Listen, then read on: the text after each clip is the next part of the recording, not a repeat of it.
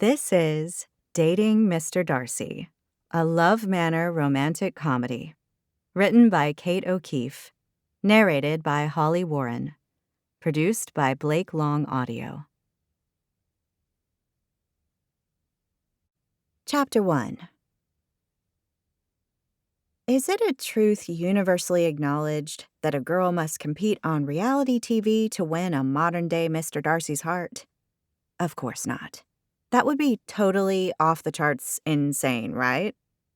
And yet, here I am, moments away from becoming a contestant on the reality TV show Dating Mr. Darcy. I know, you're judging me. Heck, I'm judging me. But let me set the record straight. I'm not here for the guy. No way. I mean, who in their right mind would willingly date someone on national TV? Someone who's posing as Mr. Darcy, one of the most romantic fictional heroes of all time? The guy's got to be a total idiot, or at least have an ego the size of my home state of Texas. And even though my current dating life can be summed up with the word laughable, there's no way I'm that desperate. Yet, despite my lack of enthusiasm, here I am, sitting in a faux leather swivel chair, my back to one of those Hollywood-lit mirrors as an overzealous, tweezer-wielding makeup artist plucks yet another hair from my poor, tortured eyebrows. Eyebrows that apparently I misguidedly thought up until about an hour ago were perfectly fine. As another hair is pulled from its happy home, I scrunch my eyes shut. Ah, how I miss those carefree eyebrow times. Really, I didn't know how good I had it. You see, it's high def, honey. The cameras will pick up every little imperfection and totally magnify it.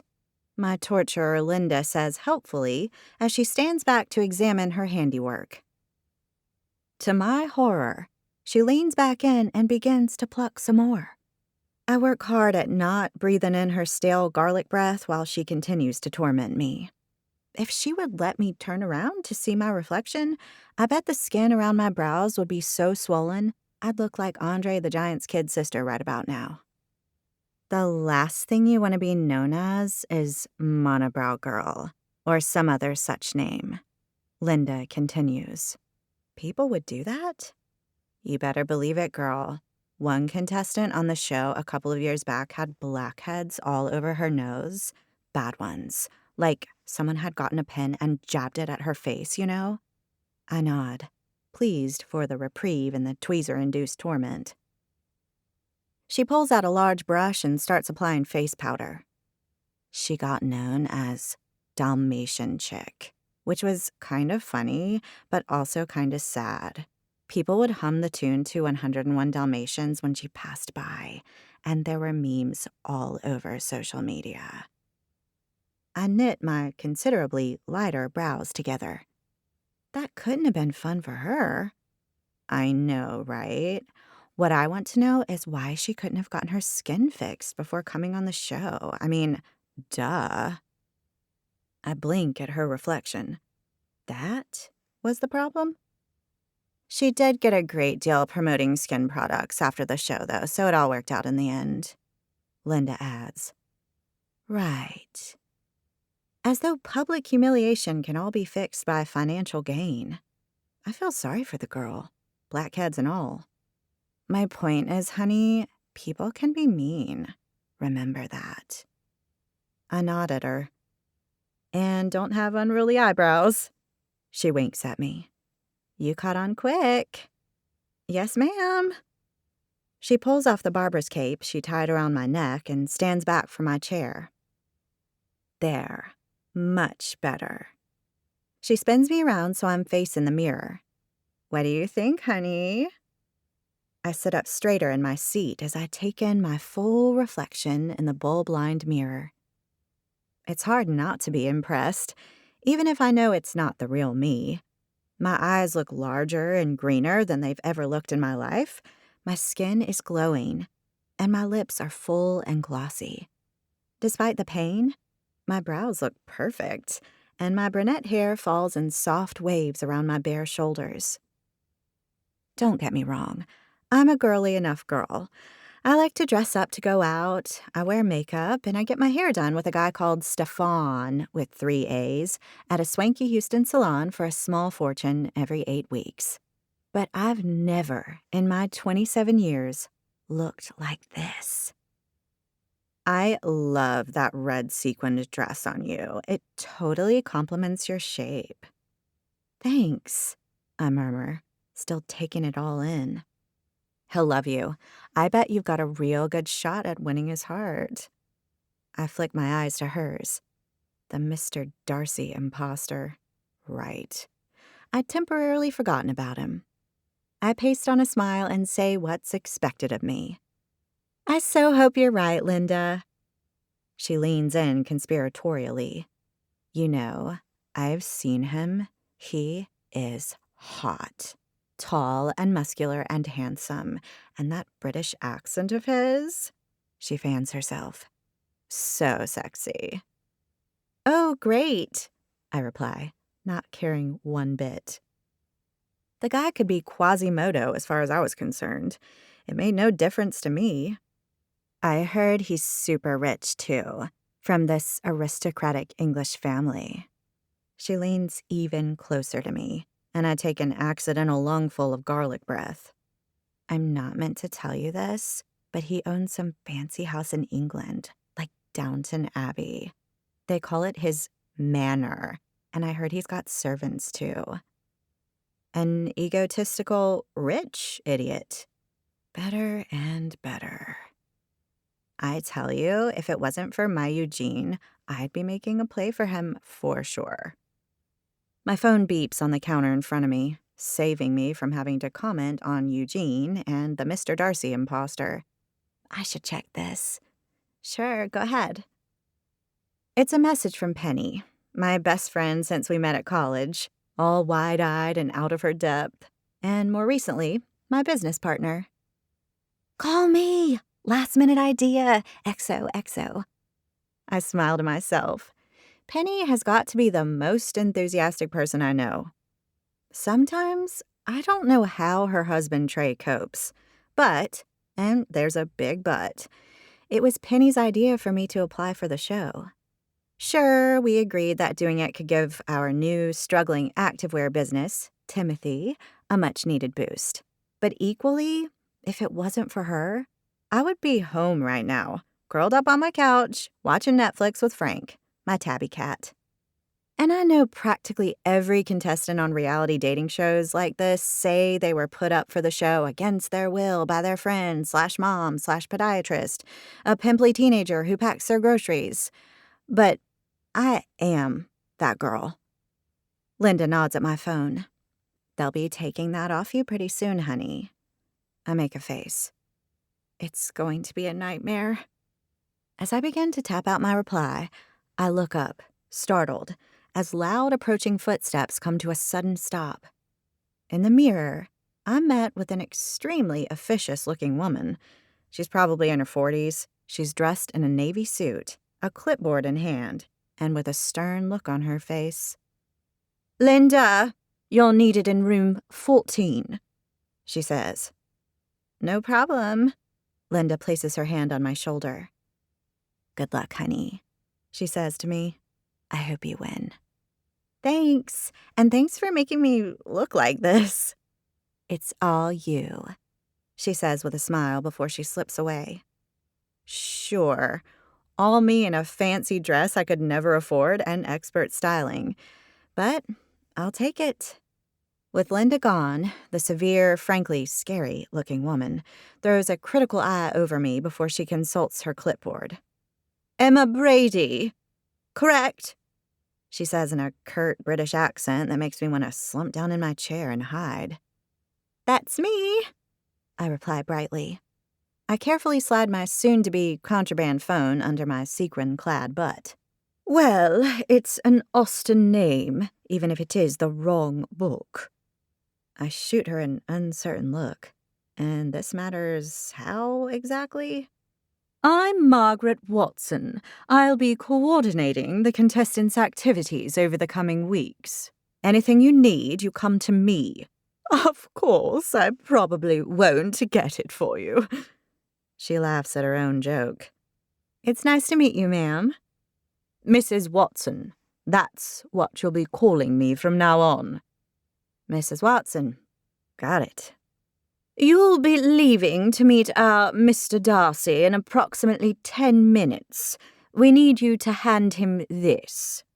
She fishes in a capacious bag she has slung over her shoulder and produces a piece of material. She hands it to me, and I look at it in puzzlement. What is it? It's an embroidered handkerchief. We're out of Kleenex, huh? Mrs. Watson's face doesn't crack. It's meant to show your interest in him, although traditionally a man would give his handkerchief to a woman in Regency England. In this instance, we're reversing that mores. Look at it as a handkerchief you embroidered yourself, a personal, enchanting gift for a gentleman to treasure. I look down at it in my hand. That sure is a lot for one small scrap of material to achieve. I scrunch up my face. Do I have to? On the red carpet when meeting Mr. Darcy, every girl has a bit. This is yours, Emma. My bit's a lame handkerchief? Terrific. I smile up at her. Sure, no problem. Good. My assistant will come and get you when we're ready for you to go. When you exit the car onto the red carpet at the ranch, please remember to smile. You need to be open and friendly towards him. He's Mr. Darcy, and it's your job to impress him as well as you can. Well, if that doesn't make me feel like the little woman who should know her place, I don't know what will. I nod, knitting my brows together to show how serious I am about this. Smile, friendly, impress. Got it. She writes something on her clipboard, and I'm dying to know what it is. Obedient? Impertinent? No way is Mr. Darcy going to go for this one. Not that I care. I'm not here for the guy. And Miss Emma, she says, eyeing me once more. That mobile you tried so dexterously to slip under your posterior when I walked in needs to be handed in before you get into the car. Need I remind you, no devices of any kind are allowed. I shoot her a weak smile. Totally busted. She turns on her heel and clomps out of the small room, leaving me alone with my now very warm phone. I abandon my message and instead dial Penny's number.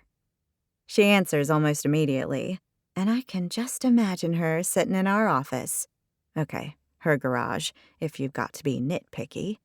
Waiting to hear from me. How are you? Are you nervous? What are you wearing? Are you ready for this? So many questions, Pen. Sorry, I'm nervous for you. Nerves hit me for the first time. I don't have long. I've got to get in the car to go meet him soon. What was your new idea? Well, you know how we agreed that you're going to wear Timothy items out on dates with him and lounging around the mansion with the other contestants? Well, I thought to amp it up, you could wear some of our shorts and a top under your evening wear at the parties. Why? That way you can whip your dress off and show our label. You want me to take my dress off at the parties? Penny, this is dating Mr. Darcy, not some sexy Vegas review. Look, if you were wearing your underwear, I'd totally agree. But the whole point of you being on the show is to get publicity for our label. Everyone will be talking about you. And, most importantly, they'll be talking about Timothy. We named Timothy for our dads, who are both called, you guessed it, Timothy. Penny's the creative mastermind, and I'm trying to use my business degree from the community college where we met to make her vision a reality. We're two plucky gals working hard to change our fortunes. Wrong side of the tracks? We grew up so far from them, we couldn't even hear the trains. Going on the show has got to work for both of us. End of story. I'll think about it, Pen. I've got zero intention of pulling my dress off to show our label. It's one thing to be a contestant on this tragic show. It's quite another to come across as a stripper on national TV. I've got my Timothy leggings and top in my clutch, ready to change into in the limo. Atta girl, you will totally stand out in activewear next to all those girls in evening gowns. Have you heard anything about the guy posing as Mr. Darcy? Only that he's super rich, super posh, and consequently, I will have nothing in common with him. Who knows? Opposites attract, Em. Maybe you'll stay on the show the whole time, wearing our label as you fall in love. I let out a sudden laugh. Not gonna happen. His money aside, a guy who goes on a reality show to fall in love is so not my kind of guy. But he's Mr. Darcy. I can hear the swoon in her voice, like she's all flushed and weak at the knees. And yeah, I get it. Mr. Darcy is considered one of the most dashing heroes of all time. Many a woman has been known to swoon over him with that heroic, masculine, man-of-few-words thing he's got going on, not to mention his gallantry and immense wealth. Pen, you do know Mr. Darcy isn't real, right? Of course I do. But the guy on the show has got to be like him, right? I bet he'll be gorgeous and confident and zero fun, I add, cutting her off. Mr. Darcy isn't exactly the kind of guy to do tequila slammers and hit the clubs. Do you want to do tequila slammers and hit the clubs? Well, no, I admit. We did more than enough of that together in college. Those were the days, she replies with a sigh. Meeting you was the only good thing to come out of that boring business studies course we did. You quit it to go to design school after about 5 minutes, Pen. My point exactly. Well, my point is that if this guy is anything like Mr. Darcy, he'll be all formal and rude and boring. She sucks in air. How dare you? She mocks. Never say never, that's all I'm saying. Well, in this case, you're wrong. Never means never. Okay. Gorgeous fictional characters aside, all you've got to do is make sure you're not sent home in the first 3 rounds. That way you can promote Timothy and show the American people that you're worth watching. I let out a sigh. No pressure, then. I know everyone will love you just as much as I do. How am I going to achieve that? Just be yourself. Huh. The most useful advice given ever. Look, Pen, I'll try to stay for 2 rounds. Then I'll break some rule or something so I get sent home. 3. 2. Come on, Em. It's 1 more week in TV time. It's probably a couple of days at most for you in real time. Are you Emma Brady? A voice says behind me. I look up to see a woman about my age, dressed in jeans and a hoodie, her oversized, dark-rimmed glasses balanced on her small nose. Hold on a sec, Pen, I say into the phone. Yup, I'm Emma Brady. The girl smiles. Cool. I'm Susie, Mrs. Watson sent me. You'll, need to pass me your phone. She holds her hand out, palm up.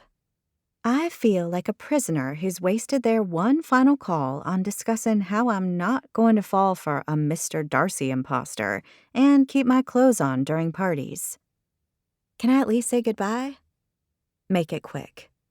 Pen, I gotta go, I say into the phone.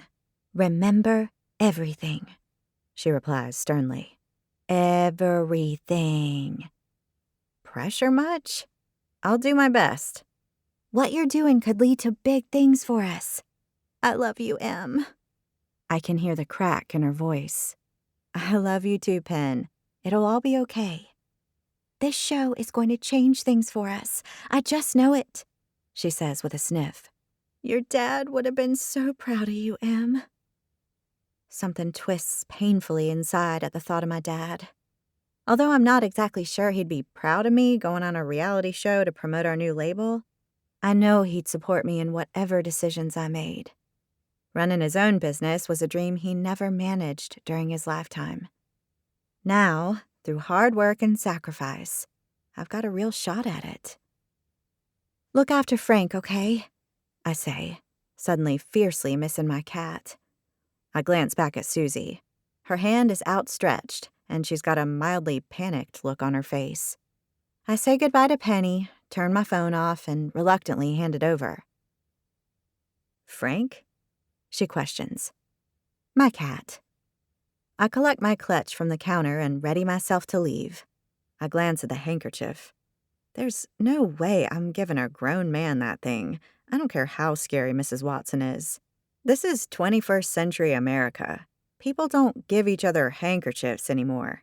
It's just weird. I pick it up and discreetly drop it to the floor, where I kick it under the table. Susie doesn't seem to notice as she connects a pack inside the back of my dress and a mic discreetly tucked inside the lapel of my top. This has all begun to feel very real. Susie presses her finger to her ear and then says, "It's time." On sky-high heels, I follow her unsteadily out of the room. As I slip into the back of the long, black, glossy limo parked up at the curb, I know this could be the making of Timothy. Or the undoing of Emma Brady. Chapter 2. How on this sweet earth did I get myself into this position? I'm not talking metaphorically or spiritually or anything like that here, you understand? Oh no, I'm being much more literal. Right now, I'm all alone in the back of the limo, whizzing through the outskirts of Houston on my way to some ranch out in banjo territory. I've managed to remove my mic, which was a feat all its own, and now I'm wrangling with my Timothy leggings. With an almighty effort, I pull them up to my thighs, my dress bunched up under my chin. Ever bunched up a sequin dress under your chin? Not comfortable. As the car turns corners, my task becomes increasingly complex. Just when I scoop my butt up off the seat to pull the leggings up, the car turns and I go crashing into the door. Luckily, it's firmly shut or I'd be splattered across the road somewhere. By the time I'm halfway done, I'm hot and sweaty and panting like I've gone 3 rounds in the ring with Muhammad Ali, or some other boxer from this century. Fighting's so not my thing. My leggings finally in place, I heave a sigh of relief. Time for my Timothy top. I pull my sequin dress over my head, only for it to get snagged on my hair. I tug at the dress. It pulls at my hair, but it holds tight. I tug again. This thing is not budging. The car begins to slow. I peer out the smoky glass window and see a large house at the end of the long drive. It looks like a ranch in the middle of nowhere. Uh-oh. Panic begins to set in. I need to get this dress off and pull on my t-shirt over my strapless bra, and I need to do it now. As the car slows to a stop, I yank on the dress, hard, only to cry out in pain as my hair refuses to untangle itself from the many sequins. I hear a car door thud closed and know the driver is about to walk around to open my door. No, we can't be here already. Think, Emma, think. In just my leggings and strapless bra, my dress acting as some sort of weird hair extension, I'm not only going to be the laughing stock of the nation, but I'm sure the Mr. Darcy wannabe will send me home before he can say, that one was totally cray-cray. Pennies and my dream will amount to nothing. With probably less than about 3 seconds to go before the driver reaches my door, I ditch the near-impossible hair issue and focus on getting my top on. I grab it out of my clutch and loop one leg through, then the next. With a strength that would impress Wonder Woman herself, I yank the top up over my thighs and begin to loop an arm through one side. So far, so good. All I've got to do now is loop the other arm through and... The next thing I know, the wall I'm leaning up against gives way, and I fall backwards out of the privacy of the limo and land with a thud on my butt. Oof. As my butt meets the hard, unforgiving ground, the wind is instantly sucked out of me, and the pain sears. Trying to regain my balance, my legs flail in the air like I'm some kind of insect that can't get itself back up. At least 12 different cuss words erupt from my mouth. Cuss words my mother would blush to hear me say. Everything goes quiet around me. Smooth, Emma. Real smooth. "Well, that was quite an entrance," a voice says. I blink. Everything around me is bright white. I raise my hand to shelter my eyes from the blinding lights and see a silhouetted figure leaning over me. I lift my head from the ground and do a quick tally. Legs still look like, well, legs, both nestled snugly in my Timothy leggings. Thank goodness. My body is mostly covered, but for the straps of my top, which I quickly rectify by snapping them into place. Other than a throbbing pain in my butt, I'm all in one piece. Physically, at least. "You are very original," the voice continues. "Do you need help getting up, or is this all part of the show?" Is that an English accent I hear? Or has that Mrs. Battleaxe Watson somehow got into my brain? I peer up at the figure. "That'd be great. Thanks." I reach out and take his outstretched hands. Are they filming right now? "I believe they are, yes." Damn it. So not the entrance I was going for. "Do y'all think the Mr. Darcy guy saw?" I ask him in a low voice. I'm still blinded by those dang lights. I mean, this is hardly much of a good first impression, am I right?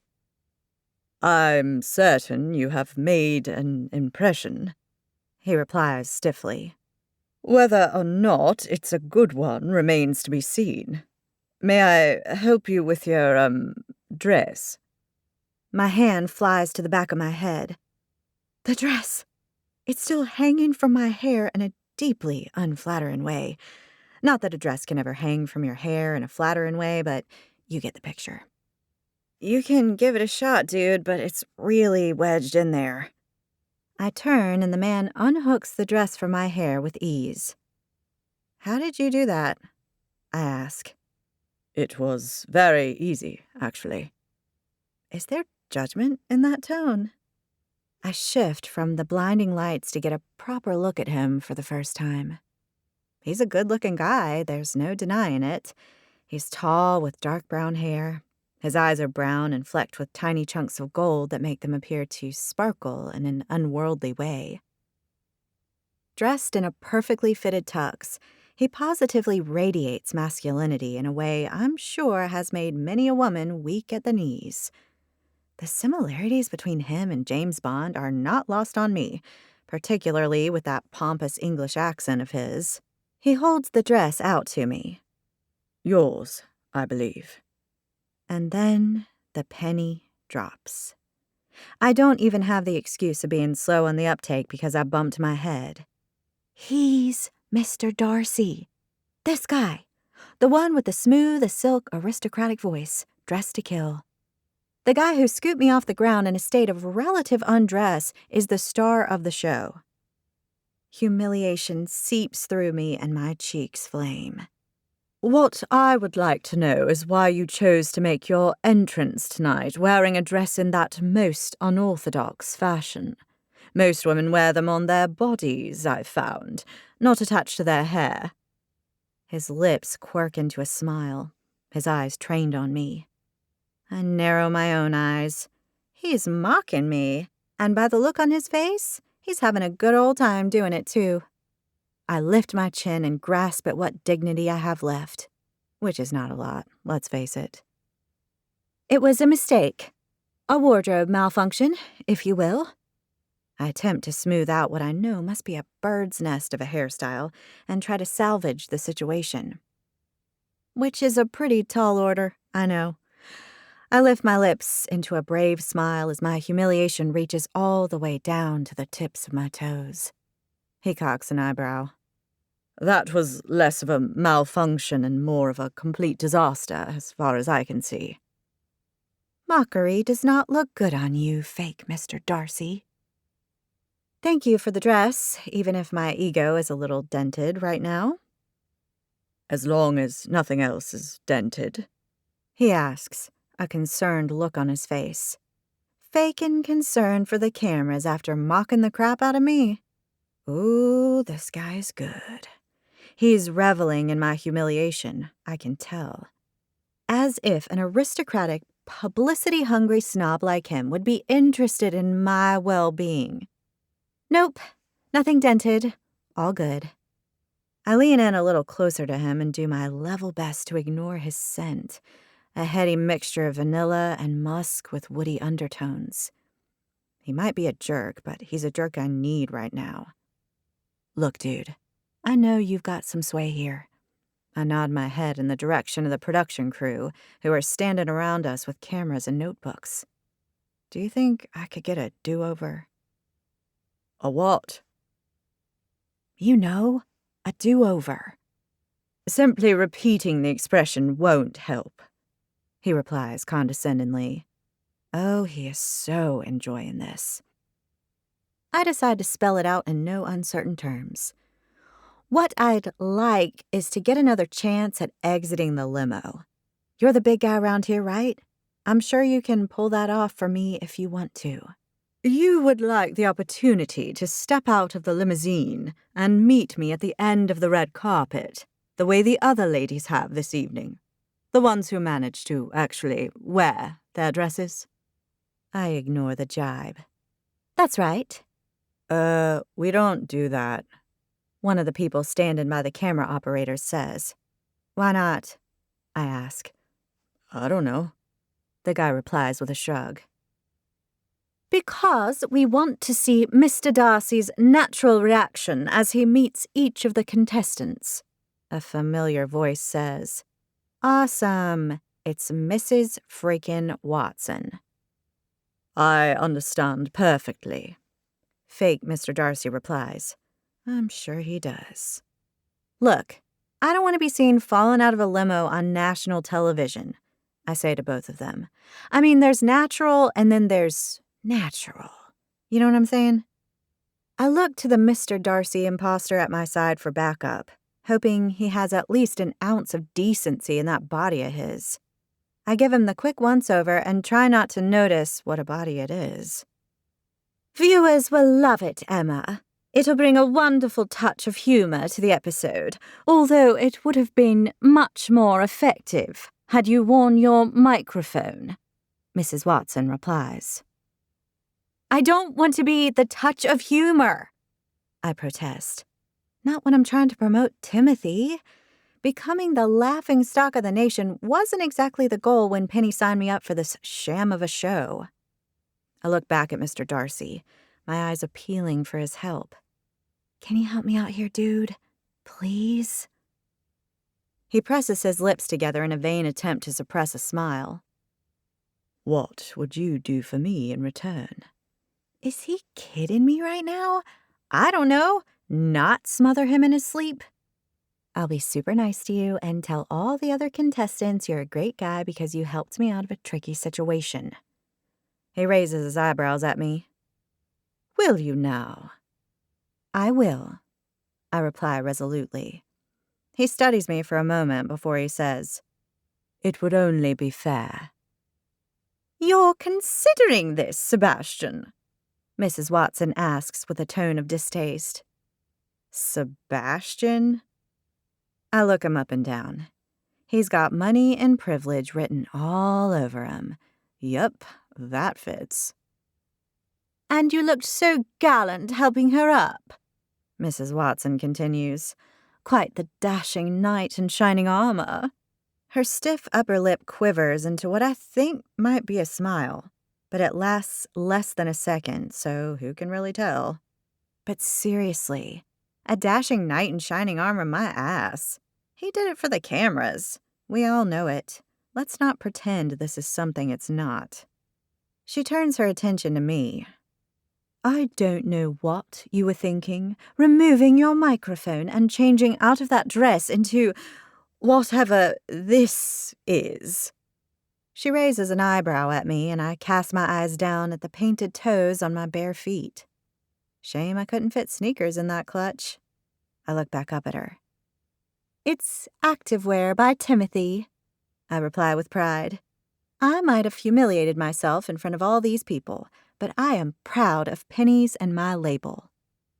Whatever it is, you're meant to be in the dress, she quips. Well, we're getting off topic here. The so-called knight interjects. Emma wants you to reshoot her exiting the limousine, just like all the other contestants.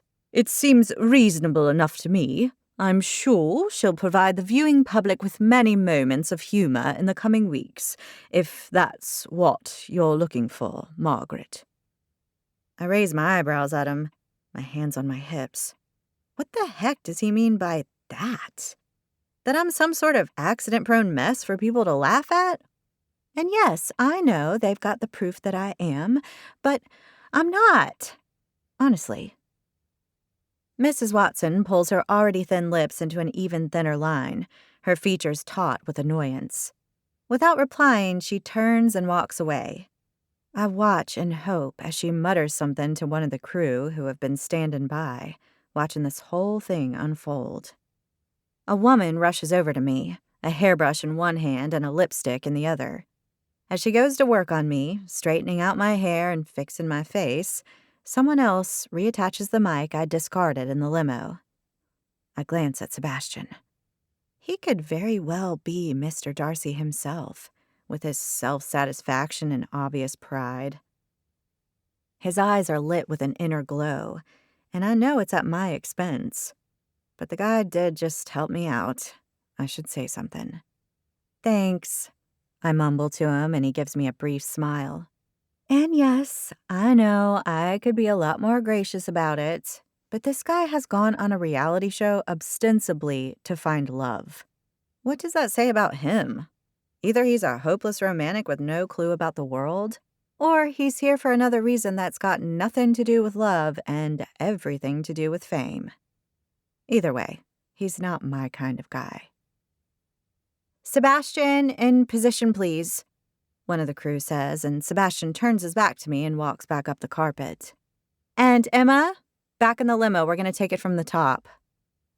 Relief washes through me. No problem, I reply brightly. I slide back into the limo and the driver closes the door behind me. A moment later, he reopens it and I step elegantly out. Well, as elegant as I can be in activewear and bare feet. I make my way up the red carpet, careful to hold my head high and show off my outfit. When I reach Sebastian, I smile sweetly at him and say, Mr. Darcy, it's wonderful to meet you. I'm Emma. His lips twitch in amusement. Is he still laughing at me? It's wonderful to meet you too, Emma. He takes my hand in his, lifts it, and brushes a kiss across my knuckles. So cheesy.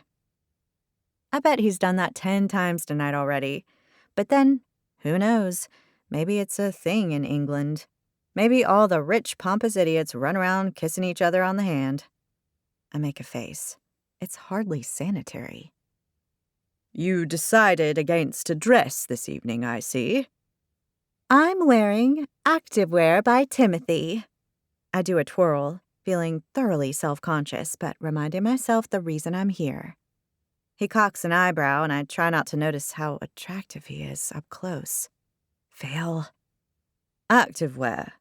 Yes, it's comfortable, moves with your body, and is made of material that wicks sweat away so you can be fresh as a daisy while you work out. Both brows are raised now. It wicks away sweat. How charming. I ignore his obvious sarcasm. It is charming, Mr. Darcy. You are quite right. Please, call me Sebastian. He takes my hand in his. It was truly an experience meeting you, Emma. He kisses me on the hand once more, and I work hard to refrain from rolling my eyes. I am on camera, after all. Instead, I flash him a smile. You too, Mr. Darcy.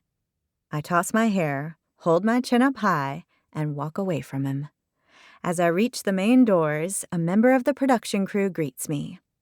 I look back at Sebastian. He's watching me, his lips curved into a self-satisfied smile. Against my will, my belly does a flip, as though I hadn't humiliated myself in front of him, as though he hadn't been mocking me this whole time. I know it doesn't mean anything. There's no way I'm attracted to him. It's got to be nothing more than the Mr. Darcy effect. He is the most adored romantic hero of all time, after all. Sebastian may be posing as a hero, but he is definitely no Mr. Darcy. Chapter 3. What are you wearing? A woman in a dress similar to the one I discarded only moments ago asks, a look of shock on her stunningly pretty face.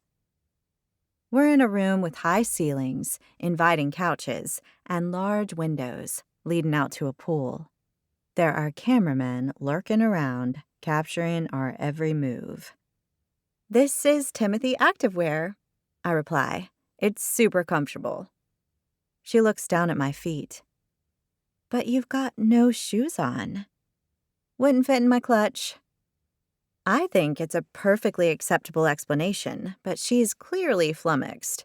She pulls her eyebrows together, perfectly plucked, probably by Linda the torturer, and scrunches up her face. I don't get it. There's nothing to get, really, I reply with a shrug. I'm hardly going to tell another contestant on the show that I smuggled my own brand of activewear in my clutch and came out worse for the wear in a tussle with a sequined dress. Instead, I extend my hand. I'm Emma, by the way.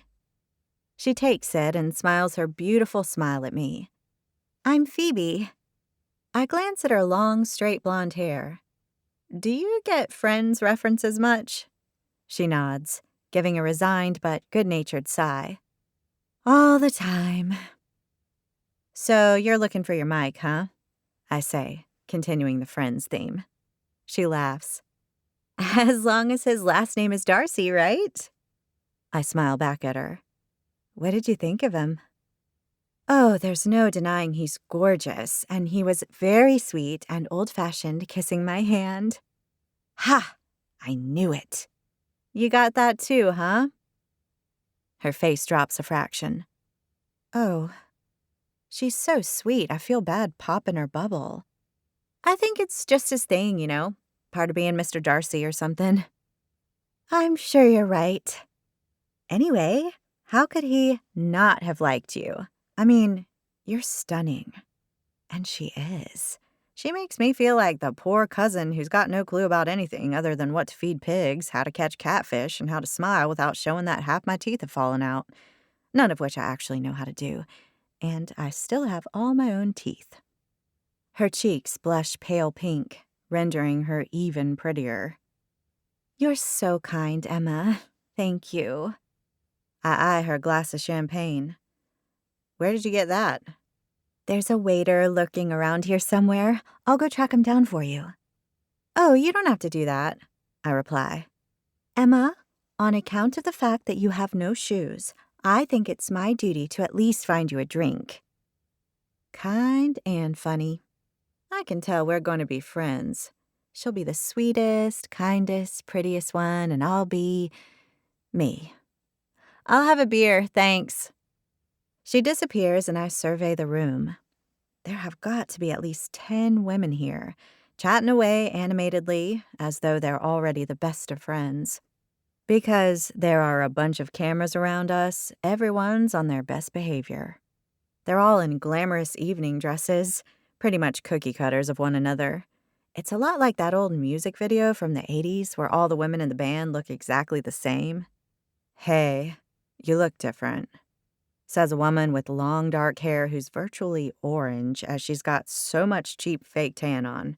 Her enhanced cleavage is straining painfully against her dress with a neckline so plunging she may as well not be wearing one at all. She's accompanied by another much more normal-looking girl dressed in yellow, who beams at me enthusiastically. I'm wearing Timothy Activewear. It's super comfortable and you stand out from the rest of us. Orange cleavage finishes for me, gesturing at the room. Make him notice you from the start. Is this what's called the pot calling the kettle black? Or should that be orange? I've got your number, girl. That's your game. She continues. It's smart, I'll give you that, even if you look like you should be at the gym. My game? Right. Like I'd want to have a game to win a guy's heart. I eye her up. There's an undeniable ruthlessness about her you can spot a mile away. Well, that and the oversized orange orbs stuck to her ribcage. Well, I'm not the type to... I begin, then stop myself. Choosing a different tack, I extend my hand and say, Nice to meet you. I'm Emma. Haley, she replies with a tight jaw, her oversized lips giving her more than a passing resemblance to a fish. And this is Sharon. She nods at the woman in yellow beside her. It's Shelby, actually, but that's fine, she says as she pulls me in for a hug. Haley waves her hand in the air as if to say, whatever. Nice girl. Oh, you smell lovely, Emma. Don't tell me lily of the valley, rose. No, I've got it. Grapefruit, Shelby says. Yeah, I reply, thinking those scents are all quite different from one another. Her face lights up in a fresh smile. I knew it! Shelby here thinks she's destined to be with Mr. Darcy. She said it's her fate, Haley says with an obvious note of distaste. I raise my eyebrows at Shelby. Which one, Sebastian or the actual Mr. Darcy? Who doesn't exist, Haley adds. Oh, Sebastian, definitely. He's my destiny. I know it in my heart. Why else would we both be here right now? It doesn't make any sense. She gives us a confident smile. I open my mouth to reply, then close it again. I've got no idea how to answer that. Well, not without sounding like a grown-up, anyway. Haley rolls her eyes and changes the subject. So, what do we think the lay of the land is here, ladies? Who's a contender? Who's going home ASAP? And who am I going to have to poison in the dead of night? I blink at her. Is this woman for real? Poison? I ask. Shelby rubs Haley's arm. Oh, she's only kidding. You'll realize that as you get to know her. Haley doesn't look like she's kidding to me. You two are friends? I ask. We were the first ones in this room tonight, Shelby replies. Us and Camille, whom I know you'll love as much as we do. We've bonded. The three of us are going to be besties for the whole show. Right, Haley? Haley harumphs. Sure. She fixes me with her stark blue eyes, and I try my best not to wither. Here you are, Emma, Phoebe says as she returns with a drink. No beer, sorry. I take the glass of wine, thank her, and take a grateful gulp. Whoa! A woman in a strapless hot pink taffeta gown exclaims as she comes to a stop beside me. What look are y'all going for there, darling? She asks as her eyes glide over me. Not a look exactly, I begin. Her game is to stand out from all of us, Haley says with her arms crossed. It's smart, even if she forgot her shoes and has ended up looking like she belongs in a yoga studio. Oh, I love yoga, Shelby gushes. Of course you do, Haley replies.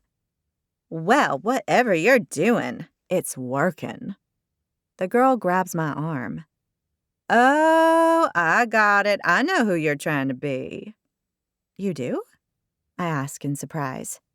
She nods, a triumphant look on her face. Sporty Spice. Sporty Spice? Oh, you mean from that 90s band, the Spice Girls? That's right, she replies. You're the feisty one who could actually sing. She and the other girls look at me in expectation. I decide to give in to it. Sure, why not? I punch the air. Bring back Sporty Spice, that's what I say. You go, girl, Pink Taffeta replies. It's good to stand out from the crowd. Oh, she's doing that all right, Haley harumphs with a disapproving look. Well, I didn't stand out so much as fall out, but there's no need to share my limo exit with anyone, is there? Pink Taffeta gives me a light hug. I'm Reggie, and wow, do I want your butt. I shift my weight, feeling self-conscious, my admired butt still throbbing with pain from its unfortunate collision with the tarmac a short while ago. Had it all my life, I quip. Ha! Reggie exclaims so loudly I fear for my eardrums' health. Abby Camille Kennedy, y'all have got to come meet this one. She's a real hoot. Within moments, I'm surrounded by a gaggle of women, all of whom look like they stepped out of the evening wear section of a beauty pageant, only they forgot to put on their sashes. At 5'3" and my bare feet, they tower over me. And good butt or not, I feel like a prepubescent child. Didn't you get the dress code memo? A woman with expensively highlighted blonde hair and an elegant silver dress says. She stands out from some of the other women around us in that she screams class. Well, class and cattiness, that is. It must have gotten lost in the mail, I reply. She looks me up and down, clear she doesn't like what she sees. Right. I ignore her judgmental tone and instead smile at her. I'm Emma. It's nice to meet you. Camille, she replies as she continues to look down her nose at me. It's an interesting move to turn up today in this. She gestures at me. Do you really think someone as cultured and educated as Sebastian will be interested in a woman who dresses like you? I blink at her. Wow. Just wow. I guess we'll find out, I reply sweetly, taking an instant dislike to her and imagining the TV audience will too. Has she forgotten everything we say and do is being filmed right now? But then maybe she's just doing her. My guess is we'll find out pretty soon, Camille replies as she turns her back to me. I totally catch her drift. She means Sebastian is going to send me home tonight. Well, we'll see about that, Camille. I feel a hand on my arm and turn to look at who it is. It's a pretty girl with shoulder-length brown hair, wearing a gorgeous white gown that shows off her curves. I envy you, she says. This dress may look good, but it's making it hard to breathe. She extends her hand. I'm Kennedy, and please be as normal as you look. There are some total freak shows here. I smile at her. She's a girl after my own heart. I'm Emma, and I'm pretty sure I'm normal. Do you think you're destined to marry Mr. Darcy? She asks, and I shake my head, thinking of Shelby. Did you sign up for the show because your boyfriend kicked you out and now you've got nowhere to live? There's seriously someone here who did that? I'm not naming names. Let's just say there are a lot of stories out there. Well, personally, I'm beginning to wonder what the heck I'm doing here. She grins at me. Oh, I'm with you. My well-meaning sister made me do this because she thought it would help me get over my ex. How's that working out for you so far? Kennedy rolls her eyes. So well. I snort with laughter. There's nothing for it but to take advantage of all this free champagne, she says, holding her glass up and taking a sip.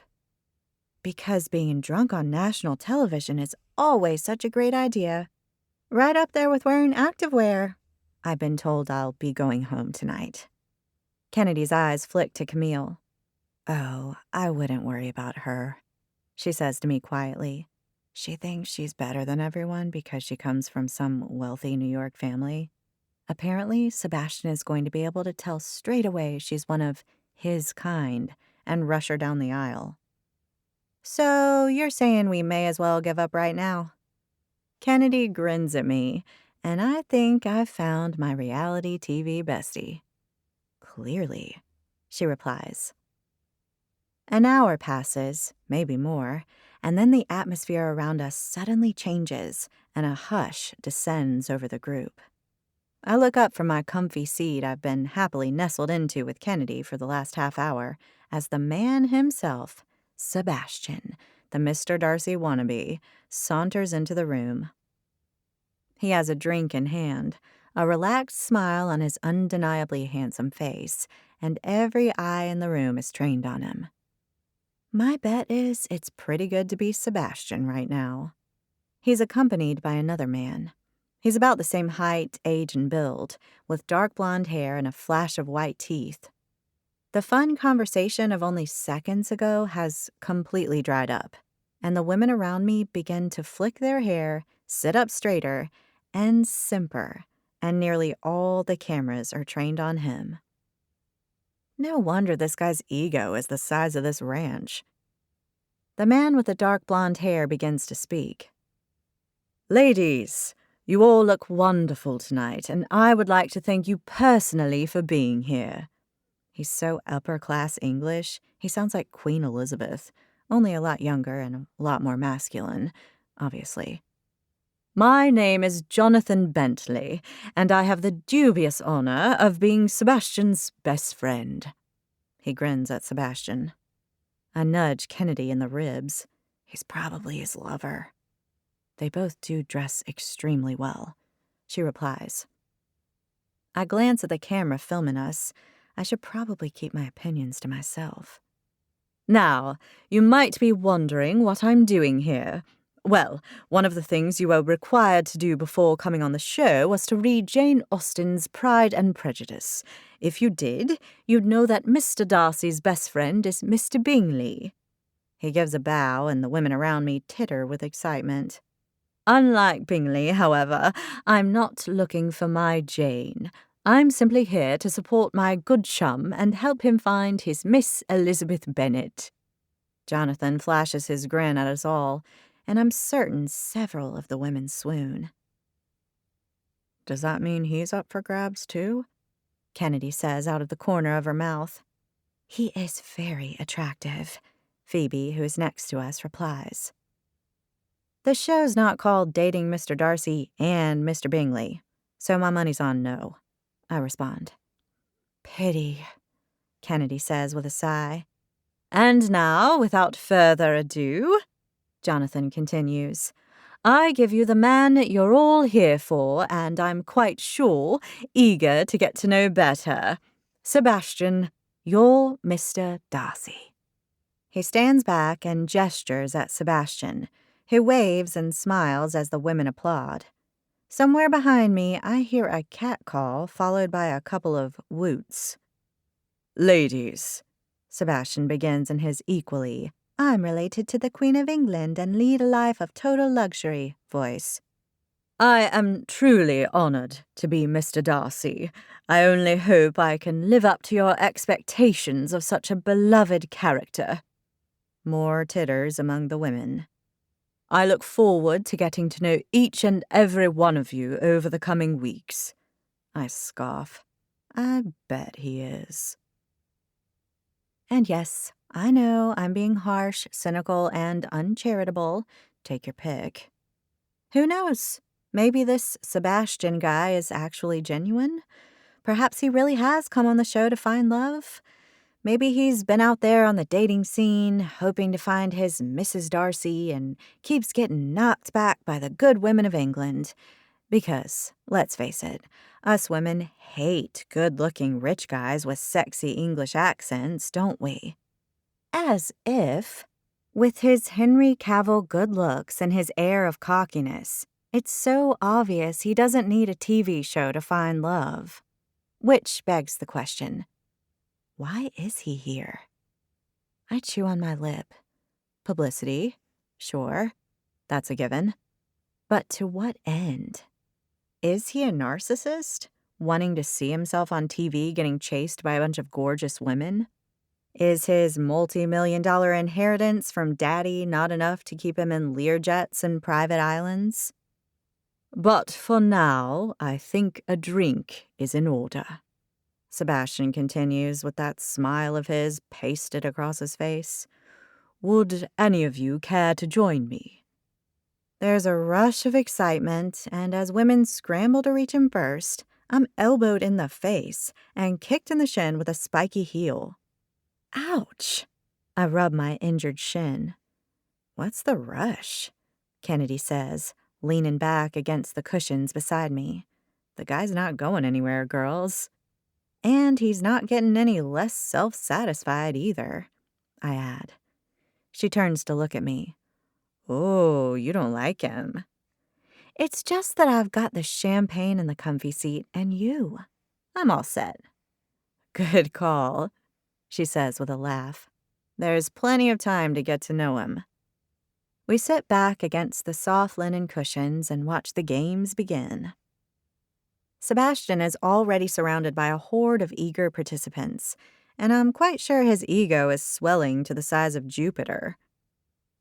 You know, we'll need to talk to him at some stage if we don't want to be sent home first, Kennedy says. I figured I'd wait until things calm right on down. I watch Camille, the one with the expensive hair from a wealthy New York family, as she holds onto his arm and coos in his ear. I see Camille's moved in straight away. I wonder if he's already realized how appropriate a match she is for him. Undoubtedly. Maybe we could all go after that guy Jonathan instead? He seems a lot less like he's got a stick up his butt than Mr. Darcy. He is a little formal, isn't he? I just figured it's his English way. Oh, I think he's got an ego so big he's got to pay extra luggage allowance to schlep it all around with him. Kennedy giggles. Can't you take as much luggage as you like in first class? I would have no clue. I'm strictly a coach girl, and I wish I meant the purses. Well, coach or not, we both need to get in some FaceTime with Mr. Darcy tonight. I watch as Camille throws her head back in laughter. After my humiliating entrance on the red carpet, I'm pretty sure Sebastian knows exactly who I am, and definitely not in a good way. But they say being memorable is half the battle in the first few days, and I guess I've got that covered, even if he only wants to keep me around to see me make a fool of myself again. I watch as he makes his way around the room, stopping to chat with a bunch of different women, many of whom openly flirt, some of whom actually fawn over him. It sure wouldn't be bad to be fake Mr. Darcy right now. Chapter 4. Kennedy disappears to talk to some of the other contestants, and I lean back against the cushions and start to fantasize about escaping to some quiet corner to be on my own, preferably under my duvet at home in front of a movie with Frank. As I think of my cat snuggling up to Penny and her husband, I feel a pang of jealousy, followed quickly by a wave of nostalgia for my old life. And yes, I know, I only left it this morning, but still. Have you fallen out of anything else since I last saw you? A deep voice says beside me. I snap out of my Frank-induced reverie to see Sebastian looming over me as a couple of photographers hover nearby. He looks down at me with questioning eyes. I push myself up against the cushions and try not to openly wince as my butt protests. Nope, I've taken the caution of sitting here on this very safe couch, as you can see. That sounds sensible to me, he replies in his sexy English accent, which I refuse to be moved by, even if it does make me think of Henry Cavill, Jude Law, and Colin Firth, all wrapped up in one handsome package. You can't be too cautious, I always think. As long as you don't try to remove any more of your clothing. I raise my eyebrows at him. Is he flirting with me? That sounded a little suggestive. I'll try to do my best. To my surprise, he sits down next to me, a collection of cameras around us, focusing on his every move. Don't look at the cameras, they said. Act natural, they said. Sure, if you're a Kardashian. Sebastian leans his elbows on his knees. While you've been sitting here and working hard at not falling off the couch, I've been having an illuminating evening. You mean you're being followed around the room by a bevy of eager beauties, all wanting to flirt their skinny butts off with you? His lips curve into a small smile. Something like that. I give him a fake concerned look. That must be so hard for you. You have no idea, Emma. You remembered my name, I say in surprise and instantly regret it. I sound like one of his sycophants, thrilled to clutch at any crumb of attention he deigns to offer me. You, Emma, are hard to forget. I think of my initial limo exit and cringe. Yeah, I can see that. Eager to change the subject, I ask, "Tell me what's been so illuminating about your evening so far." The different ways the contestants have tried to stand out. Like what? There's you, of course, with your entrance and your sweatpants. Activewear, I correct. Then there's that woman over there who read me a poem she'd written about how we are destined to be together. Fun. That's gotta be Shelby. Then there was the contestant who tried to give me a vial of her blood. I stare at him, too stunned to remember I decided not to like the guy before I even met him. Are you serious? I am serious. She tried to give it to me on the red carpet and asked me if I could furnish her with a vial of my own blood in return. Which you just happen to have on you. Well, naturally, he replies with a smile that sets off a couple of misguided butterflies in my belly. I take a mallet to them straight away. I've got a vial for every contestant, he continues. I thought that was part of the show. No, you don't. You're right, I don't. The production crew said it was against the rules. But if it wasn't? Well, you'd all have little bottles by now, clearly. His delivery is totally deadpan, and I've got to suppress a smile. Mr. Darcy, it turns out, has a wry wit. Who knew you were Billy Bob Thornton in disguise? I say. I'm sorry, who? Billy Bob Thornton. He was married to Angelina Jolie about 100 years ago. They famously wore vials of each other's blood around their necks. How delightful. Not the word I'd use, dude. He gives me a questioning look before he leans back against the cushions with a sigh, and despite everything I know about him, those dang butterflies start up again. I deal to them swiftly once more, this time using a blowtorch to make sure they're dead and gone.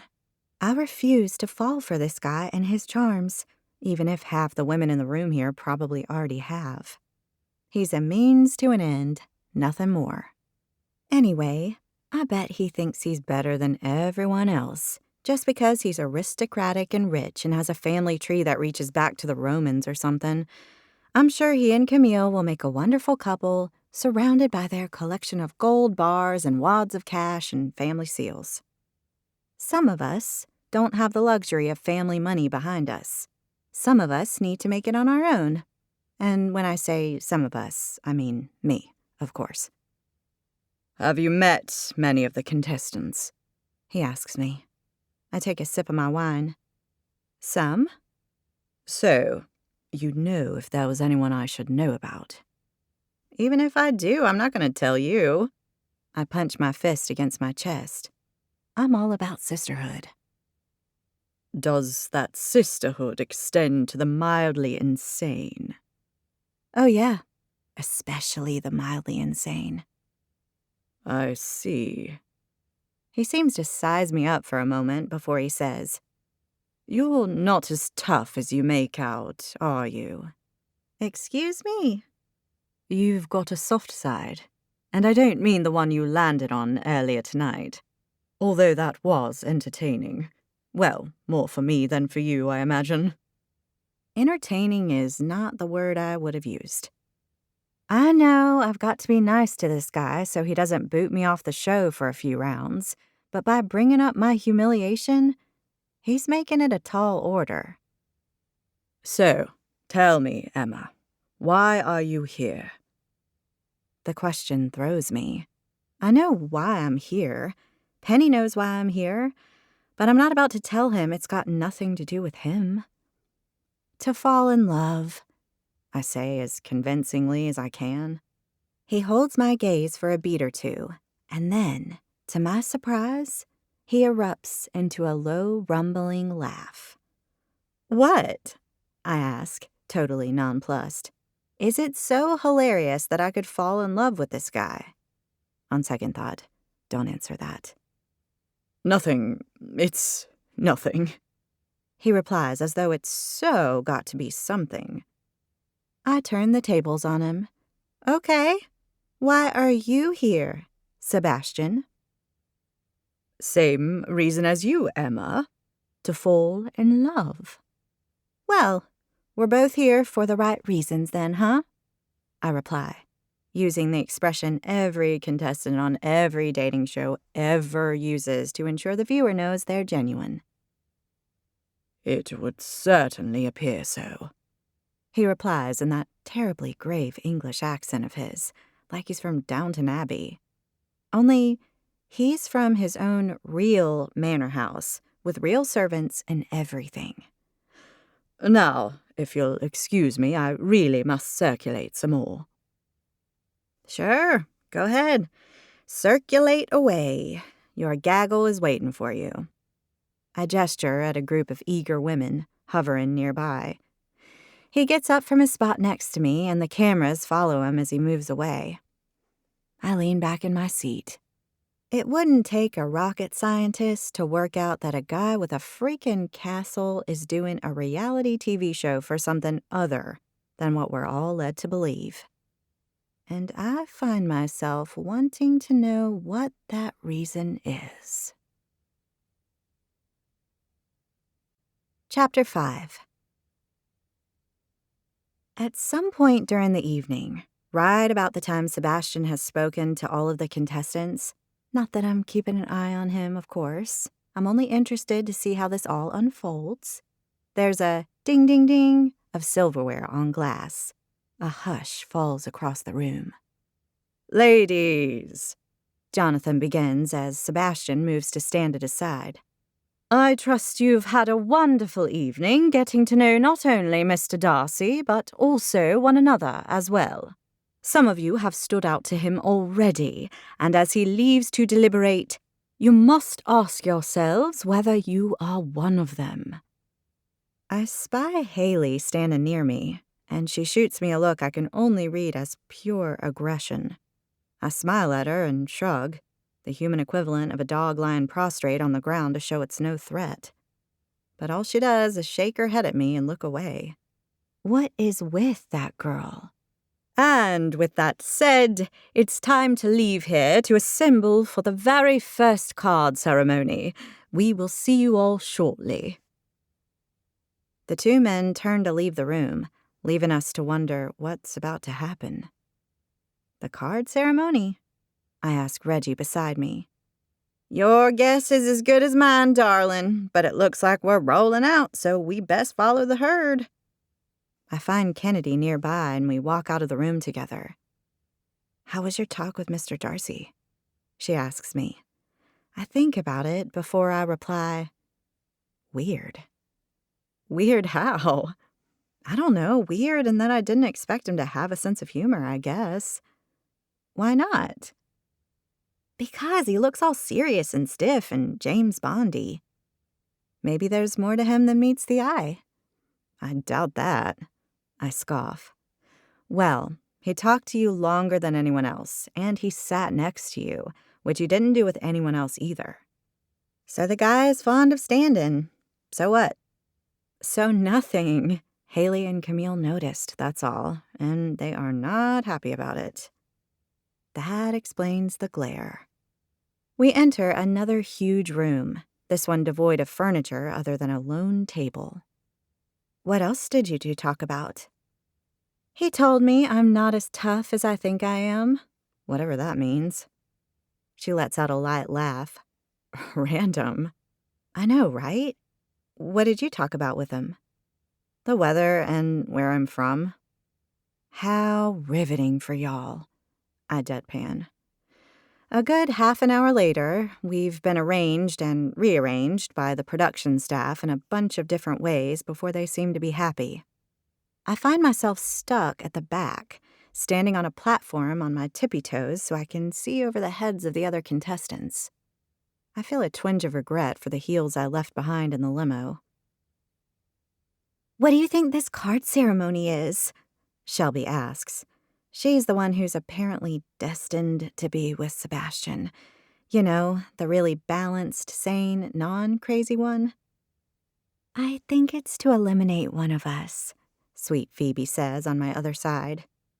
As Mr. Darcy arrives in the room, accompanied by stuck-by-his-side Jonathan, I reply, "I guess we're about to find out." With the cameras trained on both us and him, we watch the men with expectation. "Ladies, Mr. Darcy has a set of invitational cards on this table." Jonathan gestures to a wooden table which is indeed covered in envelopes, complete with red wax seals from the olden days. "Each card represents an invitation to stay here at the ranch, which of course is an invitation to secure Mr. Darcy's heart." I stifle a scoff. Too cheesy. I mutter under my breath to entirely the wrong audience.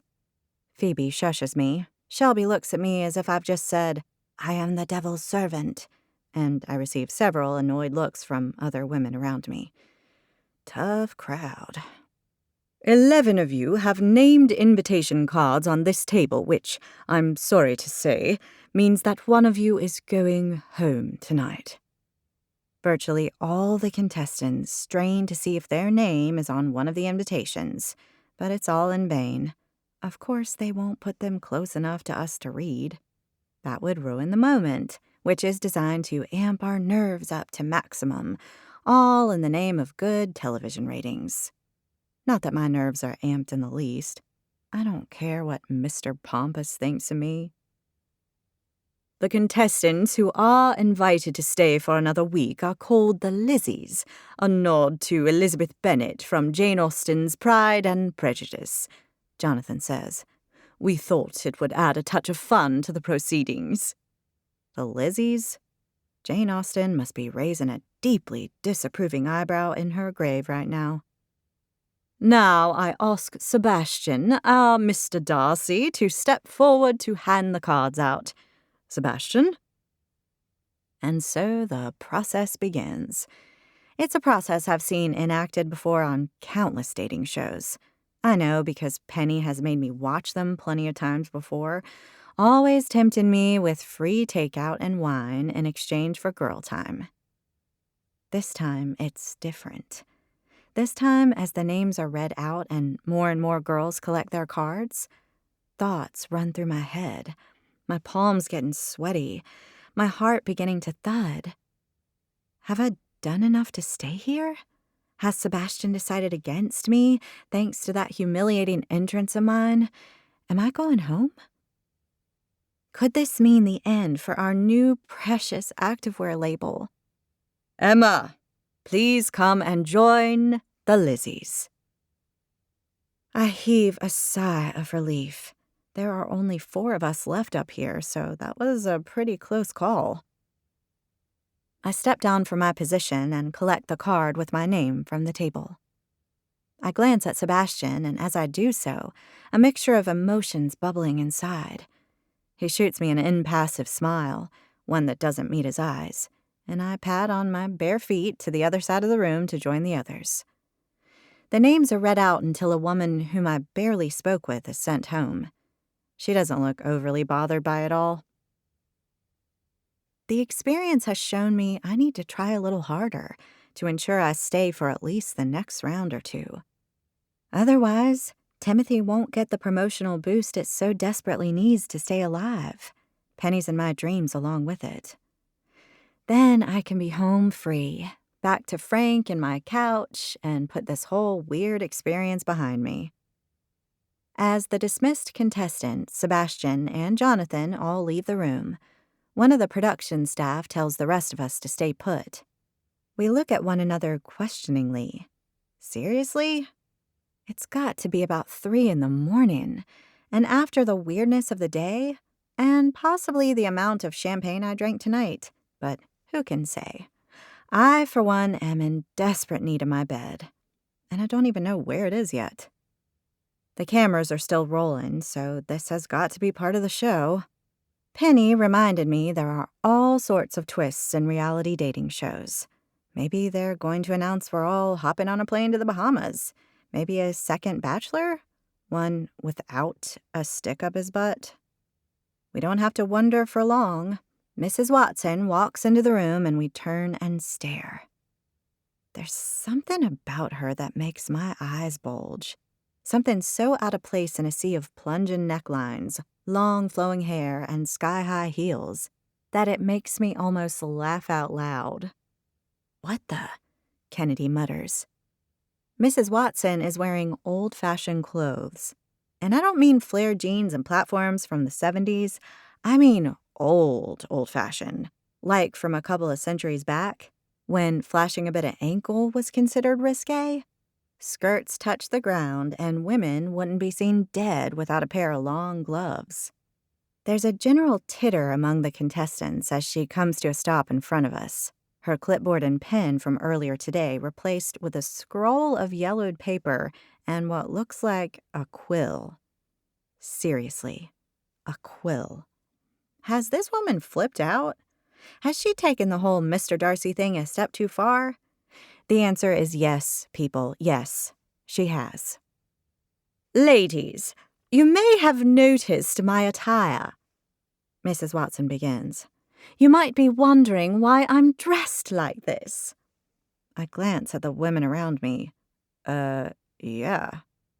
"Let me explain. I am wearing what the women of Jane Austen's social class would have worn in the year Pride and Prejudice was published. In fact, this is how Miss Elizabeth Bennet would have been dressed once she married Mr. Darcy." Poor Miss Elizabeth Bennet. I glance at Kennedy with a look that says, WTF, and she returns it twofold. "Who's Miss Elizabeth Bennet?" someone says behind me. Seriously? We're on a show called Dating Mr. Darcy here, people, one of the most famous works of literature of all time. "You would know who she was if you had read Pride and Prejudice," Mrs. Watson scolds, and rightly so.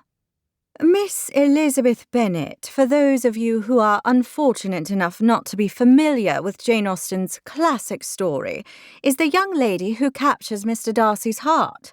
She is who the winner of the show will be. She is Mr. Darcy's love. That's why the contestants who receive an invitation at each card ceremony will be referred to as the Lizzies." There's more tittering among the contestants, but I'm too busy taking in Mrs. Watson's get-up in all its glory to pay much attention to what they're saying. She's in a cream empire-lined dress that reaches the floor, with cap sleeves.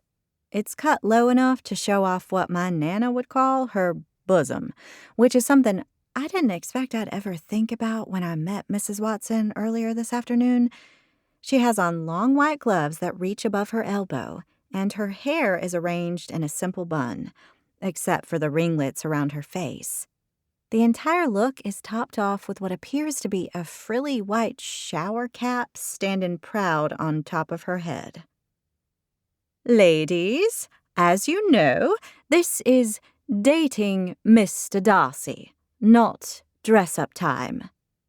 Her stony features melt a fraction as she gives a half-smile at her joke. "I assure you there is a method to the madness. Forget your millennial way of dressing. Forget your splits, your bare backs, your stretchy pants." She looks pointedly at me. Stretchy pants? How insulting. "From now on, you are all going to dress as though it were 1813.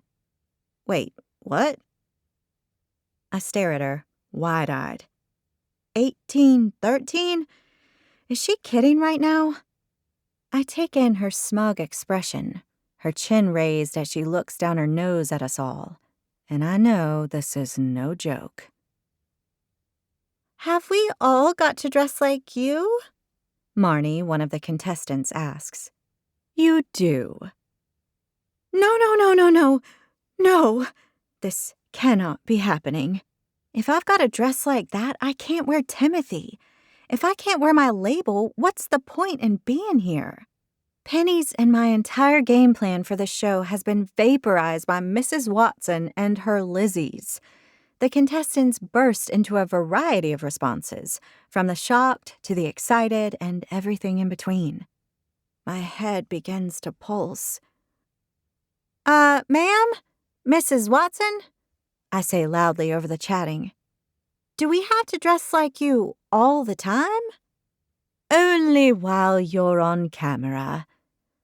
So, all the time, I clarify. You'll have your leisure time, of course. You can wear your comfortable clothes then, Miss Emma. But you'll be wearing Regency dresses appropriate for ladies the rest of the time. We aim to make this show as authentic as possible. Authentic? Mr. Darcy is a character from a book, I exclaim in exasperation.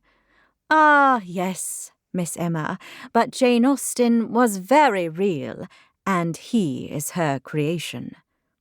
As if that's an actual answer. What do the dresses we're going to wear look like? Abby, one of the contestants, asks, and Mrs. Watson's attention is diverted away from me. I slump my shoulders. That's it. Game over. There's nothing for it. I can't achieve what I set out to on this show. I may as well pack my things and go home. Chapter 6. I don't go home. Don't get me wrong. With that little bombshell last night, I want to go home. There's no point in being here if I can't showcase Timothy. End of story. What's more, staying here will be daily torture, thanks to the fact we've got to wear old-fashioned dresses, and that I'll be forced to watch smug Sebastian pick and choose between the contestants. Memories of my dignity are becoming more and more blurred. Why not go home right this minute and collect that dignity at the door as I leave, you ask? The sad fact of the matter is that when I came on the show, I signed a contract that says very clearly I can only leave when I'm sent home. I break the rules, or if I do decide to simply walk out, I'll get slapped with a fine I just can't afford right now. Or at any time, for that matter. When I signed the contract, although pretty harsh, none of it seemed too bad to me. I knew from the outset a guy who would go on a show like this to find love was not my type. So I figured he'd send me home pretty fast, and all I had to do was make sure it wasn't on the first night. Now? Well, now I'm forced to take things into my own Regency-gloved hands. That means Operation Make Sebastian Send Me Home is well and truly on. Either that or break some rules. Speaking of the man himself, the fact that he singled me out by sitting next to me last night before the dress like it's 1813 bomb was dropped has really raised some of the contestants' hackles, just as Kennedy said it did, which is ridiculous. It's not as though I asked him to come sit with me, and our conversation lasted all of 5 minutes, during which he poked fun at me for falling out of the limo and tried to get me to snitch on the other contestants. Nice guy. Nevertheless, it would seem I've been labeled as a frontrunner by some and deserve to be treated with disdain, suspicion, or all of the above. Lucky me. One of the contestants, a cute girl from Nebraska called Amy, asked me what my secret was, to which I had to reply I had none, because there is no secret. Another, Abby, accused me of using witchcraft to lure him in. I kid you not. With that one, I simply nodded and moved to another table to eat my toast.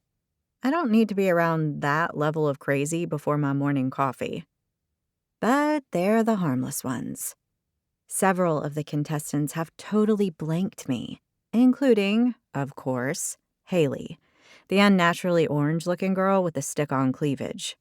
She and her cronies moved away from me when I sat down next to them to eat my breakfast, and they've continued to shoot evil glares in my direction ever since.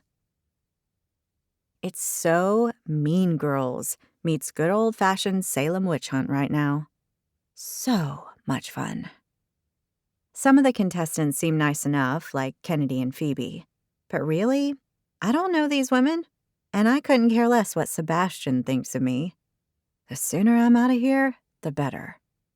And now I'm in a room with blacked-out windows, sitting in front of fancy gilded wallpaper with a huge bunch of white roses on a table. Bright lights are trained on me as I'm peppered with questions by a member of the crew on camera. "What do you think of Sebastian?" a woman called Cindy with spiky peroxide blonde hair asks. Many words spring to mind, but instead of being honest, I reply, "I think he's just great," as I give her my most winning smile. "What in particular do you like about him, Emma?" "His accent. I like it a lot. It's a really, really great accent." She looks at me in expectation. Clearly, I need to add more. You know, it's all English and stuff, which is nice. It reminds me of Downton Abbey, actually, but only the family's accents, not the servants. Oh, and not the guy who was the chauffeur who ended up marrying the daughter that died. I think he was Irish or Scottish or something. "What else do you like about him?" Cindy asks, cutting me off. I'm not sure she's vibing with my Downton angle. I rack my brain. "His suit. Yeah, I liked his suit. It was very James Bond-y, and I like that about him." Cindy is clearly unimpressed with my responses. "Honey, what we're looking for here is more personal detail.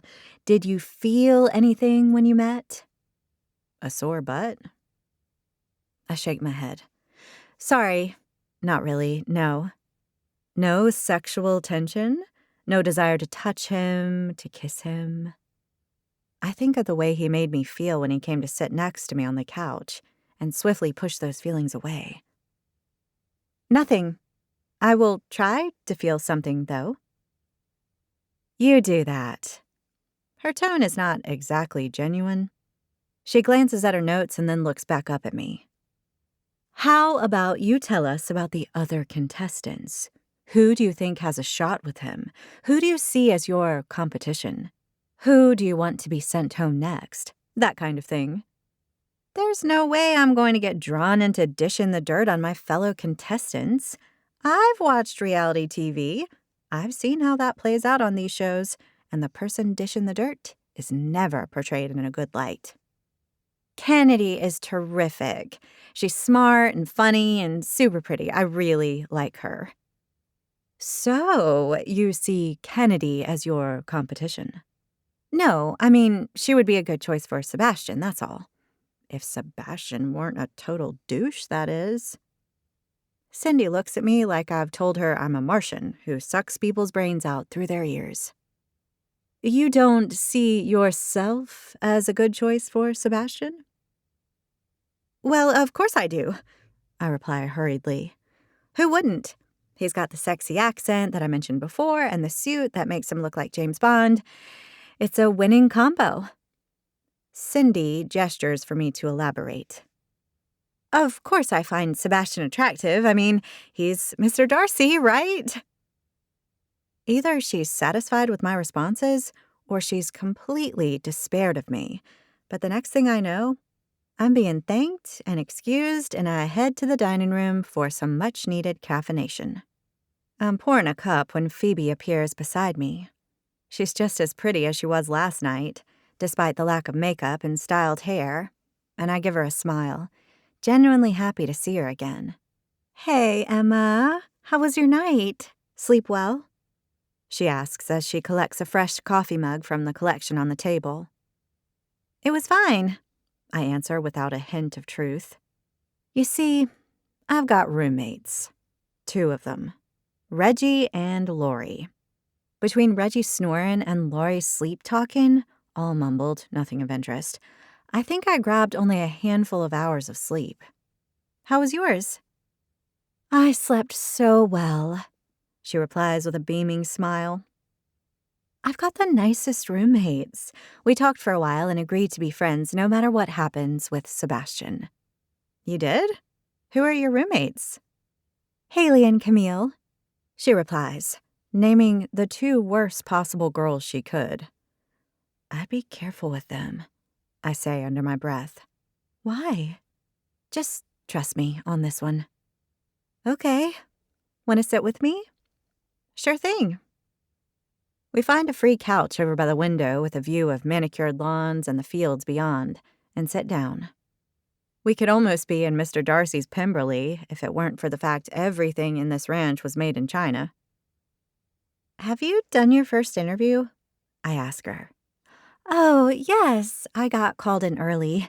It was fun to get to talk about Sebastian and all the wonderful people I've met so far on this show. I take a much-needed sip of my coffee. Why did you enter the show?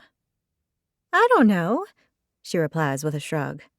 It seems so romantic, you know? Meeting the love of your life on somewhere as crazy as a TV show. It's worked for others, so I figured, why not for me? I'm not sure it's worked for many others exactly. It has for some, though. Really? Definitely. Phoebe is relentlessly positive. I'll give her that. Do you think Sebastian's the guy for you? I ask. She bites on her lip for a moment as she looks out at the view before replying. I think he could be. Personally, I think the chances of one of us finding love with this guy are about as likely as the Pope wearing a tutu to his next public event. She giggles. I'd like to see that. Yeah, me too. She takes a sip of her coffee and asks, why do you think he won't fall in love with one of us? I shrug. I don't know. He's this great-looking, super rich guy who lives in an English castle, right? Why would he need a dating show to help him find a girlfriend? Maybe he's a romantic, like me. I try not to scoff.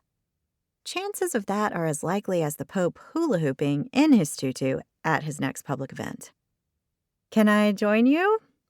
Kennedy is standing in front of us, holding a plate and mug. Definitely, I reply as she takes a seat opposite me. How are things? Survived the night? Barely, I reply as Phoebe says, totally. We were just talking about why we think Sebastian is doing this show, I say. To find his one true love, surely, Kennedy remarks with a twinkle in her eye. See? Phoebe says, missing the glint altogether. We're not all hardened cynics like you, Emma. What's your theory? Kennedy asks me. I've got a couple. I think either he lost a bet or the mafia's after him and he needs to hide away somewhere for a while. The mafia? Phoebe shakes her head at me. Emma, really? Okay, so maybe hiding from the mafia isn't plausible, but he could have lost a bet. Oh, I think you were totally right about the mafia thing, Kennedy replies. He looks the type to get chased around the globe by gangsters. I giggle. There's a type that's got to hide from a gang of angry Italians? Oh, yeah, definitely. Isn't love a good enough reason? Phoebe protests. She's so sweet I half expect chirping cartoon birds to fly around her head like she was Snow White. I make a face to show her exactly what I think of her hypothesis and slide my eyes to my comrade in arms. Kennedy laughs and shakes her head. No matter what you say, I think Sebastian is here for the right reasons, and you'll eat your words when you see him fall in love with one of us, Phoebe says. We'll see, I reply. Not that I have any plans to be here at the end to see him fall in love, or more likely, not fall in love. I'm out of here just as soon as I can wrangle it. Keep your head down, Kennedy says before she raises her mug and literally hides behind it. What? Why? I ask. She hooks her thumb in the direction of one of the tables where Camille, Haley, and Shelby are now standing. Which one? I ask quietly. Kennedy nods. Camille. She's a nightmare. She told me I've got the dress sense of a blind turkey, whatever that means. I skim my eyes over Kennedy's t-shirt and shorts combo and decide she looks perfectly normal. How do blind turkeys dress exactly? I ask. Not in Prada or Gucci like Camille over there. She tells anyone who'll listen that she's from some super rich New York family and only came on the show because she's bored. I glance back over at Camille. She's flicking her hair and laughing prettily at something one of the girls is saying. Nice for some. I know, right? I had to give up my job and sublet my apartment to be here. Me too, Phoebe chimes in. I think of my own current lack of funds. If Timothy doesn't begin to show some sort of serious profit soon, Penny and I will have to quit our dream. What do you think of this whole Regency thing? Phoebe asks. Regency? Kennedy asks. The era we've got to dress in. It's called Regency because the Prince Regent was ruling Britain for his father at the time. Look at you with the knowledge, I say. She shrugs. History major back in college. I scrunch up my nose. Well, whatever y'all want to call it, I'm not exactly thrilled about it, that's for sure. Not unless we get to kill zombies, of course. What are you talking about? Phoebe asks as Kennedy questions. Zombies? You know, that movie based on Pride and Prejudice where the Bennett sisters are all trained assassins who kill zombies? They look at me as though my brain just fell out of my head and landed with a splat on the table. It's a book and a movie? Super popular? When they continue to stare at me blankly, I say, forget about it. Well, I, for one, am excited to wear these dresses, Phoebe says wistfully, just as I expected she would. I think wearing Regency clothes will add to the romance of the whole thing. The long dresses, the gloves, the updos with the ringlets around your face. Kennedy shakes her head. Nuh-uh, I'm not doing ringlets. I shudder as I think of Mrs. Watson's hair last night. The ringlets are the worst part. That's what hair straighteners are for. Actually, I think the worst part is that weird hat Mrs. Watson was wearing, Kennedy says. Oh, you mean the shower cap? Kennedy shudders. Only married women and older spinsters wore those, so we won't have to, Phoebe explains. Thank goodness for that, Kennedy says. Phoebe collects my hair in a ponytail and pulls a few strands out around my face. You'll totally rock the look, Emma, don't you think, Kennedy? Definitely. Half nun, half poodle, I suggest. Phoebe drops my hair and resumes drinking our coffee. Do you think Sebastian and his friend will be dressed in Regency clothing too? Probably, I huff. I mean, the show's called Dating Mr. Darcy, so it figures. I picture Sebastian dressed like Colin Firth as Mr. Darcy in the BBC adaptation my mom used to watch. Wow, did I have a crush on him. I mean, who didn't, right? In tight pants and knee-high boots, that jacket with the long tail things, and a white shirt to show off his dark hair. Not to mention the wet shirt clinging to his muscular frame when he got out of that pond. He'll look hot, Kennedy says. Don't you think, Emma? I don't hate the idea of him dressed as Mr. Darcy, I admit in my Colin Firth-induced haze. Camille and the delusional Shelby arrive at our table. Well, look at you. If it isn't Sporty Spice, the Disney princess, and... Camille looks at Kennedy with disdain. Your nondescript friend. Nice, Camille. Real nice, Kennedy says.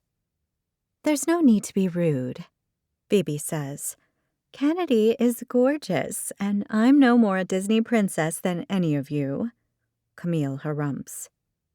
Good morning, y'all, I say breezily. You both look lovely today. Mom always told me to kill the enemy with kindness, so I lather it on. Shelby smiles and thanks me as Camille replies, Well, you look the same. I glance down at my Timothy top and pants, although she's wrong in that they're not the same as last night's ensemble, because, ew, that would be gross. They are from the same line, but I doubt that's what she means. Actually, I do have shoes on today, so I think I've got a totally new look. I raise a foot and wave it in the air. Camille harumphs. You tell yourself that, honey. You'll be kissing those sweats goodbye soon anyway. I've heard we're being called for fittings. Fittings? How fan-freaking-tastic. I wonder if we'll get any choice, Shelby says excitedly. If we do, I want yellow. I love yellow. I think I'd want pink because it's so girly and cute, Phoebe says. What color would you want, Camille? I ask, acting all innocent. Black to match your soul? Kennedy stares at me. You did not just say that. Oh, yes, she did, Shelby says as we watch Camille for a reaction. She opens her mouth to reply when the door swings open and Sebastian strolls in, instantly grabbing everyone's attention. Which is probably a good thing for me since I just insulted Camille. He smiles at us all. I thought I'd pop in and say a quick hello after my workout. I trust you all slept well? I run my eyes over him, like every woman in the room, and probably the serving staff to boot. If I thought he looked good in his tux last night, it's nothing in comparison with how he looks right now. He's wearing shorts and a tank top, his face glowing with exertion, his tan, muscular arms and legs on show for all to admire. In good shape? Heck yes. But I'm sure he knows it, and dropping by to see us fresh from the gym is doubtlessly a calculated move to make us swoon. Oh, we did sleep well. Thank you for asking, Sebastian, Abby says for us all. Inaccurately, in my case, however. That's good to hear. I'm looking forward to seeing you all later in the day. I understand you're going to look quite different then. He flashes a smile, and the women around me seem to melt. Not that I'm entirely impervious to his charms, because, hello, he's a hot guy. Even if he is a stuck-up snob. But melt? No thank you. How's the food? Is the coffee good? Would you like a cup, Sebastian? Camille says as she twists her hair around her fingers. I'd be happy to fetch you one. I thought she'd have servants to do that. Kennedy mumbles to me under her breath. She probably brought one in her suitcase. I bet he's called Jeeves. Kennedy snorts with laughter and instantly covers her mouth with her hand. Sebastian looks our way and I give him a little wave to say hi, and instantly regret coming across as one of his simpering sycophants. He shoots me an uncertain look. Thank you so much for the offer, Camille. Maybe later. Right now I think I should take a shower before my fitting. I'm sure every female mind in the room is picturing him in that shower. Enjoy your morning. He turns to leave and several of the women call out goodbye. I let out a puff of air. I'm glad I'm not here for the right reasons and have got to deal with a bunch of women thinking they're half in love with the guy already. As the production crew begins to pick us off individually and herd us to other rooms for fittings, I sit and wait with Kennedy until it's my turn. Are you really here because your sister signed you up after a breakup? I ask her. She nods her head. Yup. She thought the experience would get me out of my head.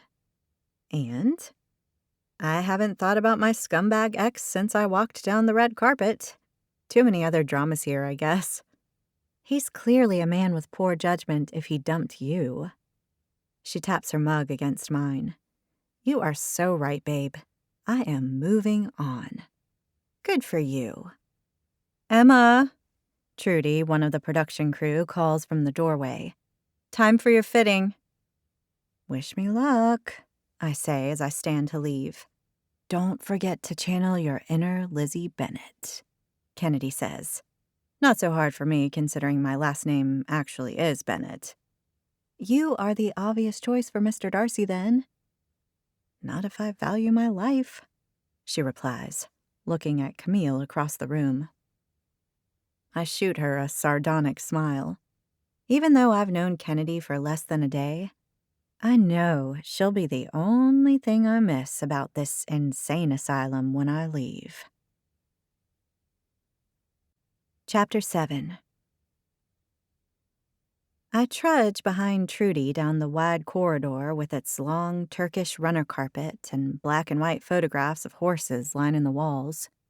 We reach a white painted door, and as she pushes it open, I spot Reggie in front of a wardrobe filled with empire-lined dresses. She grins at me, looking like she stepped off the pages of Pride and Prejudice itself. Don't I look cute, Emma? She does a twirl. Her skirt is ivory, her top a pale lilac, and with her dark hair arranged like Mrs. Watson's last night, but without the hideous shower cap, she does indeed look cute. You totally do, Reggie. Why, thank you, darling. Now, if only I had my phone, I could post it to my followers. Missing social media, huh? Like I lost my right arm. Up until I arrived here, my entire life was cataloged on Instagram. My followers must be missing me something wicked. But you'll have a great story to tell them. I'd better. That's all I'm saying. She does another twirl. Dressing up is fun. Well, other than the undergarments piece. The undergarments? She glides past me toward the door, followed by Trudy. You'll see, darling. You'll see. With the door closed behind them, it's just me and an older woman I've never seen before. She peers over the top of her bright red glasses at me. You must be Emma. Yes, ma'am. I'm Mabel Richardson, head of wardrobe. Let's get started on this. She's got a no-nonsense tone and a briskness about her. I eye the pile of weird-looking corsets piled up on a chair. I'll need you to take everything off, and that includes your bra and underpants. My jaw drops. All of it? Mabel flicks her wrist. There's a modesty screen if you want it, but I've been fitting people for costumes for 35 years, and I very much doubt you have anything I haven't seen before. Yes, ma'am. I step behind the screen and begin to slip off my things. Before I've reached my bra, super supportive and soft sports bra by Timothy, naturally, her hand appears around the corner of the screen, thrusting something at me. Put this on. I take it from her and examine it. It's a pair of underpants so big and roomy, it puts my nanas to shame. And my nana had some pretty big underpants in her time. I look from the garment up at her. You have got to be kidding me. Put the bloomers on, please. Bloomers? Dear sweet lord, help me now. Historians aren't certain absolutely what underwear Regency women wore, but bloomers were popular in the second half of the 19th century, so we felt it was fitting for you to wear them now. I eye the bloomers. Can I skip this part on account of them not being historically accurate? I couldn't care less about historical accuracy, but what I do care about is not wearing these bloomers. It's part of the rules. I pull the huge garment up with a resigned sigh and tie it at my waist. It reaches down to my knees and is easily the least sexy item of clothing I have worn in my life. How anyone is going to feel like flirting with Sebastian while wearing these is beyond me. Traditional bloomers didn't have a gusset, Mabel explains helpfully. We thought the contestants would be more comfortable if we broke with that tradition, so you'll find your bloomers do. comfortable doesn't begin to describe wearing these things. Did I mention they're huge? Right. Got it. Thank you so much, I mumble. The original crotchless panties, and they're as voluminous as a pair of curtains. Mabel delivers the next item of clothing around the screen. This one looks like some kind of oversized smock, the sort you'd see the French artist Monet wear with his beret as he paints his masterpieces. I slip it on over my head and, assured that I'm now fully covered, I take a tentative step out from behind the screen. Next is this. Mabel holds up what looks like an old-fashioned and deeply uncomfortable bra type of contraption. What is it? It's called Stays, and it's the Regency era's answer to a corset. Turn around. I do as instructed, and she hoists me into the stays, pulling on strings so tight my usually modest boobs spring up toward my chin in shocked protest. I glance down at them in alarm. The Regency answer to the push-up bra is about as comfortable as wearing a tight wooden barrel around my chest. Is this good for me? I ask. You'll survive, Mabel replies, dismissing my concern. Now it's time for a petticoat. Another layer, ma'am, but it's 90 degrees out. She ignores me as she fastens the floor-length petticoat with hooks. It's ivory, just like Reggie's, and it's trimmed with lace. I glance in the long mirror. So far, I look like a vaguely pornographic fairy without the wings. So not my preferred look. Mabel brandishes a pair of long white things in my face. Stockings. Yes, ma'am. There's no point in fighting it. I sit down and pull them up, holding them in place below my knees with the garters she hands me. Then she helps me into an ivory dress, which feels like another layer of petticoat. Thank goodness it's light. She points at the crop jackets on the rack. They're all in pastels and look like they've been cut too short for adult women to wear. These are Spencer's, and you'll be wearing one of them over the top of your petticoat. Choose your size and preferred color. I run a hand across the Spencer's and settle on a pale blue version with puff sleeves. I know it's very Elizabeth Bennet in the BBC adaptation, but I figure I may as well go for it in the short time I'll be wearing these clothes. Mabel helps me pull it on and do it up, and hands me a pair of ballet slippers. I slide my feet into them. Then she tells me to take a seat on a hard wooden chair. She yanks my hair back, twisting it into what I can only assume is a bun like Reggie's, then pulls some strands out around my face and curls them with a hot iron. You'll need to learn to do this yourself for the soirees. This is just to show you how to do it. As she leans over me, I notice her chin hair poking through her thick foundation. I look down at my lap. Man, I hope she doesn't singe my hair. After we're done here, go to the living room to join the others for your training. Training? Of course. You need to learn how to be a 19th century lady. I'm sure I can manage. It's compulsory. Oh, how terrific. Mabel stands back and assesses me. You're all set. I can't resist the urge to look in the mirror. The transformation is surreal. As I look at myself, a young woman from 1813 England peers back. It's like I've stepped off the pages of Austen's novel and into this Texas ranch, the spitting image of Lizzie Bennet herself. And if I'm Lizzie Bennet, then Sebastian must be my Mr. Darcy. The door bursts open and in sachets mean girl Camille, accompanied by Trudy. Although she gapes at me for a moment before she remembers I'm a nobody and certainly not worth her time, it pulls me back to the current century, and the fact this is merely dress-up for the audience. I force myself to shake off any silly, romantic ideas I might have of being an Austen heroine. I'm being ridiculous. Put one costume on me and I turn into a little girl, fantasizing about another life, another time. I turn away from the mirror and leave the room, giving myself a stern talking to as I returned to the dining room. I'm Emma Brady, single, co-owner of Timothy, parent of Frank, the smug but lovable tabby cat, and most importantly, a girl who needs to get the heck off this dating show before it does any more weird things to my head.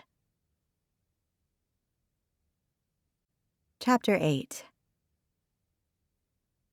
I walk down the corridor toward the living room, my feet kicking my petticoat with each step. Despite being determined not to, I feel like a heroine of a period drama. To add to that feeling, when I waltz into the living room, it's like a scene from Pride and Prejudice itself. About 3/4 of the contestants are already dressed in their Regency outfits, and they're sitting on the couches and chatting, appearing like they belong in the fancy-looking room. All of them have their hair in buns, with curled tendrils around their faces, just like me. It suits most of them, but especially Phoebe, who looks like she was born to be the perfect Regency lady. I plunk myself next to her and Reggie. "Hello, ladies of the Regency era," I say with a grin as I take in their costumes. Although Phoebe is dressed identical to me, right down to our matching cornflower blue Spencers, somehow she manages to look 10 times better than me and 10 times more beautiful. Wow, you two? What a transformation. "Who knew we'd be doing this, right?" Reggie says. "It's kind of fun, but kind of weird too, don't y'all think?" "Weird in what way?" Phoebe asks. "Do people really want to see us contestants dressed up like we're in some movie?" she asks. "The production crew clearly thinks they do," I reply. Maybe there's a market for this kind of thing. "Perverts," Reggie says, and I can't help but giggle. Is it considered perverted to get a bunch of women to dress in Regency clothing with their cleavage hoisted up to their chins and film them vying for the attention of one lone man? I tap my chin. When you put it that way. Reggie's eyes light up. "See? Like I said, it's perverted." Phoebe shakes her head at us. "It's not in the least. It's perfect." "Let me guess, Phoebe. You think this is super romantic and we all look like elegant ladies from yesteryear." "Well, yes," she admits. "Haven't you always wanted to be Lizzie Bennet, winning Mr. Darcy's heart and living happily ever after? I know I have." "How do y'all know they lived happily ever after?" Reggie says. "The book ends with their wedding. They could have had a miserable marriage, divorced, had affairs. Who knows? He might have turned out gay," I offer. When Phoebe blinks at me, I add, "He was very close to Mr. Bingley, and he was always perfectly groomed." Reggie grins. "Good point, darling. Good point." Phoebe lifts her chin in defiance. "I don't care what you two say.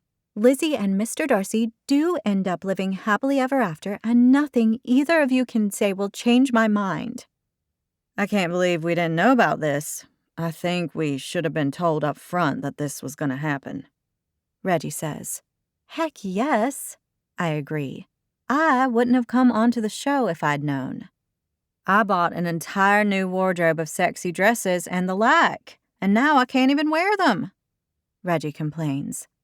I think of my suitcase, packed to the brim with Timothy activewear, and I let out a heavy sigh.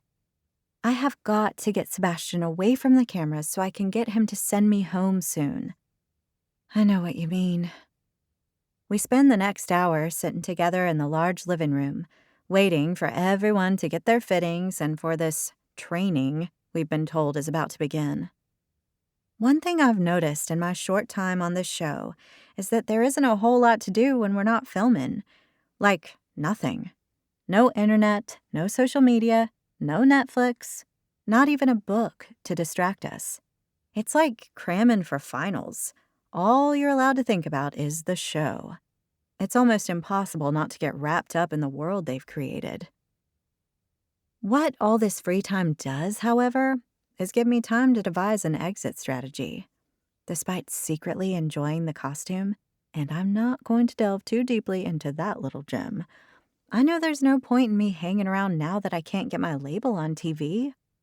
The best thing I can do now is to get back to work and hope the small amount of TV time I might be given will help us promote Timothy once the show goes to air. Better that than sitting around here in stays that are digging into my ribs and making my boobs look like a couple of baseballs. My plan is simple, really, and that's the beauty of it. I'm going to get Sebastian away from the cameras tonight at the soiree and ask him to send me home. No messing around with breaking the rules and no silly games. Just a straightforward request. I'll explain to him that I made a mistake coming on the show and now I need to be sent home. I know it'll work. I don't think he likes me, and I sure as heck don't like him.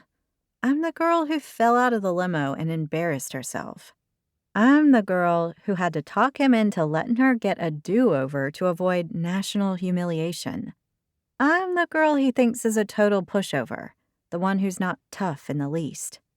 I'm probably as much of a pain in his butt as he is in mine. And he's got so many contestants to choose from. What's one less? The cameras are wheeled into the room, which must mean someone is about to turn up to train us to be Regency ladies. I try to contain my unbridled excitement at the prospect.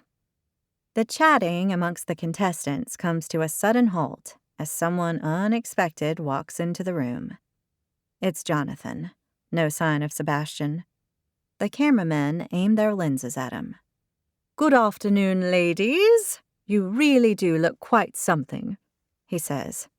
"I know you're about to start your training, but I am here to deliver a message from Mr. Darcy himself. He would like to invite one lucky lady to attend an afternoon picnic with him today." The women around me give excited squeals. "She has been chosen based on last night's soiree. Phoebe, would you care to accompany me to your date with Sebastian?" "Me?" she says, her face flushing as her hand flies to her chest. "You," Jonathan confirms with a grin. She glances at Kennedy and me as she stands up and straightens out her skirt. I shoot her an encouraging smile and she returns one tinged with nerves. Maybe Phoebe will be the eventual winner. On the other hand, she's so kind and sweet. She's too good for someone like Sebastian. "Have fun, Phoebe!" Kennedy and some of the others call out as she leaves on Jonathan's arm. "Take 5, girls," Tony, one of the crew, says. I notice the cameras are still rolling. "Why her?" Haley complains with a pout of her oversized lips. "Maybe he goes for the passive, easily manipulated type," Camille replies snidely. Haley harumphs, making her fish lips protrude even further. "She's so nice." She shudders as though being nice is the worst thing in the world to be. I guess for a girl like her, it is. "Oh, I hear you. All that unicorns and rainbows crap. It's enough to make me puke," Camille replies. Rushing to Phoebe's defense without thinking the potential consequences through, I say, "I bet that's exactly why he chose her, because she's so nice." "I agree," Kennedy adds. "Good luck to her. Who knows? She might win his heart today over cucumber sandwiches." I giggle. Ah, cucumber sandwiches, the ultimate sexy food. "Why would you say something like that?" Camille throws her hands on her hips and glares at us. "Are you trying to upset us all?" "Because cucumber sandwiches are deeply unsexy?" I offer. I know I'm being facetious, but seriously, what's she getting so riled up about? It's just a date. "Not that, you idiot," Camille dismisses with a scowl. Really, she's quite lovely, and I challenge anyone to think otherwise. "Why would you say they'll end up together? Don't you want to be with him?" she asks. All eyes in the room turn to Kennedy and me, like the Eye of Mordor itself, locking onto the ring. We share a look between us before I attempt an appeasing reply. I guess the most important thing to us is that Sebastian is happy, and if that happiness comes in the form of Phoebe, then I've got to be glad for them both. I smile sweetly. Eat your heart out, Miss America. Although I could give two hoots about Sebastian's happiness, it's greeted in the room with a deafening silence. Shelby is the one to break it. You are such a kind person, Emma, to think that when your own happiness is at stake. Please. As if Sebastian could be responsible for my happiness. Oh, I just try to think the best of everyone, I reply, which is sadly not the truth. Kennedy does too, don't you, Kennedy? Kennedy smiles impassively. Oh, I try to. Camille arches a perfect eyebrow at us as Haley scoffs. Those two are the Laurel and Hardy double act of the Mean Girls set. We'll all get a chance to get to know him, Shelby says. My attitude is to be open to the possibilities as I wait patiently for my time. Haley gives a condescending shake of her head. Yeah, you do that, Shelby. Camille giggles. The scene is broken up when Mrs. Watson arrives, dressed as she was last night, right down to that shower cap balanced on top of her due. Ladies, you look magnificent, she says with a dramatic sweep of her arm. What you're dressed in now will be what you'll wear during the day. For the soirees, you will wear a pelisse, a long garment worn in place of the spencer. The what? Someone questions under her breath beside me. The jacket thing, someone else replies. Well, why didn't she say that? She whispers back. You have each been allocated a pelisse, which you can collect later. Now, this afternoon we are going to learn how to act like a lady in 1813. If we all focus, this will only take a few hours. A few hours? First on our list is how to sit. Oh, good Lord. I roll my eyes. This is insane, Kennedy mutters beside me. In terms of insanity, it's right up there with the bloomers, I reply, and she stifles a giggle.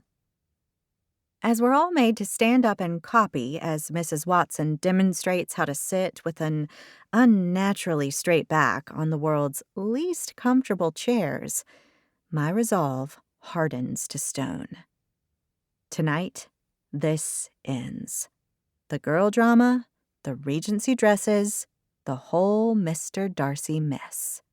Tonight, I go home. Chapter 9.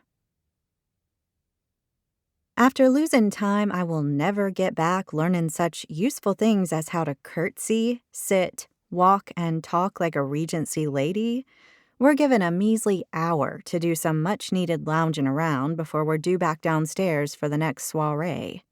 Now we've been told to get changed into our pelisses, which are basically long versions of our cropped jackets but without the long sleeves, which we wear over the ivory dress and petticoats we wore during the day. I'm beginning to wonder how often the Regency ladies washed their clothes, because getting in and out of them isn't exactly easy. Let's just say my roommates and I don't need to go to the gym today after all the straining and pulling and wrestling with spencers and garters and all the things I never expected to wear in my life, let alone on national television. And women dressed like this back then every freaking day.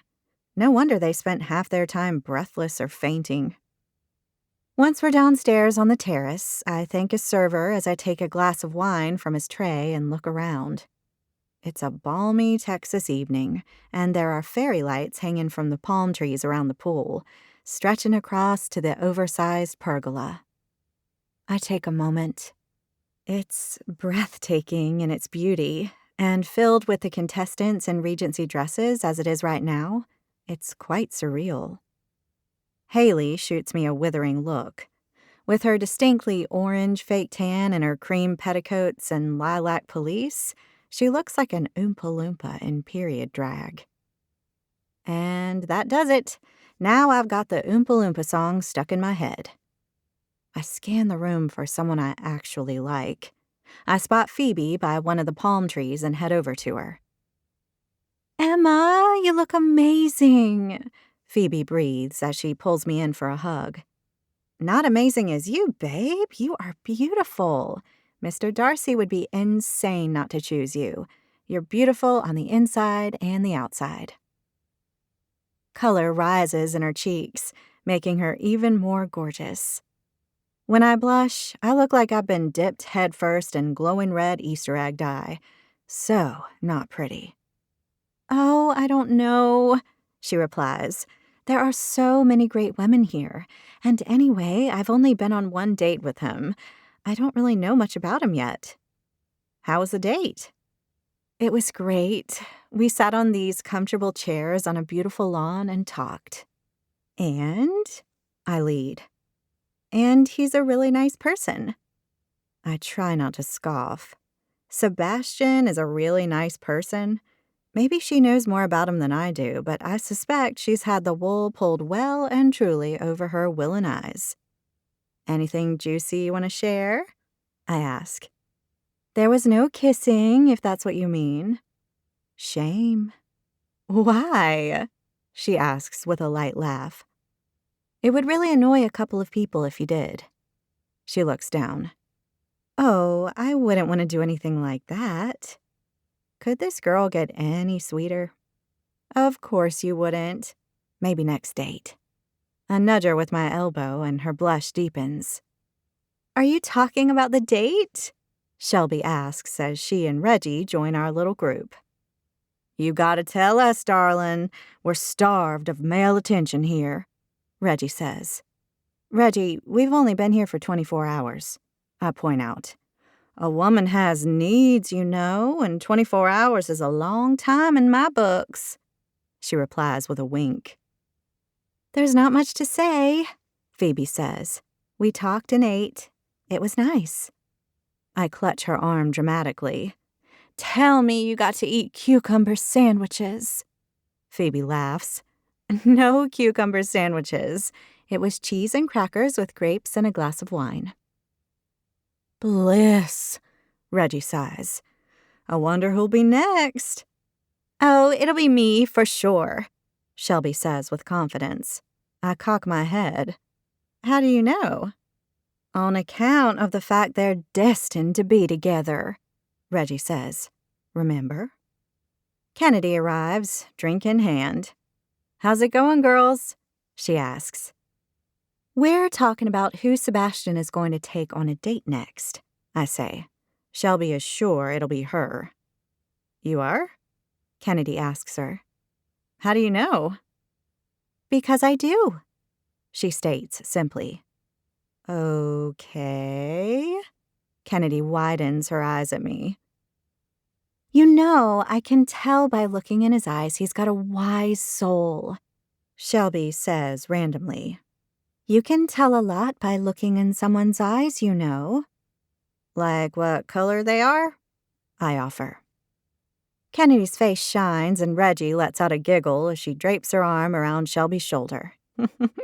"What Shelby means is he's totally hot, and she'd go there in a flash. Right, Shell?"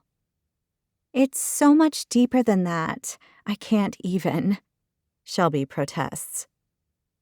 "How long do you think Sebastian will be here tonight?" Phoebe asks, changing the subject. "Well, if it's anything like last night, it'll be as long as it takes to talk to all of us before we get to be picked off in a lineup," I reply. "You make it sound like a shooting range, Emma," Kennedy says. Phoebe makes a face. "It kind of is. It's brutal for the one who gets sent home." "Not if they want to go, it's not." "I've heard something," Reggie says as she leans in closer to us and we automatically follow suit. Funny how that happens. Apparently, one of the girls is gonna fake faint in front of him tonight. "Why?" I guffaw. So he'll get all chivalrous and the like and catch her as she falls, I suppose? Reggie replies. Oldest trick in the book, darling. She rolls her eyes as though it's something every woman has considered at least once in her dating life. Isn't a damsel in distress play taking this whole 1813 thing a little far? Kennedy asks. Not to mention that it's insulting to womankind, I add. Plus, his pompous demeanor aside, doesn't Sebastian deserve someone better than a contestant who thinks it's perfectly fine to fake faint to get his attention? Not that I care, of course. It's the principle of the point, you understand. She might hurt herself, too, Phoebe adds, and that would be horrible. Oh, I'm sure she'll faint at just the right time, and in front of the cameras, too.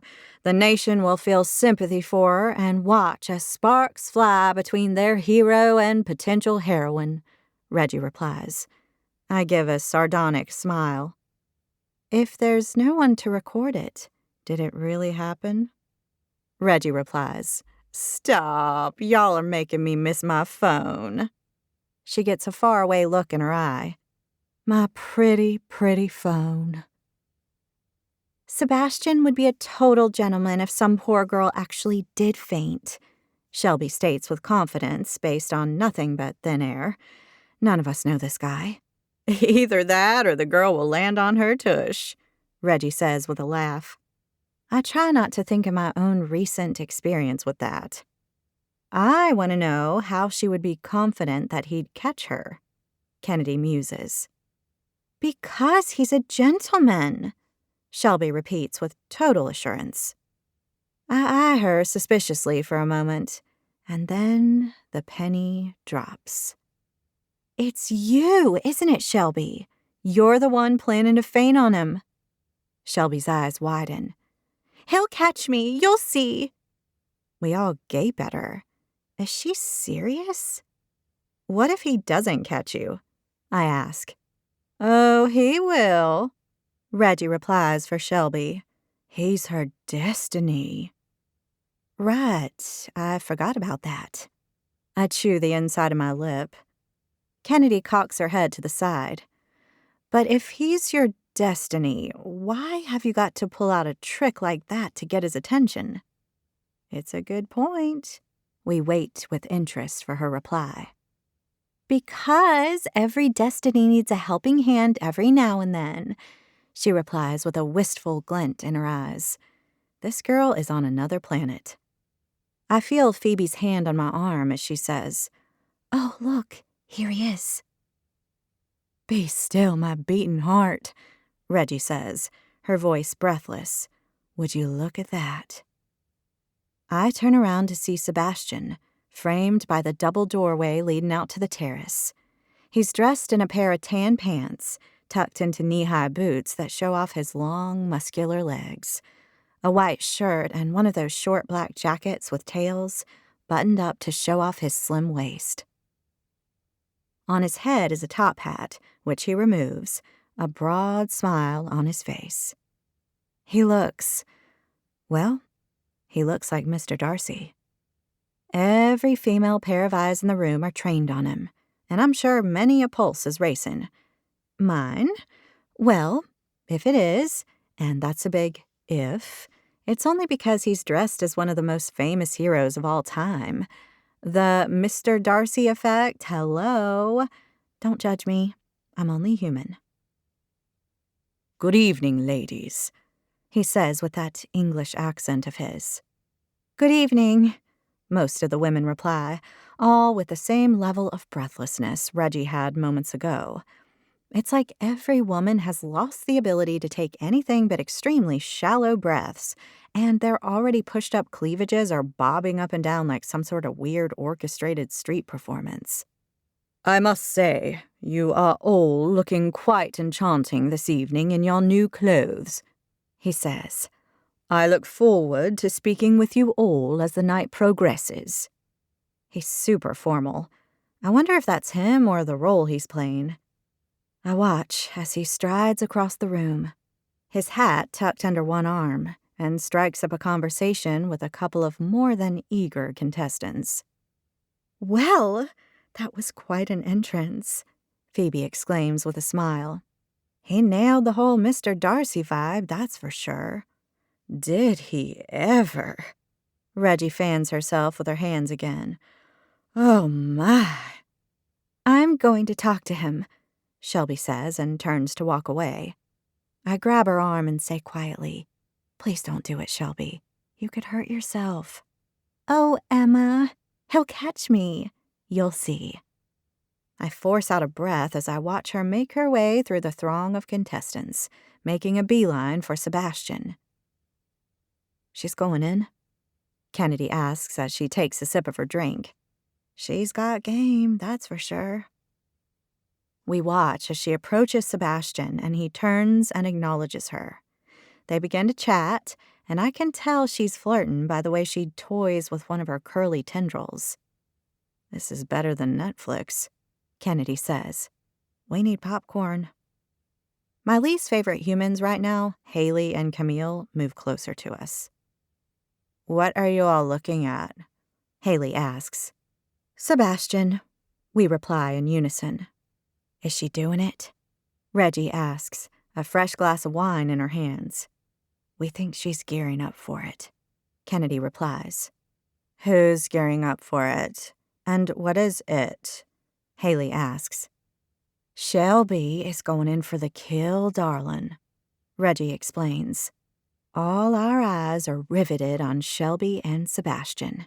It's like watching car crash television as it unfolds, which I guess is exactly what this is. "She's making a play for him, isn't she?" Haley snarls through gritted teeth. "Heck yeah," Kennedy replies. As the words leave her mouth, we watch Shelby raise her hand to her chest and her legs crumble as she slow falls perfectly right into Sebastian's arms.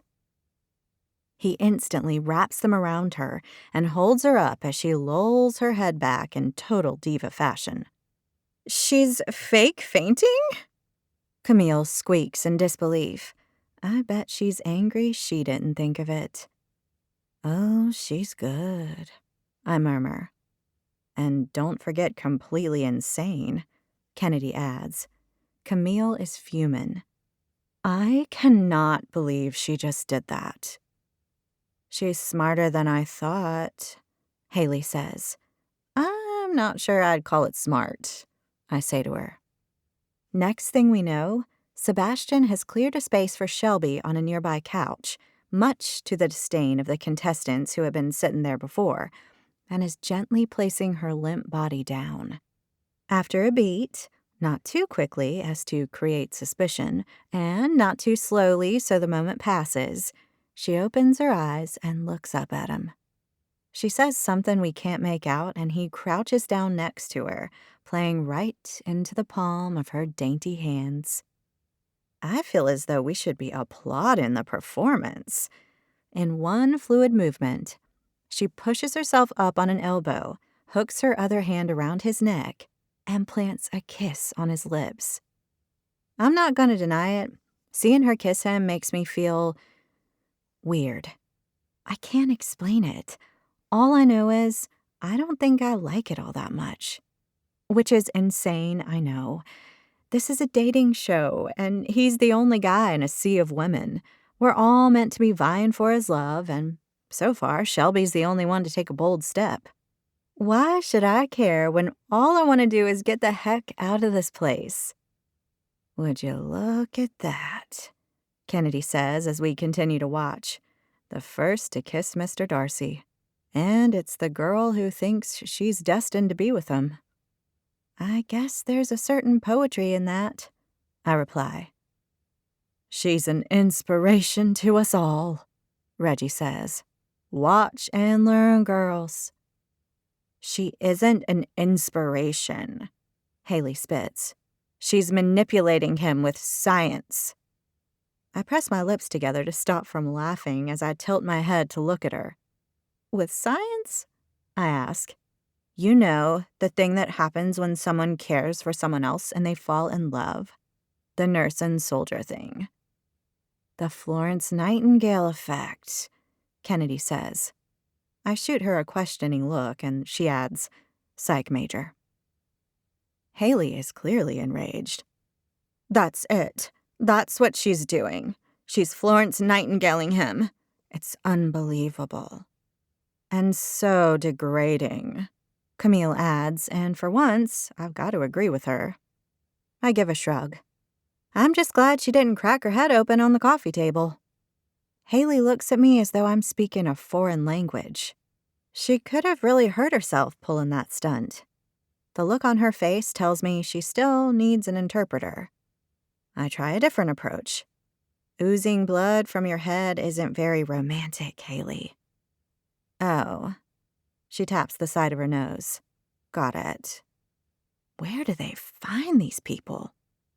Shelby is now propped up on some pillows, surrounded by a gaggle of contestants, with Sebastian sitting right next to her as a crew member checks her over. Sebastian is cradling her hand in his, looking genuinely concerned for her. Huh. If he's dumb enough to fall for that kind of nonsense, I know beyond a whisper of a doubt I will not miss a single thing about him when I'm gone. Chapter 10. An hour later, and Shelby has miraculously recovered and has either been clinging to Sebastian's arm and gazing up at him as though he were her knight in shining armor, or whispering in corners with the other contestants. I, on the other hand, have decided that escape can take but one form: alcohol. Good thing it's on tap. With my 4th glass of wine, or quite possibly my 5th, but who's counting, I find myself propped up against some cushions, chatting with a group of women I've not talked to much before, discussing the ins and the outs of our new costumes. It's the bloomers that get me, I say as I take another sip of my wine. Oh, me too, agrees Lisa, a tall, slim girl from Southern California who doesn't appear to be one of the crazies. They're so long and roomy. I miss my Spanx, says Marnie, a shorter, more voluptuous girl. Those things give no control to anything whatsoever. I've got lumps where I don't need lumps. Oh, I hear you, babe, Lisa replies, and I shoot her a look. There's not an extra dash of fat on her frame, other than her lifted cleavage that sits perfectly rounded above her top. You know, we could cheat and wear our regular underwear under these petticoats. No one would know, I say. Spanx-loving Marnie screws up her face. I guess. It's not like they're checking or anything, because that would be a total invasion of our privacy, I say. When the girls don't reply, I get concerned. They're not checking, are they? How could they? Marnie asks. It's not like there are cameras in our rooms. I cock an eyebrow. You sure? They wouldn't do that, would they? Her response is reassuringly decisive. I'm sure. I checked. Not my first rodeo, ladies. It's not? She shakes her head. This is my 3rd dating show, but I've acted on Vets in the Wild, too, she replies, naming a TV show I've heard of but never seen. Only a walk-on part, but it's TV, you know. It all helps to keep my profile up. Well, Marnie's clearly here for the right reasons. You're an actor? I ask. Actor, model, social media influencer, all of the above. Lisa scoots her butt off the seat and makes a face as she reaches up inside her skirt. I know what she's doing because I've already had to do it a couple of times myself tonight. Did your butt eat your bloomers? I ask. It's so annoying.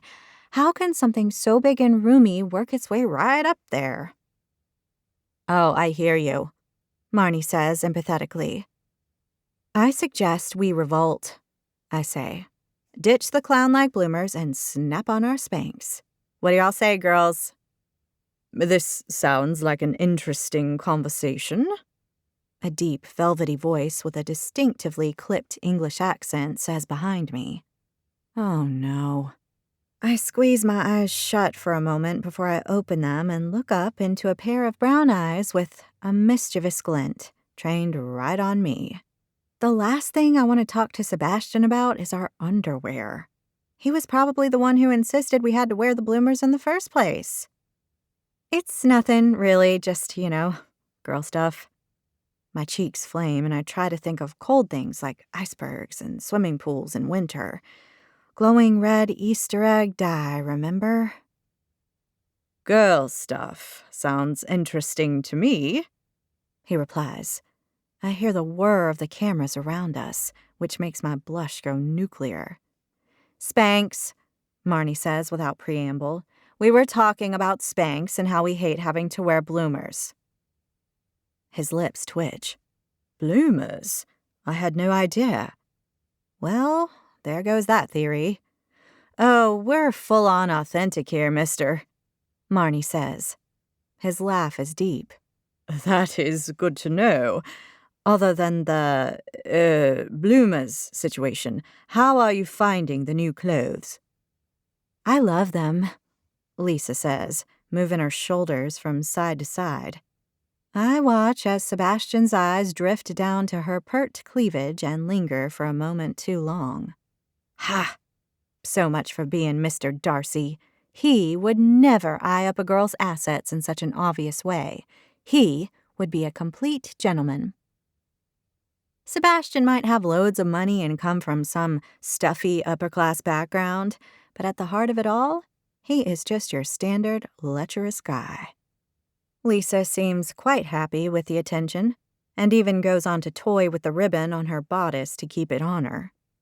I feel really feminine and pretty in it, especially next to you, Mr. Darcy. She looks up at him through hooded eyes, telegraphing her message loud and clear. Subtlety, thy name is not Lisa. Sebastian seems to be working hard to raise his eyes from her chest.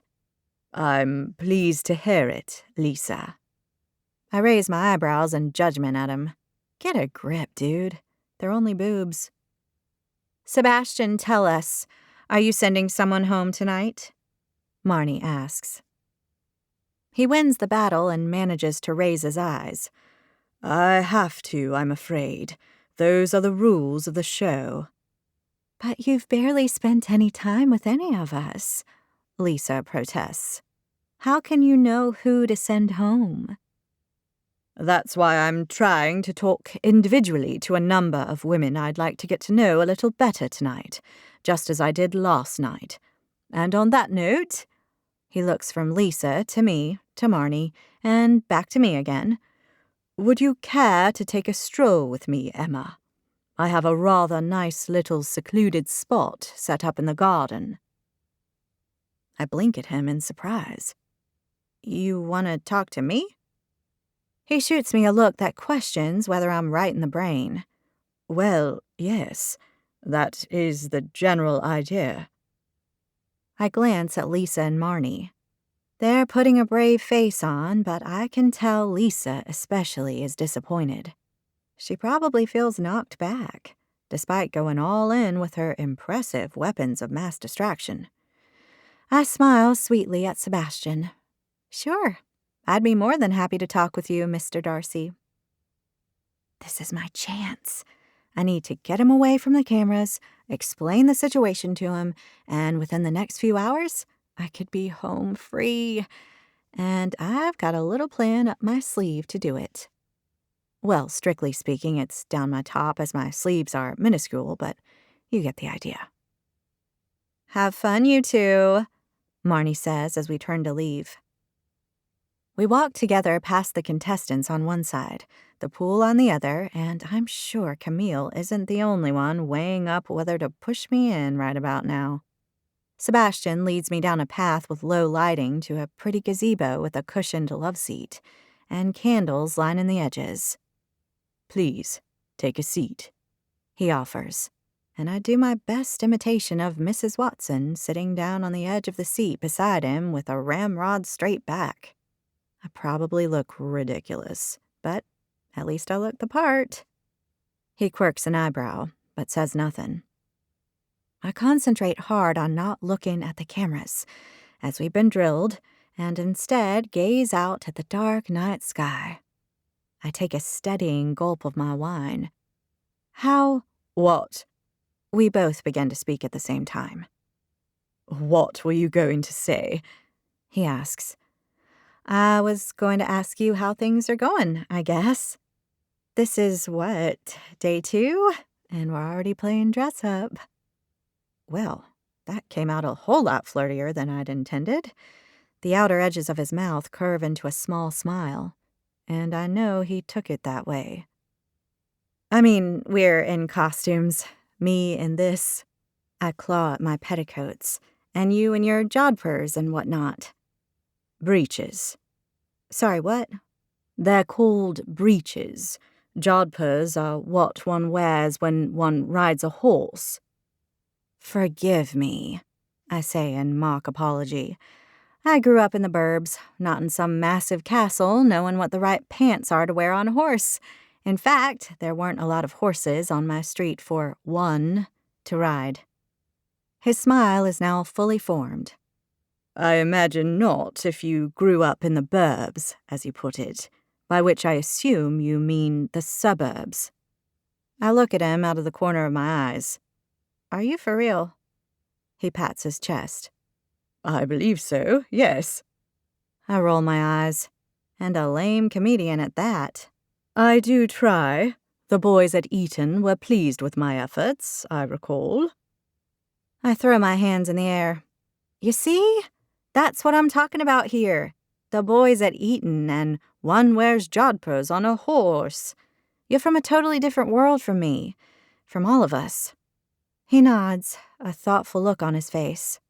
And that's bad in your books? No, not necessarily. It's a thing, that's all. He cocks an eyebrow. A thing? A thing. Well, I'm glad we got that cleared up. I flick my eyes up at his and see the amusement written across his face. This guy has got such a stick up his butt. I'm surprised he can even sit down. He smiles, and it's hard not to warm to the guy a little. Not a lot, of course. He's still a toffee-nosed, overprivileged, castle-owning Mr. Darcy imposter whom I morally object to on so many levels I could form a high-rise in my mind. But still, a little. And right now, this particular pompous snob is standing between me and going home. Although I hate to admit it, I do need his help. I've never been a Girl Scout, but I thought ahead and I've come prepared. I wrote a note that says, we need to talk, just you and me.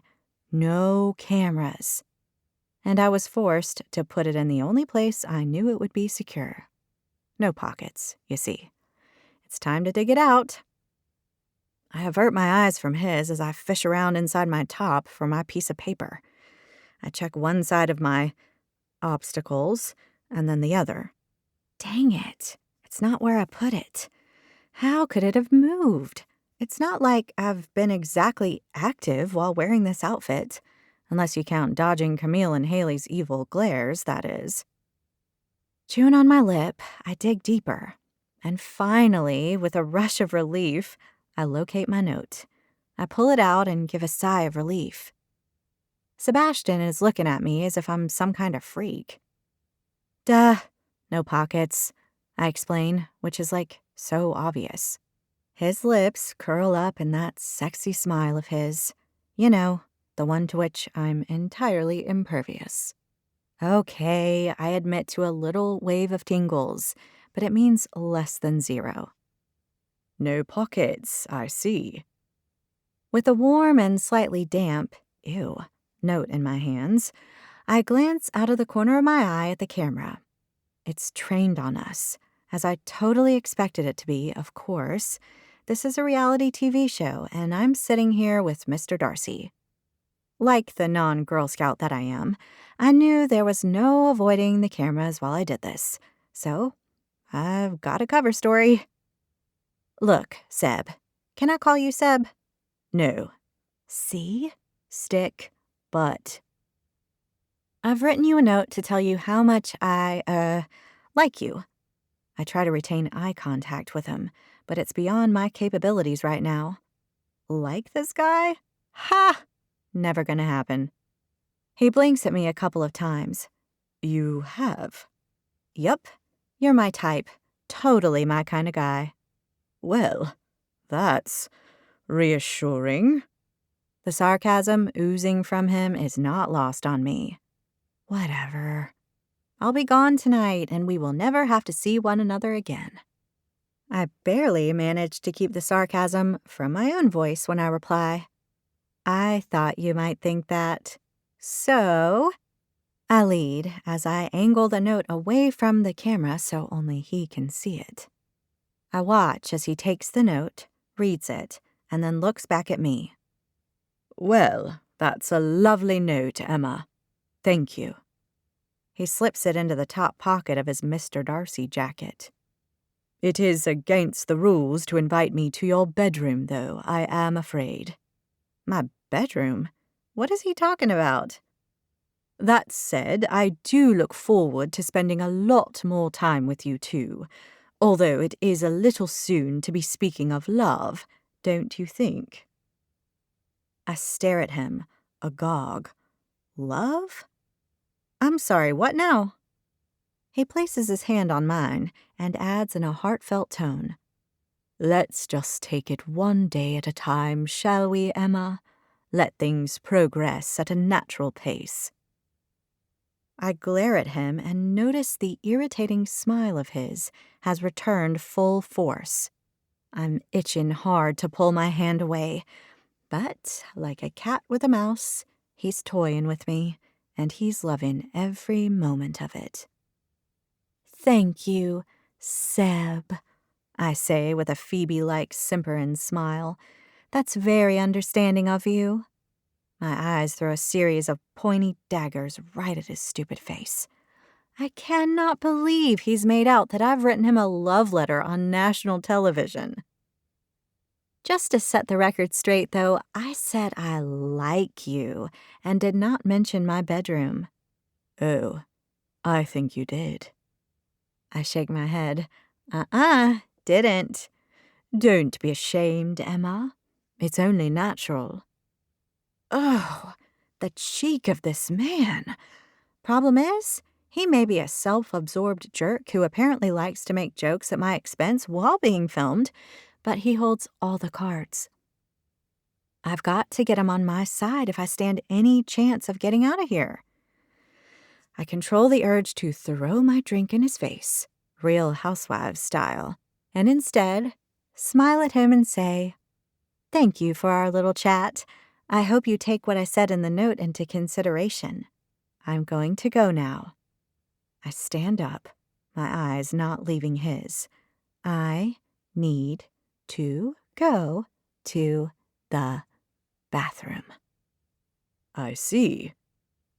He stands up slowly, and I notice his impressive height. My Regency slippers know better than bare feet in the give Emma a much-needed 3 extra inches stakes.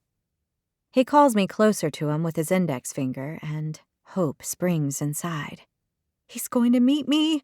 This nightmare will be over soon. I wait in expectation as he leans down toward me and whispers in my ear. I'm certain the American people don't need to know about your toilet habits, Emma, but thank you so much for sharing that information with them and with me. He straightens back up, looking very pleased with himself, and it's all I can do not to stomp on his foot in sheer frustration and storm off like some reality TV star diva. Which would be childish and very poorly thought out, I know, but the man is beyond infuriating.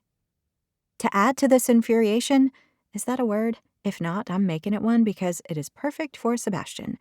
He then proceeds to smile at me and offer me his arm as though he hasn't just embarrassed me on national television and completely ignored my plea for help.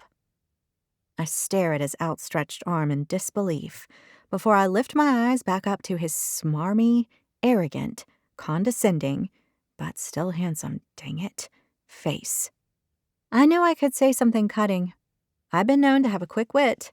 I could bring him and his arrogant game playing down to size. Instead, I choose to rise above it. I'm the bigger person. I don't play games. And I need him to help me out. Well, I guess I'll be seeing you around, Seb. I pat him on the arm, flash him a smile, and turn on my slippered heel and walk away.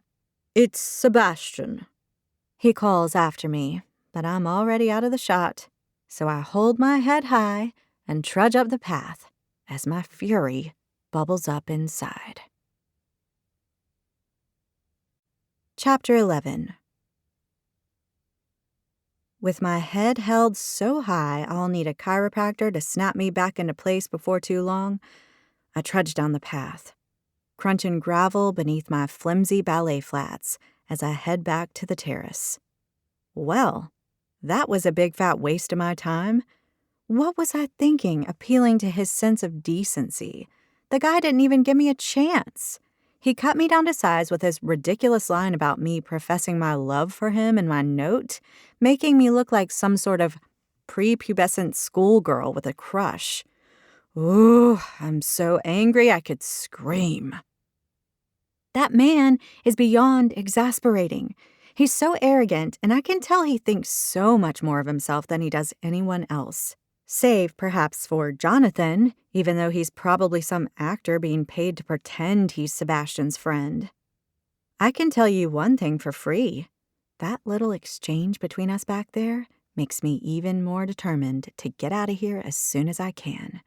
Between the cast of Mean Girls and snobby Sebastian, I cannot stand another minute here. I've got to come up with another plan. This feels so much more than simply a lost opportunity to market Timothy. It feels personal. And I, for one, I feel a hand on my arm and look up in surprise to see Sebastian standing right behind me. Move. Quickly. He cups my elbow and steers me off the path in between some bushes. My petticoat snags on a branch and rips, and I hoist it up around my knees.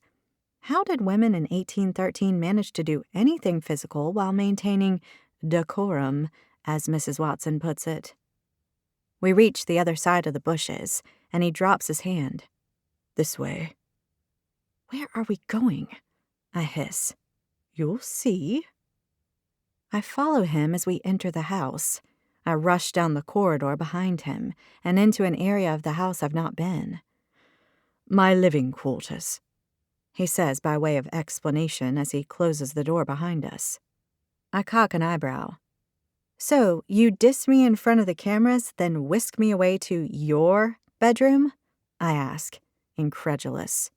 Who the heck does this guy think he is? Yeah, I know. Mr. freaking Darcy. Well, he's not Mr. Darcy. He's just a pompous English stiff who thinks he can take what he wants when he wants. You and I both know you're jumping to entirely the wrong conclusion, Emma, he says sternly. I eye the bed. It's the hugest bed I've seen, and I live in Texas. We're in your bedroom. I assure you, you are perfectly safe with me. I shoot him a look. Is that meant as an insult? I give a short, sharp nod. Good. I take in the room. Other than the big bed, there's a spacious seating area, a large TV, he's a guy, so duh, and a door leading through a closet to an ensuite. It's the opposite end of the accommodation scale the contestants have got to put up with 3 single beds to one room and shared bathroom facilities. He sits down on one of the couches and looks up at me. We've got a couple of minutes. I suggest you take full advantage of it. He gestures at the couch opposite. Look, after what you pulled out there, I thought it was quite funny. I cross my arms. I bet you did. We've got 1 minute and 30 seconds now. He gestures at the couch once more, and I give in and sit down. Okay, here's the thing. Another thing? You Americans and your things. Don't you talk that way in England? We tend to use actual descriptive words instead of relying on thing. I give him a false smile. Well, bully for you. I lean in, my elbows on my knees. The thing is, I begin, emphasizing the word for effect. I can't do what I intended to do on the show if I have to wear this. I tug at the fabric of my petticoats. He raises his eyebrows at me. You don't want to wear clothes? Because if that's the case, Emma, I would say you're on entirely the wrong kind of show. These clothes, the Jane Austen stuff. So not clothes per se, then. I make a face. Does he think I'm some kind of exhibitionist nudist? No, of course not. I wear clothes like everyone else. Every day, in fact. Including your Spanx. I pull my lips into a thin line. That was Marnie, not me, and... forget it. I cross my arms and sit back in my chair. I'm asking you for your help here, dude. You being all smart and smarmy isn't helping. My apologies. I will refrain from being smart or smarmy from now on. You do that. I will. Good. We glare at one another for a moment, and I wonder if I might break my jaw. I'm clenching it so tight. So, Emma, let's start again, shall we? You were telling me about your intentions on the show, correct? I was about to, yes.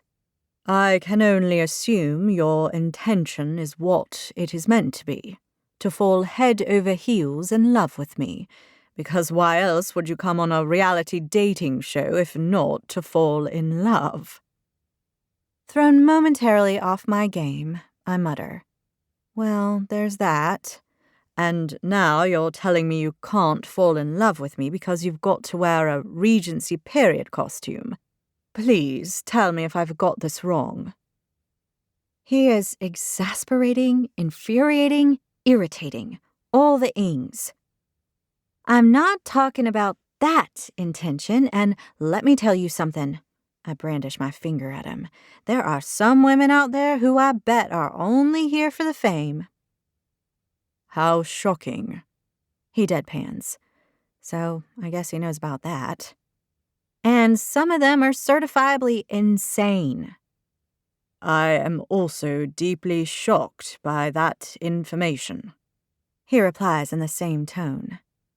I let out an exasperated breath. I'm gonna be straight with you. Please do. What I wanted to do, other than fall in love, of course, was to showcase Timothy, the activewear label I co-own with Penny, my best friend, who, incidentally, is the reason I'm on this stupid show in the first place. He raises his eyebrows. Stupid show? Well, it is, isn't it? You can't tell me you're actually here to find love. He shifts in his seat. I already told you that is exactly what I intend to do. Why else would I be here? I don't have an activewear label to promote, or a friend called Penny, for that matter. I eye him up and decide to drop it. He's sarcastic and enjoying this. And anyway, does it matter to me whether his intentions are genuine or not? Not at all. Well, I have both an activewear business and a friend called Penny, and like it or not, the fact I can no longer wear my label on camera because I'm forced to wear Regency stuff means I can't stay here any longer. I see. But I do genuinely hope you find your princess or duchess or whatever she'll be, and you both live happily ever after with your 50 servants in your posh English castle. Whomever I marry will be called Lady, and I don't have 50 servants. But you still live in a castle. It's what we refer to as a manor, even though there once was a castle on my family's land. Potato, potato. I raise my hands in the surrender sign. My bad. I really should brush up on the homes of the English aristocracy. You may find it quite educational. I narrow my eyes at him. I think I detect a hint of snark in his voice, but I could be wrong. Anyway, now you know I can't wear my label while I'm dressed like Elizabeth Bennet every time I'm on camera, so I lead. Why not simply leave? You are able to do so, you know. I can't do that. He raises his brows at me. There's a fine, and cash is a little short right now. The understatement of the decade. I see. I'm guessing you need me to help you. I tap the side of my head. Handsome, rich, and smart. You're the triple threat, Seb. He chortles. So you definitely weren't dragging me off to have your wicked way with me. Right on cue, those dang tingles twinge. Please, neither of us wants that. I frame it as a statement, but a small part of me wants to pose it as a question. The part that needs to be stamped out immediately. His lips quirk. Indeed. And anyway, we both know you're not interested in the likes of me. He raises his eyebrows. Do we? Heck yes. Y'all could have drowned in Lisa's cleavage back there on the terrace. Drowned, you say? Oh yeah. Dogs drool less over a juicy bone than you did. Is that jealousy I detect in your voice, Emma? Jealousy? I scoff. Do you think no woman is capable of resisting you? Oh, I'm certain there are some who can. I shoot him a sardonic smile. Like women related to you, right? And don't forget the lesbians. I let out a surprised laugh. It ends in an embarrassing snort, and he looks at me with a dash of smug amusement in his eyes. Endearing laughter aside, without the ability to promote your designs on the show, you want me to send you home. Is that correct? I give an emphatic nod. Yes. He stands up and smooths down his pants. All right. Hope rises inside. Is that all right as in you'll do it? He gives a short, sharp nod. I'll do it. I'm so ecstatic. I leap out of my seat and throw myself at him, gushing, "Thank you, thank you." As I press up against him, I do my best not to notice how big, firm, and muscular he feels, which I do an absolutely terrible job of, truth be told.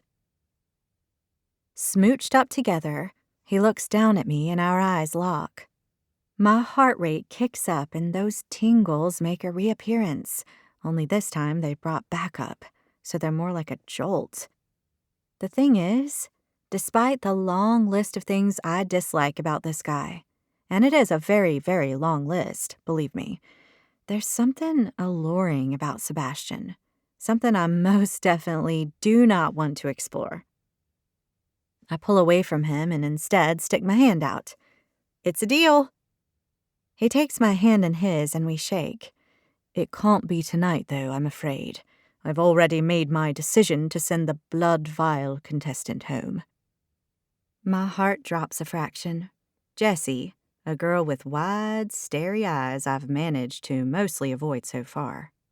I can understand why he'd want her to leave. She's pretty insane. Oh. Next elimination? Sure. With that agreed, we'd best get back to the others. Of course. You've got love to find, and that's not going to happen for you tucked away here with me. My sentiments exactly.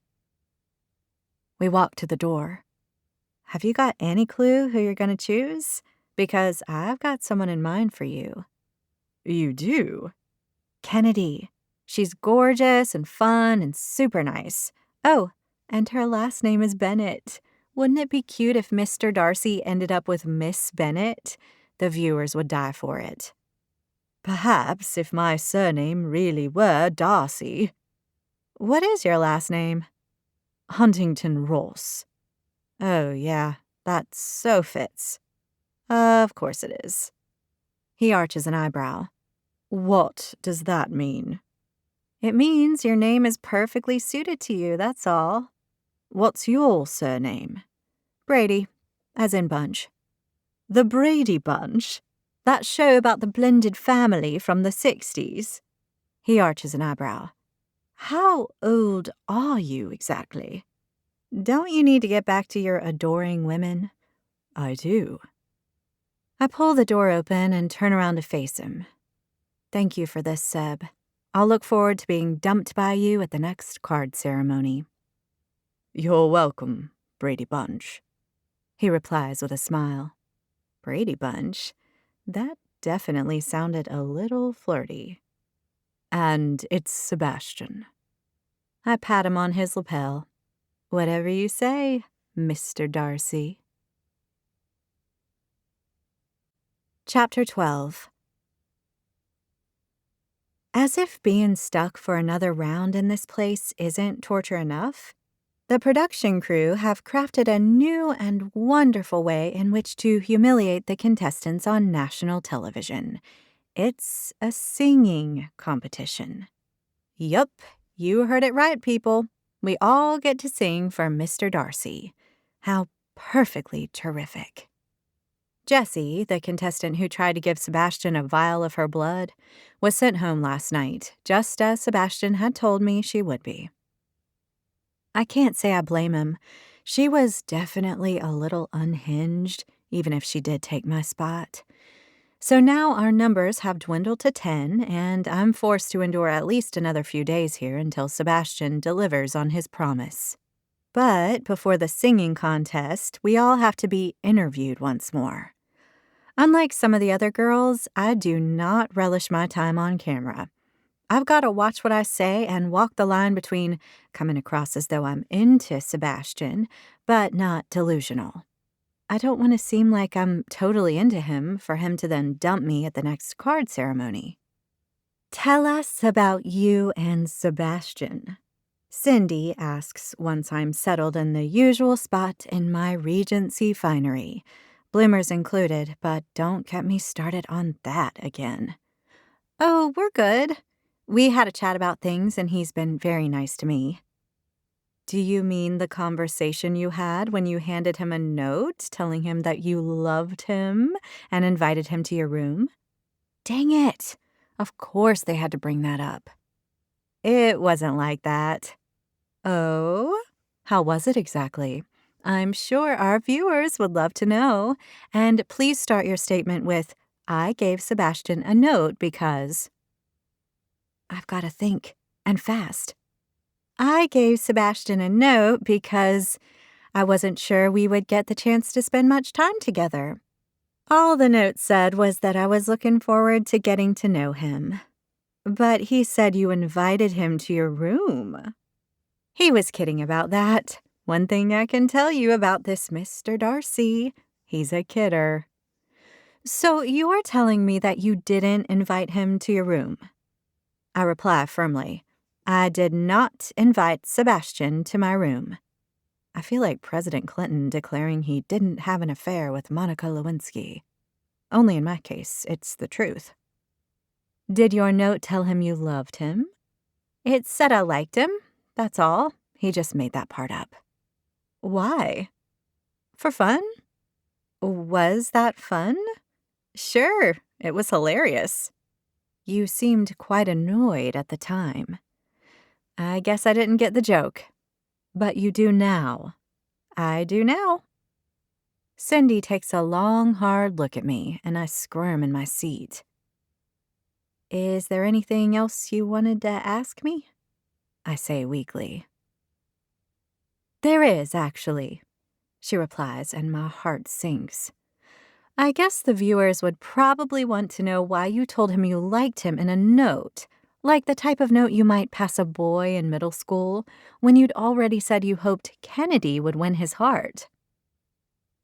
Double dang it! Why does this woman need to be so astute? I word my response carefully. Kennedy would be a good match for Sebastian, and so would I. We would both be good matches for him. I hold my smile in place for what feels like a year before she says, What about Phoebe? Do you like her? Who wouldn't? Phoebe's sweet and kind and all things wonderful. Is that a note of sarcasm I detect in your voice, Emma? What? No, Phoebe's great. But a little too sweet, right? Between you and me, I wonder whether she's for real she's so nice. I chortle. She's right. Phoebe is super sweet, but Cindy's not going to catch me out quite so easily. I disagree. Phoebe is lovely and totally genuine. She's totally here for the right reasons. I cringe a little inside. Awesome, Cindy replies with a shovel load of sarcasm. Are we done here? She waves me off with her hand. Sure, go. I make my way back to the living room where Mrs. Watson is loving every moment as she dishes out the rules on what is and is not acceptable for today's super fun task in front of the ever-present cameras. Lucky for us, they've served up some drinks, presumably to give us all Dutch courage, or make for better TV, more like. Mrs. Watson is holding court with her usual sunny disposition that lights up the room. It goes without saying that dancing, clapping, or anything considered too modern will attract an instant elimination from today's competition. That will mean you won't be in contention for dinner tonight with Mr. Darcy. Yippee. We are literally singing for our supper. If you play the piano, you may perform your song accompanied. Ladies often played the piano to an audience at Regency soirees. If you don't play, you will need to sing unaccompanied. Sitting beside me, Kennedy is looking about as thrilled about this new development as I am. She puts her hand in the air as though we're back in school, which is what this feels like. You know, if we were in school in the 19th century. Mrs. Watson? Miss Kennedy. Just so we're clear, you're saying there's no electric guitar allowed? I work hard at stifling a giggle. Mrs. Watson shakes her head. No electric guitar. Harmonica? Kennedy inquires. By now, I'm sure I'm bright red with my efforts to stop my laughter from bursting out. I'm deeply thankful I swallowed that last sip, or the woman in front of me would be wearing a healthy smattering of eau de Chardonnay by now. No harmonica, either. What about the bongos? I ask, getting into the swing of things. I'm feeling like I could channel my inner Matthew McConaughey for this thing. Some of the contestants laugh. Mrs. Watson does not. Marnie sticks her hand up in the air. Mrs. Watson glares at her. Is this a serious question, Miss Marnie, or are you going to be facetious as well? It's a serious question, I promise, Marnie says in a serious tone. What about an auto-tune mic? I don't know about you all, but I could really do with one of those. There's a murmur of agreement among the contestants. Mrs. Watson is not swayed. She twists her face with annoyance. With her weird shower cap on top of her head, she looks like Smurfette in a bad mood. Only she's not blue, clearly. There will be no auto-tune microphones, no six-piece bands, no backing vocals, she replies tersely. Just you, your voice, and the piano, if you can play it. And Miss Kennedy and Miss Emma, I suggest you put your efforts into your performance rather than into asking questions in order to entertain your fellow contestants. She shoots us a look that states very clearly that she's in charge and we need to stay in our place. Have I mentioned already how much I love being here? Undeterred, Mrs. Watson continues. Singing is the cornerstone of every young lady's accomplishments in Regency society.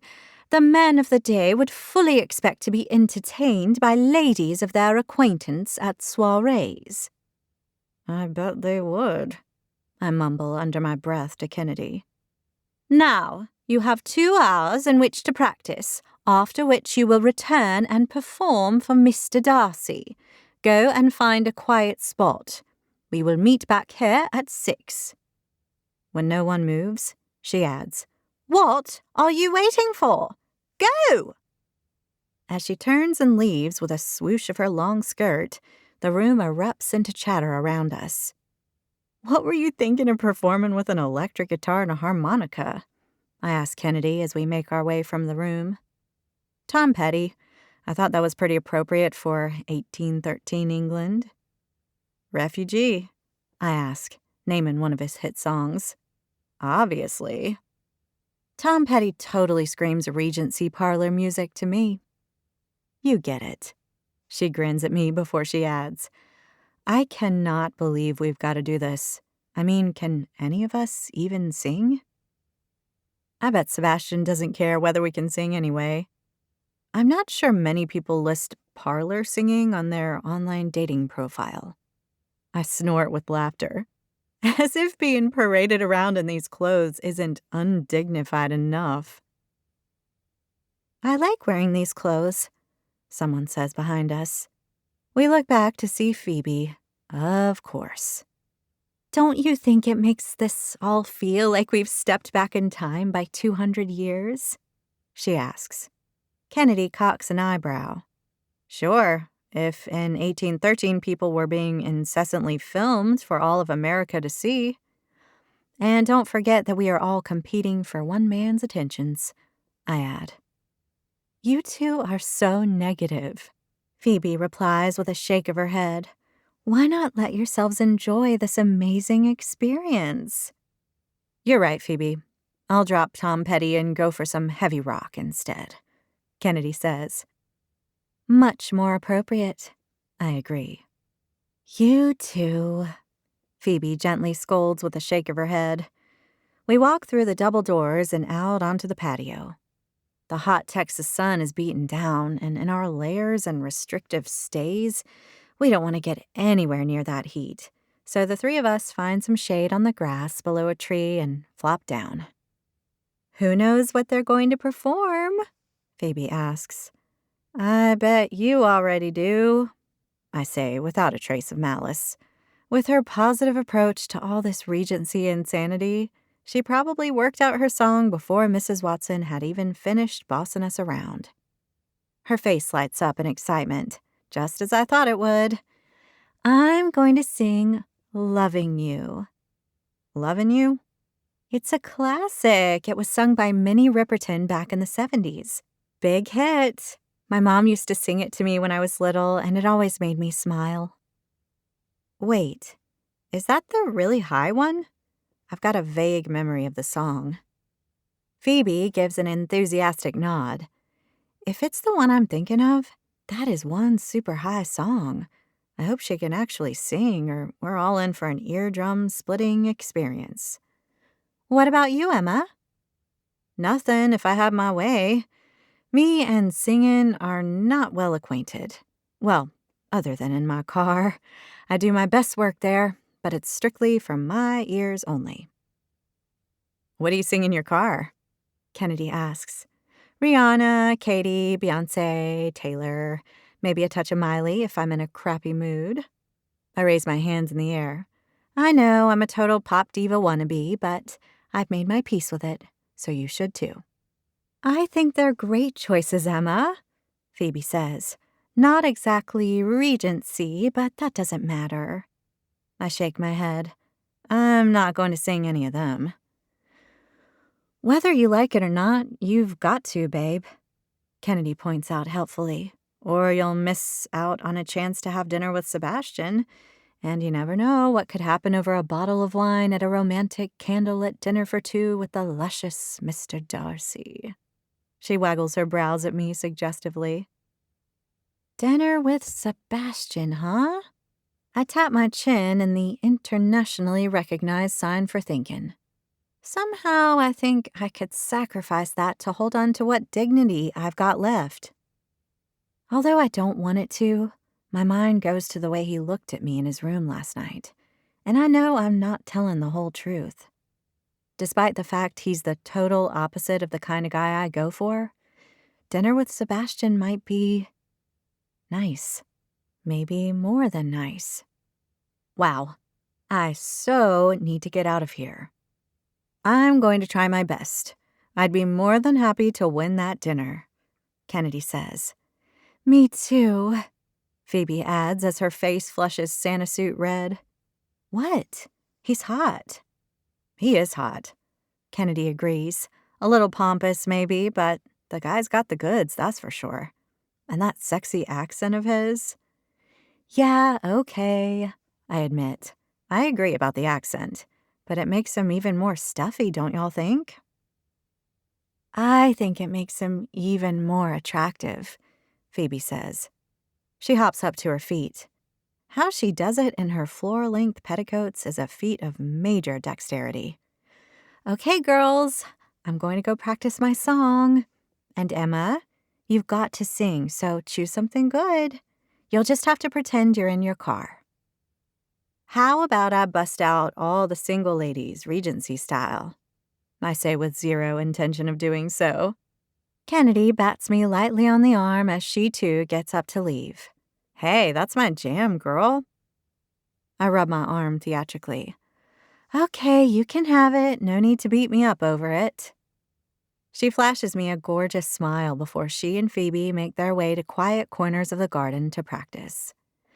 I reposition myself up against the large old tree, rearrange my petticoats that were rising scandalously high, as Mrs. Watson would no doubt inform me in that friendly way of hers, and lean back.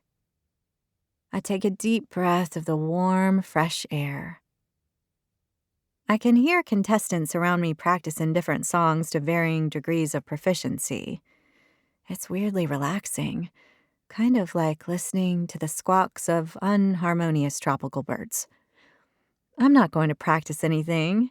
Besides the fact my singing voice sounds like a chimpanzee with a sinus infection, there's absolutely no point. Winning today's little game of humiliation will only take a dinner date away from one of the other contestants. And anyway, wouldn't it look weird if I won, went to dinner, and then got booted off the show at the next card ceremony? It's all about the optics, people. As I take another deep breath, my eyelids grow heavy. After my deal-making with Sebastian last night, I didn't get nearly enough sleep. I could catch a few Z's now and no one would be any the wiser. Sleeping on the job, are we? Oops. I must have dozed off in the heat. I opened my eyes a crack to see Sebastian peering down at me. Dressed as Mr. Darcy once more, he looks achingly handsome, and his presence quickly wakes me up. I sit up straighter, smile, and try not to look at the camera hovering nearby. Sebastian, how long have you been standing here? Long enough to see a little line of drool make its way down your chin. I quickly wipe my face. It's perfectly dry. I snap my eyes to his. You're messing with me. He shrugs. Perhaps I am. You did look very angelic, though. I am angelic, don't you know? His lips quirk. I must have missed that part of your personality. He gestures at the ground beside me. May I? Despite the insult, I nod. The cameras are on us, after all. He sits down next to me. I've come to check how the practice is coming along, but it looked to me like you were catching up on some sleep instead. Late night last night, was it? I shoot him a look. Having not left his room until the small hours, he knows exactly how late my night was. I'm fine, thanks. That's good to hear. We don't want you missing out on your sleep now, do we? No, I reply uncertainly. What is he playing at? He tucks a finger inside his cravat and pulls. It shifts about 1/5 of an inch. Is it always this hot in Texas? Yes, well, other than when we get a shock of cold from the north in winter. Then we Houstonians all stay home and wonder what happened to our 75 degrees. 75 in winter? That's warmer than a summer's day where I'm from. He collects a twig from the ground and toys with it in his hands. Maybe you should lose the jacket, I suggest, then realize how flirty that may sound. You know, to keep cool. I add, so there's no confusion that I'm simply trying to help his internal temperature regulate. which is all I'm trying to do, of course. Now, why didn't I think of that? He says with a glint in his eye. He leans closer to me, and I can't help but breathe in his heady scent. You are so wise, Brady Bunch, he says quietly. Right on cue, those tingles kick back to life, and I've got to remind myself that I'm here under duress, and not for him. I try not to watch as he stands back up and unbuttons his double-breasted jacket. I try. Really, I do. But I fail. Miserably. Please don't judge me. Mr. Darcy is taking off his jacket right in front of me. Only the superhuman could manage to avert their eyes, and I'd put money on the fact they'd sneak a peek anyway. His jacket off, he folds it neatly under his arm and then places it on the ground. As he sits back down, I try not to notice the way his cream shirt falls from his broad shoulders, tucked into a slim waist. Yup, you got it.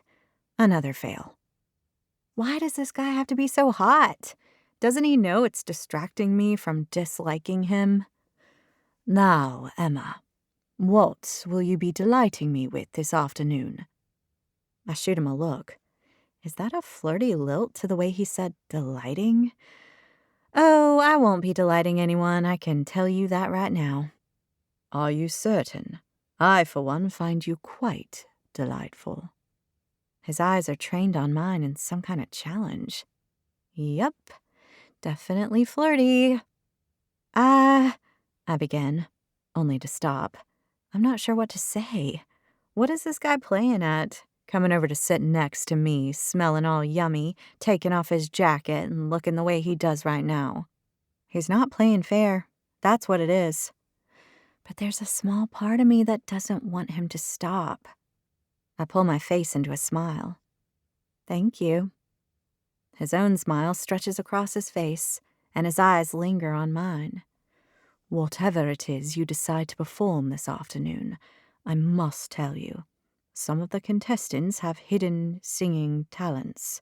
The competition will be stiff. A lot like you. I don't say it. It's just his way. He's upper class and British. The guy never stood a chance. I can say with confidence right now, I won't win any singing competitions. Not today, not any day. That's a shame. I rather enjoyed our conversation last night. Dinner won't be the same without you. Seriously, dude, what are you playing at? Now, before I forget, I have something for you. You do? He reaches into the inside pocket of his jacket and pulls out a folded piece of paper. I responded to that very sweet letter you wrote for me. I search his face for a clue as to what he's doing. You did? I thought if Mr. Darcy received a letter from a lady, he would certainly reply. It would be considered ill-mannered not to. I take the paper from him and turn it over in my hand. Okay. Enjoy reading it, he says with a fresh twinkle in his eye. I need to do my rounds with the other contestants. I'll see you in the living room for the performances. He stands back up and collects his jacket from the ground. I watch as he walks across the grass toward another contestant, followed by the cameraman. In his tight breeches, long boots, and white shirt, most of the contestants stop their practicing and simply gaze at him. He really is quite something to look at. I slump back against the tree and exhale. Well, that was confusing with a capital C. I check there are no cameras on me and then open the folded piece of paper and read his letter. It's one line. I'm sorry to see you go, Brady Bunch. I fold it back up again and slip it down my top. No pockets, remember? I chew on my lip, a bunch of emotions springing around inside of me like bouncy balls on a caffeine high. Sebastian is sending me home. This is what I've been waiting for. I'm going home to my regular life, my regular clothes, normal people, and no more reality TV. Well, not on this side of the cameras anyway. Penny is still borderline obsessed. I want to go home. I don't want to be here. I'm not interested in Sebastian. When I leave, I'll never see him again, and never seeing him again will be, what, great? What I want? I let out a heavy breath. Part of me wants to go, no question. And the other part? That's the part of me I'm keeping hidden from everyone. The part of me that's changing in an unexpected and alarming way. It might be small, but it's the part of me that wants him to ask me to stay. Chapter 13. The moment of reckoning has arrived. Well, for everyone else, that is. I'm choosing to sit this one out. No one needs to be subjected to my singing, and it's not like I've got a shot at winning. And anyway, what are they going to do about it? Send me home? We're sitting back in the living room in rows facing a makeshift stage. This time we're joined by Mrs. Watson, Sebastian, and Jonathan. I catch Sebastian's eye and shoot him a conspiratorial smile. He knows I'm not going to perform. He lifts his lips a fraction and nods his head in response. Jonathan stands up to address our group. We are so looking forward to hearing you sing this afternoon, ladies. As you know, the winner will be chosen by Mr. Darcy, and she will be invited to dine with him at a romantic candlelit dinner for two. There's a throb of excitement among the contestants. You should definitely pick me, Haley calls out, and Sebastian shoots her his stiff smile. We'll just have to wait and see, Haley, Jonathan replies. We have an order for the performances. It was decided when Sebastian pulled names out of a hat earlier today. He holds up the top hat Sebastian wore that first evening of Regency dress-up. Literally. He collects a piece of paper from his pocket and brandishes it in the air. I look around the room at the eager faces. Is it just me, or is this super demeaning? A bunch of women literally performing to gain one man's attention? I know, it's the way of these dating shows. Penny always loves this part. But when you're involved in one, it feels wrong. Jonathan looks up from his list. Your wish is a reality, Haley.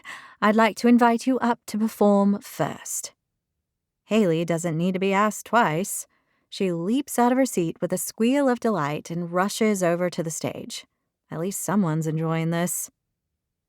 I'm going to sing one of my favorite songs of all time, Haley says. I think you're all going to love it. Well, you've got to admire her confidence. She bursts into that famous song from the kids' movie, Frozen, telling us she needs to let something go. To my surprise, she's actually quite a decent singer. Not that I didn't think she could sing. I figured she was more about the fake tan, the fake boobs, and the highly competitive edge driving her to win at all costs. But then again, perhaps I've judged her too harshly.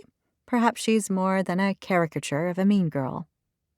When she finishes her song, she curtsies to the audience, throws me a triumphant look, and mouths, "Suck it." Yeah, I think I'll stick with my initial judgment. She turns her attention to Sebastian and beams at him. I hope you liked it, Mr. Darcy, she coos, all sweet and bashful as she looks at him through her lashes. That was wonderful. Thank you, Haley, he says. Satisfied, she sits back down with her cronies, who pat her on the back and tell her how amazing she is. Surprisingly good, I mumble to Kennedy. Meow, she replies. I'm not being catty. She's horrible to me. Only because she sees you as a threat, Emma. You should take it as a compliment. I harumph. Some compliment. Emma? Jonathan says, snapping my attention away from Kennedy. We would love to hear your performance. Please, take the stage. I wave my hand in the air. Oh, I'm going to sit this one out if it's all the same to you, but thanks for asking. His eyes shift to a crew member and back at me. all the contestants need to perform, I'm afraid. As much as I may want to perform, and believe me, I do so much, I'm afraid I'm not a singer. I told Sebastian that already, and he seemed cool with it. Believe me, I'm doing all y'all a big favor here. She doesn't want to have to follow my performance. Do you, Emma? Haley says with the fakest sweet smile ever. I can well understand that, Jonathan replies. But the rules are the rules, aren't they, Mrs. Watson? He's looking for backup now. Mrs. Watson rises to her feet and glares at me. You, stage, now. Gone is the firm but polite language. It seems she's going for straightforward orders now. I chew on my lip as I look around the room. Do I have to? I ask. And yes, I know I sound like a whiny kid being made to eat her broccoli. You do, Mrs. Watson replies. I let out a defeated sigh. Okay. I make my way over to the stage like I'm walking the line. I don't want to perform, and I haven't practiced anything either. I scramble around in my brain, searching desperately for a song in my range, which is basically about 4 notes, all of them flat, if my car singing skills are anything to go by. Miss Emma? We're waiting, Mrs. Watson says tersely. All eyes are on me. Jonathan is watching me warily. Sebastian is looking somewhere between concerned and amused, and there's no way I'm going to look in Haley's or Camille's direction right now. I've got to think of something stat. When I don't do anything, Mrs. Watson barks, Sing! Out of pure shock, I open my mouth and begin to sing the first song that comes to mind. It was playing in the car as I was driven here, what feels like a lifetime ago, even though I think it was only a matter of days. Days? Really? Lil Nas X's voice is in my head, and I sing along with it. I'm taking my horse down to an old road, and it takes all my willpower not to bob on the spot as though I'm on that horse myself. When I get to the Billy Ray Cyrus part, I notice a few of the contestants go from controlling their mirth to openly sniggering. It puts me off my game. Not that I had much of a game in the first place. I fudge some of the words and replace others with the word horse, which seems appropriate, given that it's a song about riding one. Or is it a metaphor? All I know is this is about a gazillion miles from being my finest hour, and I wish more than anything it was over. When I finally get to the end of the song, I stop abruptly, clamp my mouth shut, and wait for the inevitable laughter to roll around the room.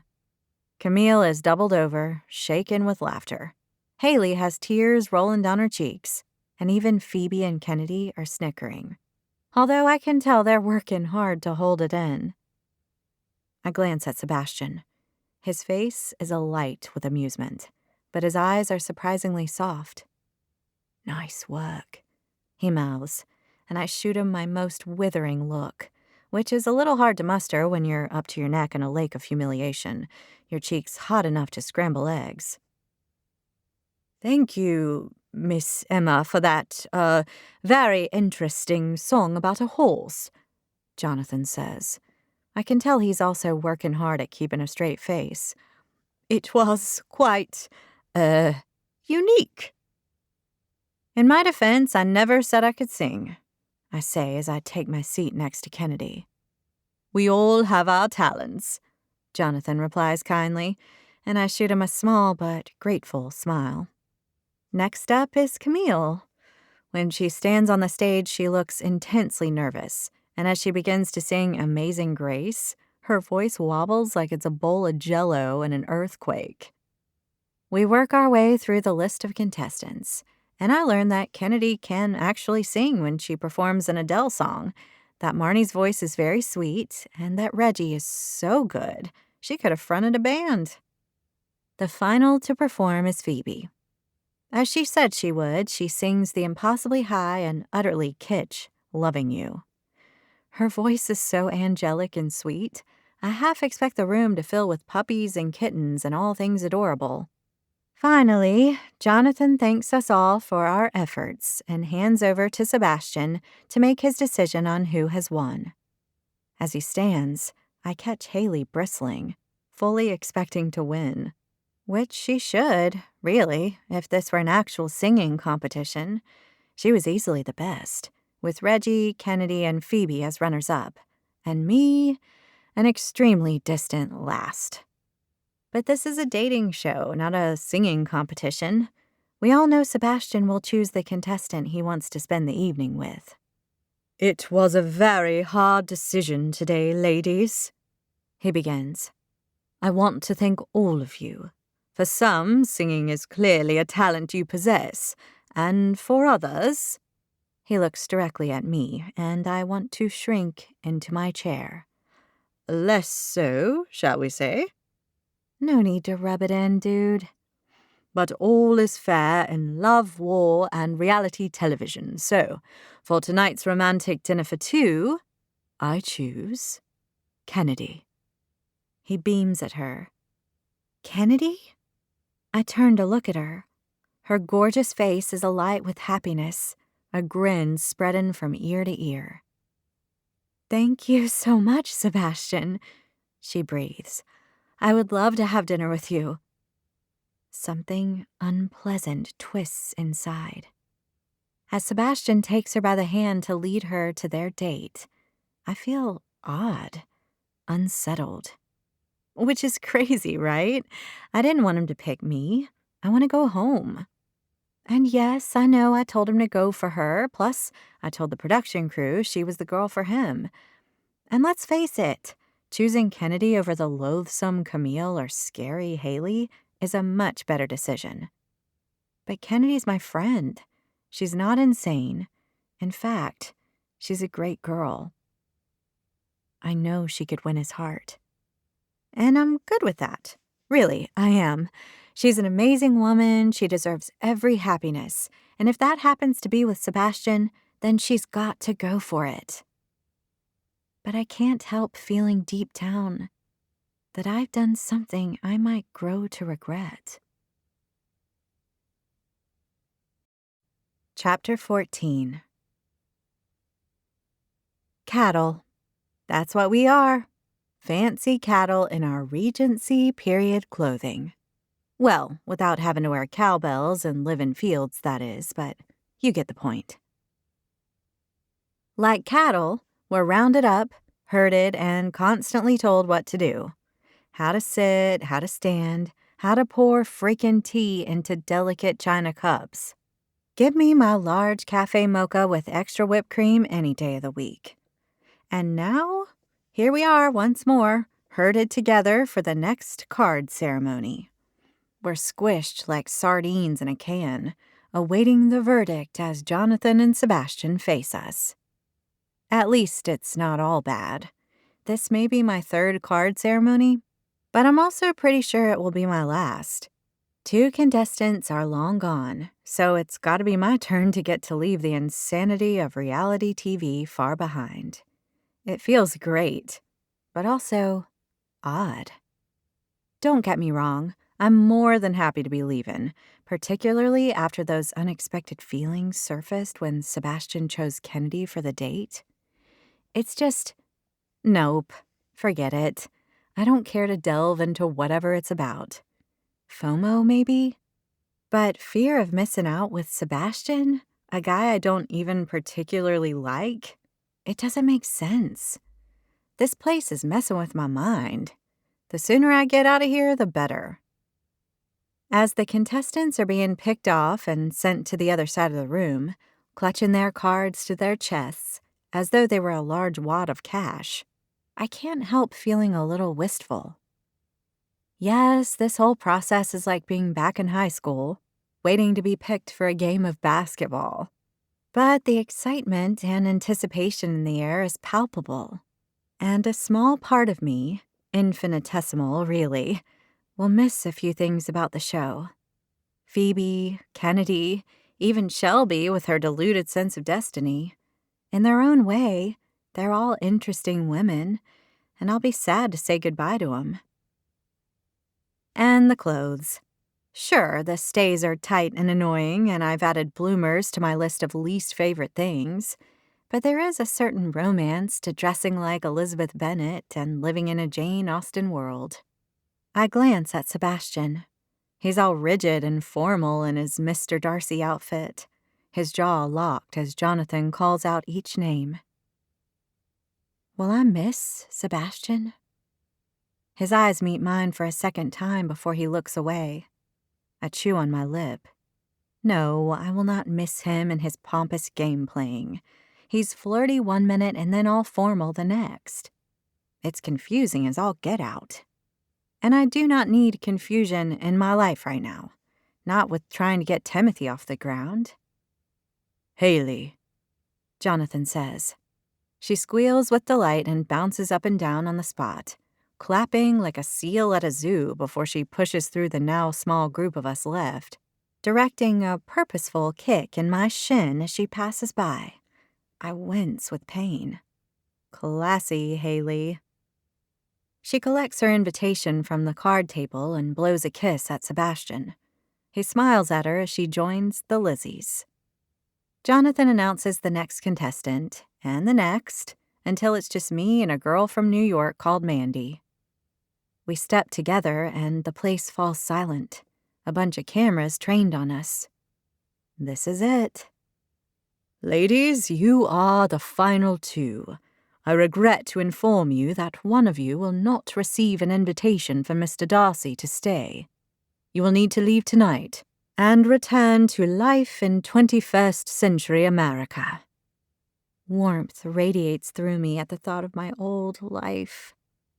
No more stays, no more cameras, no more boredom, surrounded by the borderline insane. Yes, Haley, I'm looking at you. Work and Penny and Frank and, one of those chocolate chip cookies with the big chocolate chunks from Cardinelli's to go with my large cafe mocha with extra whipped cream, followed by my all-time favorite, mac and cheese. Emma. Wait, what? I snap my attention back to the room. Did Jonathan just say my name? I knit my brows together. No, I must be hearing things. My subconscious is messing with me. Sebastian and I have got a deal. He wrote me that note telling me he's sorry to see me go. I'm going home tonight. End of story. Emma, Jonathan repeats with a firm voice, looking right at me. I glance from him to Mandy, standing at my side. She's got her chin lifted in an attempt to seem as though she's not upset, but the telltale glisten in her eyes is a giveaway of how she truly feels. I turn my attention back to Jonathan. Did you mean to say Mandy? Because it sounded like Emma. He shoots a crew member an uncertain look before he says, I said your name, Emma. But he's got it wrong.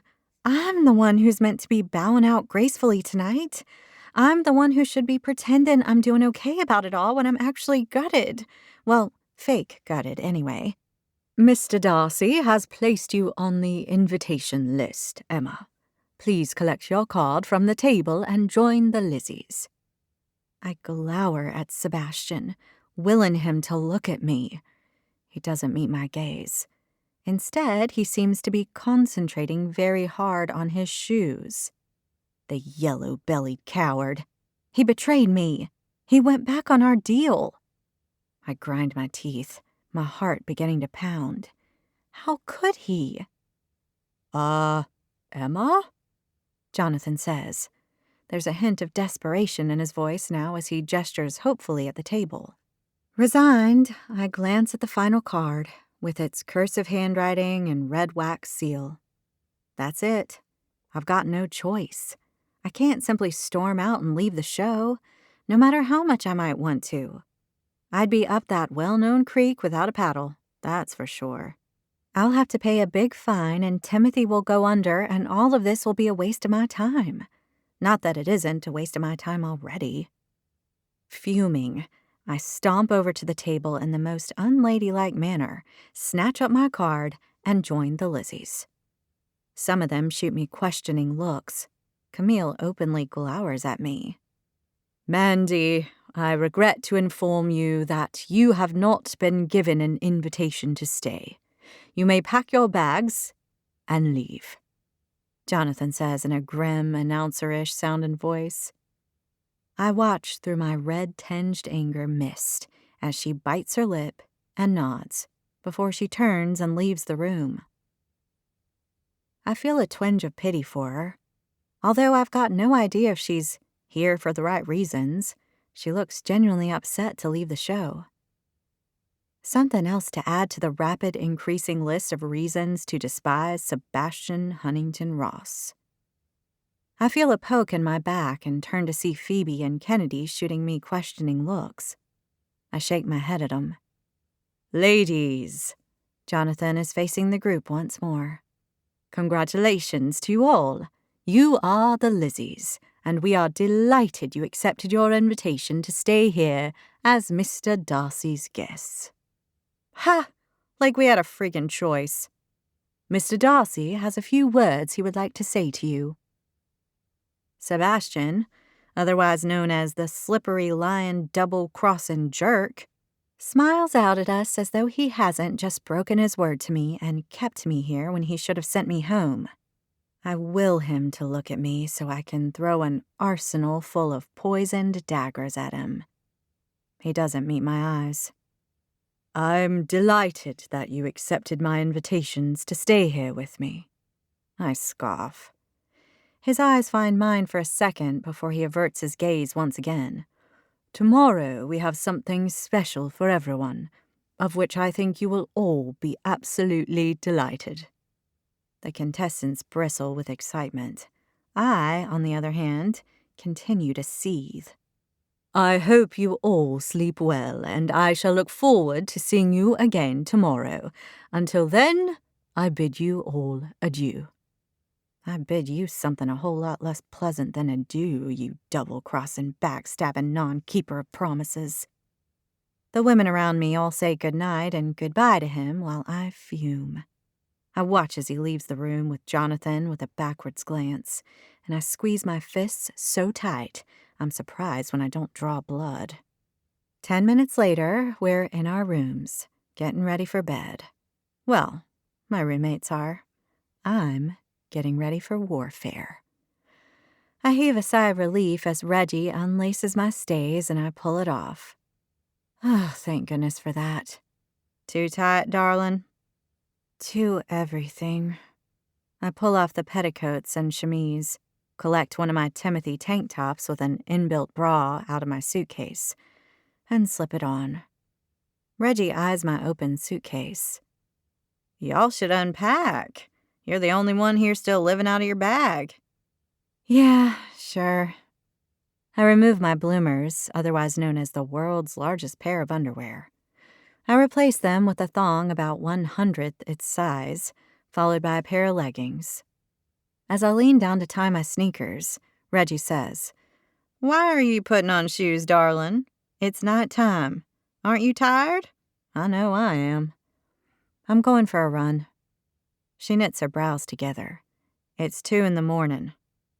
Right. I need to make this plausible. I won't be long, just a jog around the grounds. It'll clear my head. I do it all the time. Go to sleep. I throw my eyes at our other roommate. She's already tucked up in bed, breathing steadily despite our noise. Reggie shoots me a look that tells me she's concerned for my sanity, but nods anyway. I close our bedroom door behind myself with a click, and on light feet, dash down the corridor to the other end of the house. It's dark and still but for the muffled conversations between the contestants behind closed doors. I reach my destination and knock lightly. A moment later, Sebastian opens the door. He's still in his Mr. Darcy clothes, but he's lost the jacket and cravat, and his shirt is open at the neck, revealing a hint of upper pec curve. I've been expecting you, he says. What is he, a villain in a movie? He'll pull out an evil-looking cat and begin to stroke it menacingly in a minute, as sharks circle threateningly in a massive tank below our feet. What a dick move. I spit at him without preamble. Because he's not a movie villain, there is no cat, and there are no circling sharks. It's just Sebastian going back on his word.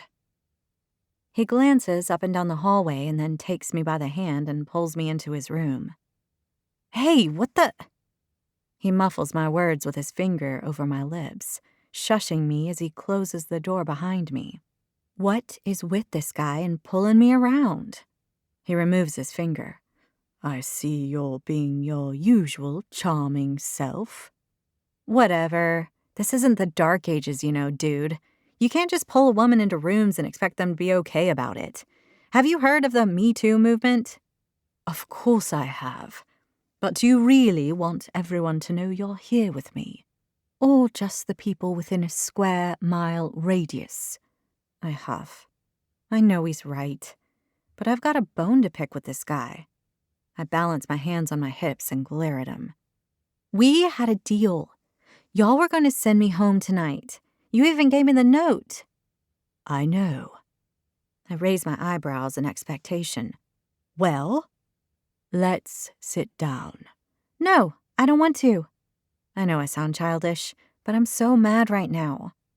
Well, I'm going to. He takes a seat on one of the couches. Do whatever you want, I say. You could even renege on our deal if you felt like it. Oh, wait. Silly me. You already did that.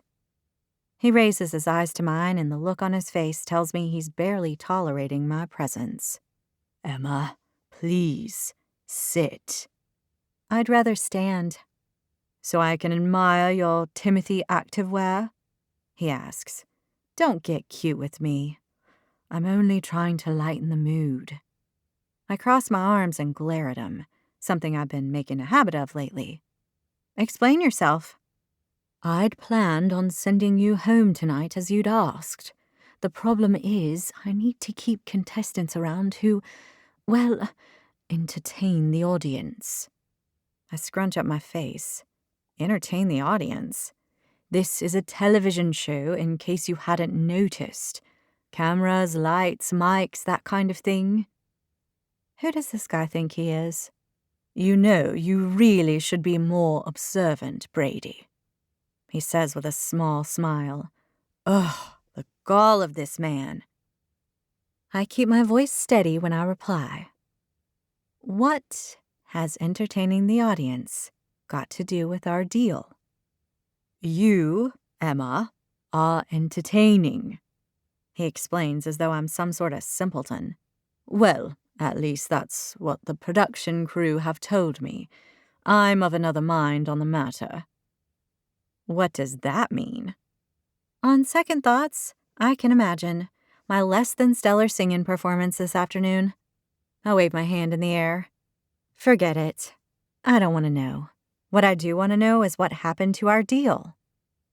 Contrary to popular belief, I do not make the rules. I slip down onto the facing couch. Are you telling me you told them you wanted me to go home and they didn't let you? That is precisely what I'm telling you. I let the news sink in. Oh. Oh, indeed. Now, perhaps you can understand why I couldn't follow through with our arrangement. I wanted to, believe me. You and me both, dude. I guess, I reply distractedly. What have I done that's been so entertaining? I mean, I know my singing isn't going to win me any competitions. No, he replies. You really are a terrible singer. I did warn everyone. I think you should have been more forceful with that warning. I'm not sure I'll ever fully recover. Oh, ha ha, very funny. I bet you can't sing either. No, wait, I've got it. You can sing, and you were a choir boy at some fancy school, weren't you? I can picture it now.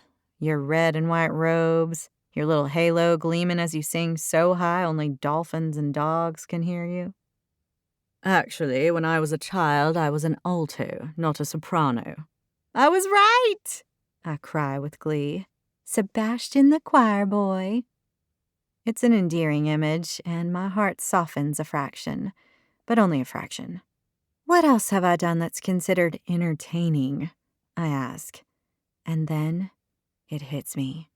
No! They're going to use the footage of me falling out of the limo, aren't they? I look at him, wide-eyed, my mind whirring.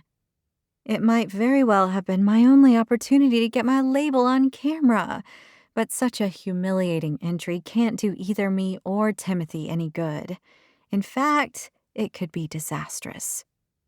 I bury my head in my hands. This cannot be good.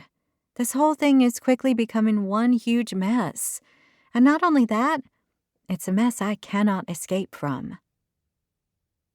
To my surprise, I feel the cushions beside me move, and, startled, I look up to see Sebastian next to me. He's got a look on his face I haven't seen before. Can it be? Sympathy? No, it can't be. This is the pompous Sebastian we're talking about here, the overprivileged, smug aristocrat who likes me as much as I like him. Hi, I say awkwardly, not really knowing how to take this strange turn of events. And now she says hello. What does that mean? You stormed in here without saying hello earlier. It was rather rude. No, you dragged me in here.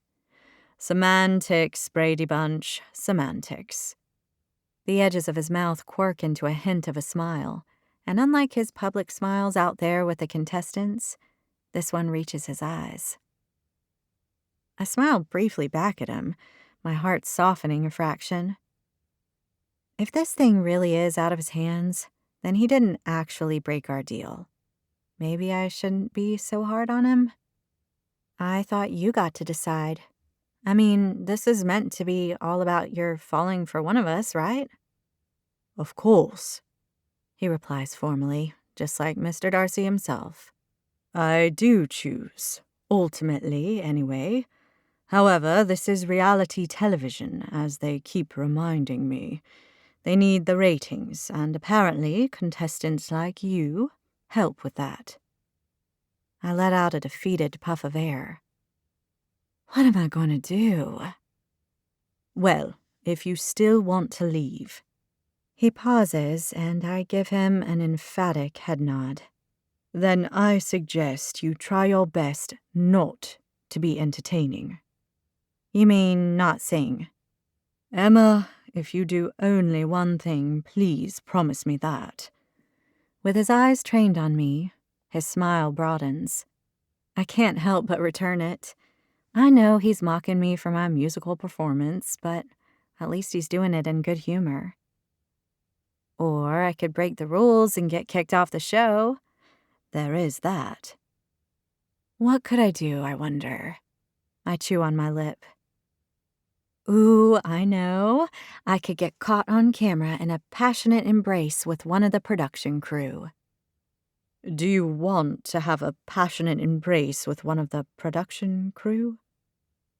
Between the cameraman with a face full of acne like a pepperoni pizza and the one who likes to show the contestants photos of his pet lizard dressed up in Scottish kilts, the pickings are slim, to say the least. I let out a sigh. No. He pats my knee. Well, maybe you're stuck here with me for a while longer. I guess. I'll just have to work on not being entertaining. That could be your best bet, Brady Bunch. What's with the Brady Bunch nickname? I try not to let on how much I like it. I mean, it's not exactly original, but it's unexpected from a guy like Sebastian. You call me Seb, so I thought I'd repay the compliment. Okay, I reply warily, as I notice how the gold chunks in his brown eyes seem more pronounced tonight. I become increasingly aware of him sitting close beside me, and my body begins to respond. Looking like Mr. Darcy doesn't help, especially this version. He's sexy, casual, off-duty Darcy, chilling on the couch at home. If Mr. Darcy did that sort of thing, which seems completely unlikely, really. I know it's only the Mr. Darcy effect, toying with me once again. It's perfectly natural, and nothing for me to take seriously. I mean, it's not like I'm attracted to Sebastian or anything. Feeling uncomfortable, I hop off the couch to my feet. "Righto," I say, sounding as English as him.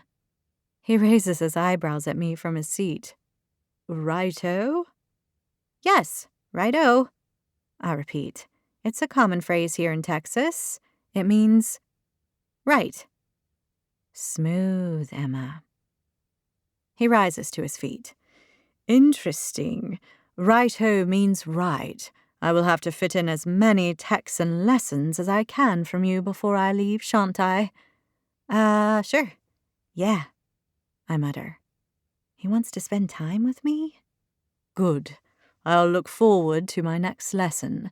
Will it be focused on other British expressions used in the Texan vernacular? Got it. He's teasing me. The what? I ask. The vernacular. The language. Oh, right. Sure. I knew that. I wonder whether jolly hockey sticks and poppycock are in common use. Oh, sure. Me and my friends always talk about hockey sticks and poppycocks. Do you indeed? His lips quirk. How fascinating. His gaze is intense, and I feel it right down to my toes. This is beginning to feel very flirty. Time I refocused the conversation. I really need you to insist that I get to leave next time, okay? I will do my best for you.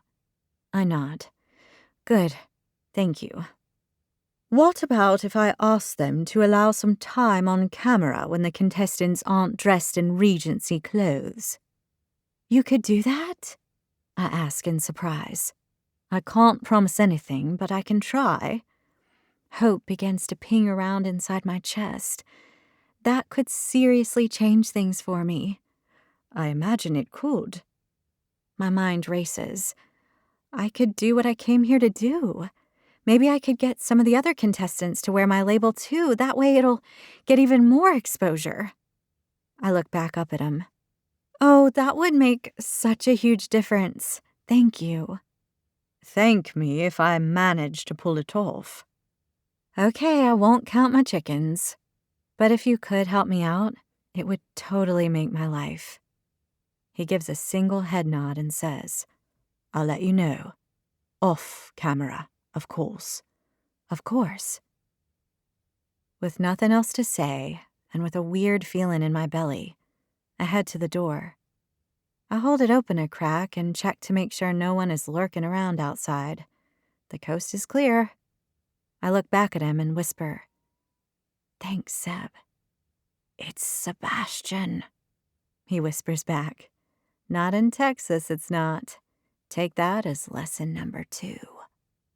His smile lingers with me as I quietly make my way back to my room, slip into my bed, and drift off to sleep. Chapter 15.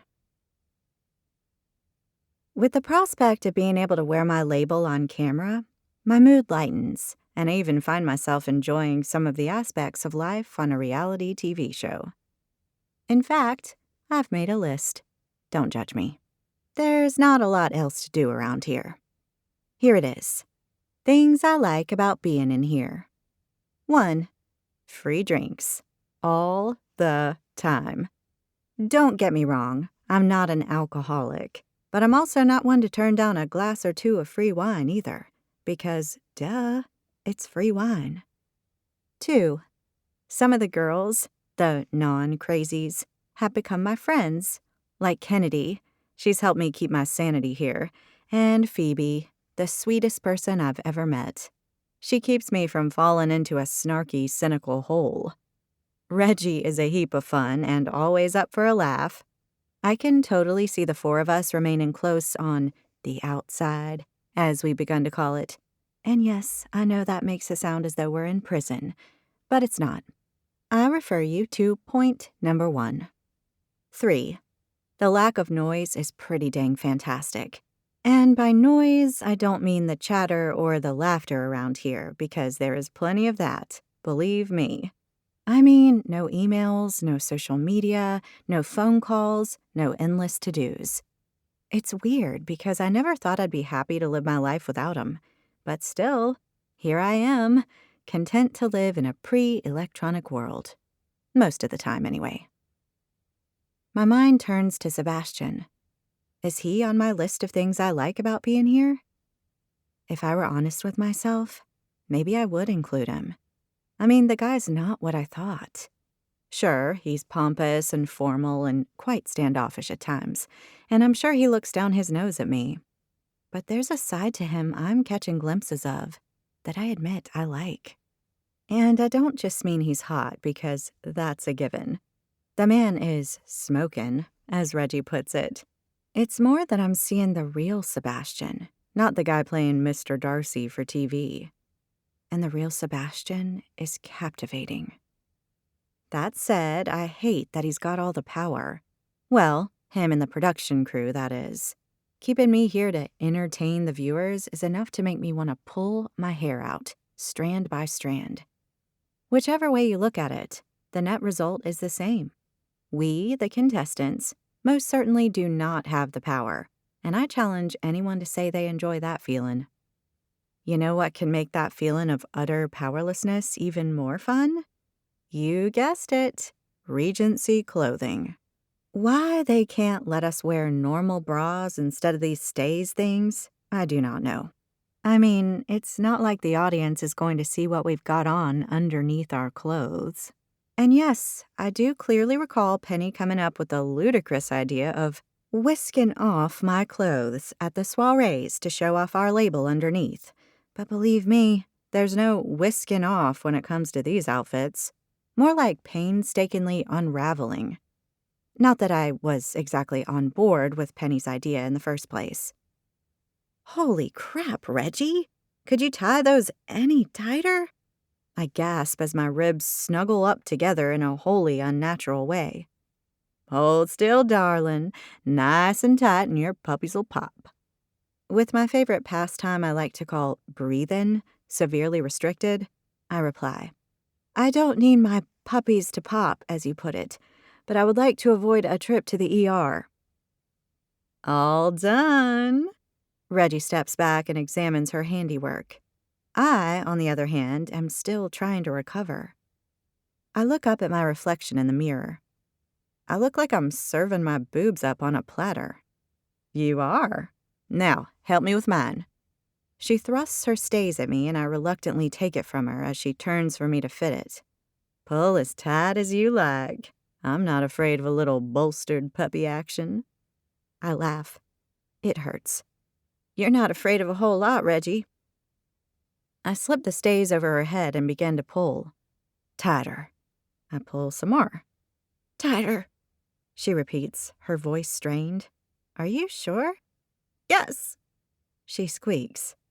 I give one final pull on the cords and tie them up. Reggie examines herself in the mirror. I'm thinking of keeping this when I leave. Because you're a masochist? Because they make me look hot, darling. To each their own. I finish off my outfit and then set about styling my hair. Reggie settles onto her bed and pulls out a notebook and begins to scribble. What you writing? I ask. I record everything. I plan on vlogging my entire experience on the show when it goes live, she sighs. Oh, how I miss my phone. I quite like the calm. Calm? You're insane if you think the girls here are calm. She finishes what she's writing and says, What's your plan? I cock an eyebrow. Plan? Yeah, you know how you're going to get yourself noticed. By Sebastian? Sure. I think of Penny's advice the day this all began. Be myself, I guess. Be yourself, Reggie repeats as though I said eat Brussels sprouts. Side note, I hate Brussels sprouts. She gives me a look like I'm being completely dense. You've got to get yourself out there, darling. That's why we're all here, for after the show is done and dusted. Right, for the follows. The follows, the endorsements, all of it. She glances around the room, even though we're alone. This is our moment. We have got to grab it by the balls and not let it go. Reggie might be here for a promotion in a way I'm not, but we do share a common goal: use the show to get ahead. Now, I need Sebastian to deliver on his offer to help get Timothy some airtime. I hope it works out for you, Reggie. Now, we better get down there. I stand up to leave. We don't want to upset Mrs. Watson. She hops up off the bed and collects her Spencer from the closet. Heck no, that woman scares the living crap out of me. We are the last to arrive in the living room, and we try to sneak in without being noticed. But you can't pull a fast one on Mrs. Watson, as we find out pretty quickly. Ladies, how nice of you to join us, she says with a disingenuous smile. Sorry we're late, we both mumble as we try to merge into the background. Since you're here last, you have the honor of going first in today's activity. Okay, I reply worriedly. What is the activity exactly? Horse riding. She pauses, and then adds, side saddle, before she shoots us a triumphant smile. Horse riding? Side saddle? I blink at her in disbelief. Is she freaking kidding me right now? I may be Texas-born and raised, but the full total of my experience with horses is owning a yellow My Little Pony I called Matilda Horsey when I was 5. Not so helpful in riding an actual live horse. I flash my eyes to Reggie's. She's a city girl through and through. I bet she's as freaked out as I am. I clear my throat. Mrs. Watson? Neither of us have any experience of riding horses. Can't one of the other girls go before us? Someone who knows about them? Miss Emma, after your remarkable rendition of that song about a horse in the singing competition, I felt quite certain you would leap at the opportunity to ride one. Sebastian in all his Mr. Darcy regalia appears at the door, and the cameramen turn to capture him. They were clearly not expecting him. I'd be more than happy to assist you, he says. For some inexplicable reason, I blush. The women in the room begin to gush their greetings, and there's much toying with hair and battering of eyelids as he steps further into the room. Oh my, Reggie says beside me. I have said it before. This guy is smoking. Oh, it's only because he's dressed as Mr. Darcy, I explain knowledgeably, as I think of the way he made me feel last night in his room. He's one of the most romantic heroes of all time. It's the Darcy effect. Sure, darling, if y'all say so, she replies, obviously unconvinced. I'd prefer to call it the super hot guy effect, but maybe that's just me. I open my mouth to respond as I watch Sebastian greet the contestants in his riding boots and snug-fitting jacket with the long tails. I really should find out what those are called. It's true, he does fill that Darcy costume pretty dang well, but I'm beginning to realize it's more than just that. He's got an air of confidence to him that's very appealing, and as his eyes find mine, and he offers me a hint of a smile, a sudden jolt of electricity shoots through me. Much like the Force in Luke Skywalker, the Darcy effect is getting stronger in me. Sebastian, how kind of you to join us, Mrs. Watson says as her eyes dart to Tony, one of the crew, who gives her a shrug and gestures for her to continue. A lovely surprise. We weren't expecting to see you until we were at the stables with our top 4 riders. And miss out on all the fun, Mrs. Watson, he replies with a cheeky smile. But please, continue. All right, she replies dourly. Come sit next to me, Sebastian. Camille simpers as she pats the couch beside her. Thank you, Camille, he replies. In a handful of strides, which I don't want to refer to as manly, but they totally are. He's across the room and sitting between Camille and Shelby, much to both women's unadulterated delight. Camille places her hand possessively on his forearm on one side, and Shelby scoots over so she's pressed up against his other arm. He's a Mr. Darcy sandwich, stuck between two adoring slices of womanhood. Too far? I thought so too, but you get the picture. Mrs. Watson, please pretend I'm not here, he says, as if. In that case, since you're staying, Mrs. Watson begins, looking a little ruffled. We'll get back to our planning. Miss Emma and Miss Reggie are our first volunteers. They'll be riding side saddle around the paddock, after some tutoring. Sebastian quirks an eyebrow in my direction. Will they indeed? I'm glad I came. I bet he's remembering how I fell out of that limo. But just because I fell then doesn't mean I'll fall off a horse. At least I hope not. I lift my chin and shoot him a defiant look, but my heart's not really in it. Who would like to take their turn after our first volunteers? Mrs. Watson asks. Every hand in the room stretches up to reach the ceiling, and Mrs. Watson busies herself assigning everyone to groups. Meanwhile, I notice Sebastian talking with Camille and Shelby. He looks relaxed and more than happy to be in their company, and I get a weird feeling inside, much like I did when he chose Kennedy for that date. It feels like, well, I can barely admit it to myself, but it feels a lot like jealousy. Which is totally ludicrous. I mean, it's not like he and I are in a relationship or anything. In fact, he's the one who's helping me leave this reality dating fiasco. He wouldn't be doing that if he felt anything for me, would he? It's just the Darcy effect, making me think things I shouldn't. Much flirting with Sebastian by the contestants and bossing by Mrs. Watson later.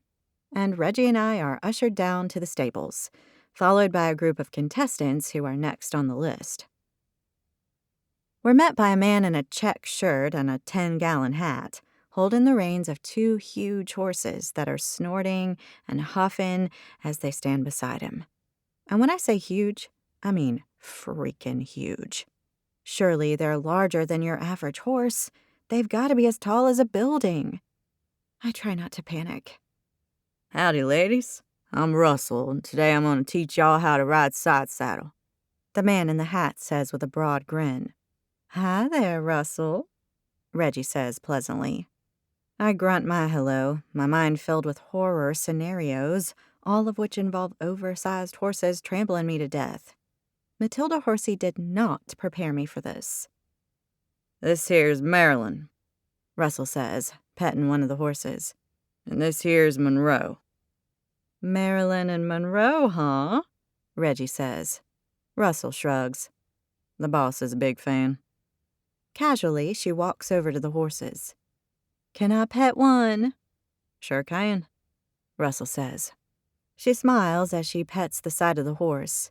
She's gorgeous. Which one is she? That's Monroe. You can ride her if you like. It's nice to meet you, Monroe. I'm Reggie. I'm sure we're going to get along just fine. I look at Reggie with wide eyes. She's not at all afraid of these creatures. Quite the opposite, in fact. She's a freaking horse whisperer. Russell turns his attention to me.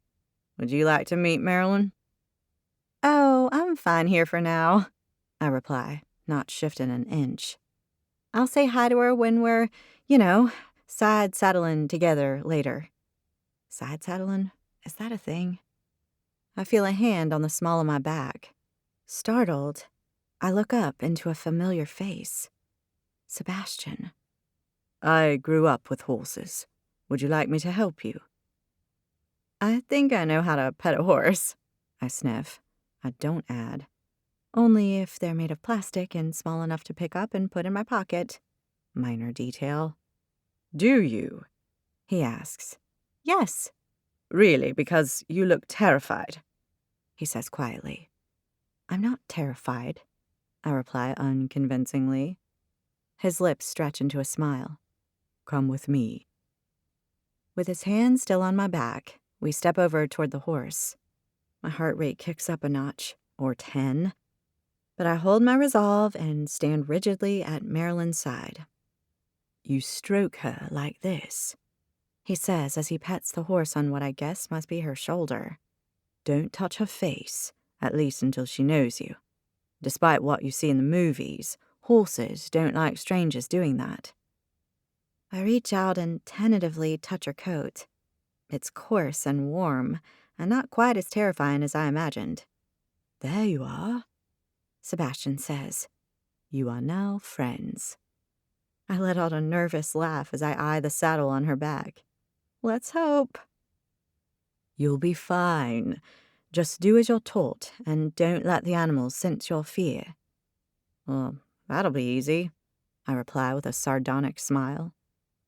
Okay, ladies, it's time to get you on these here horses, Russell announces.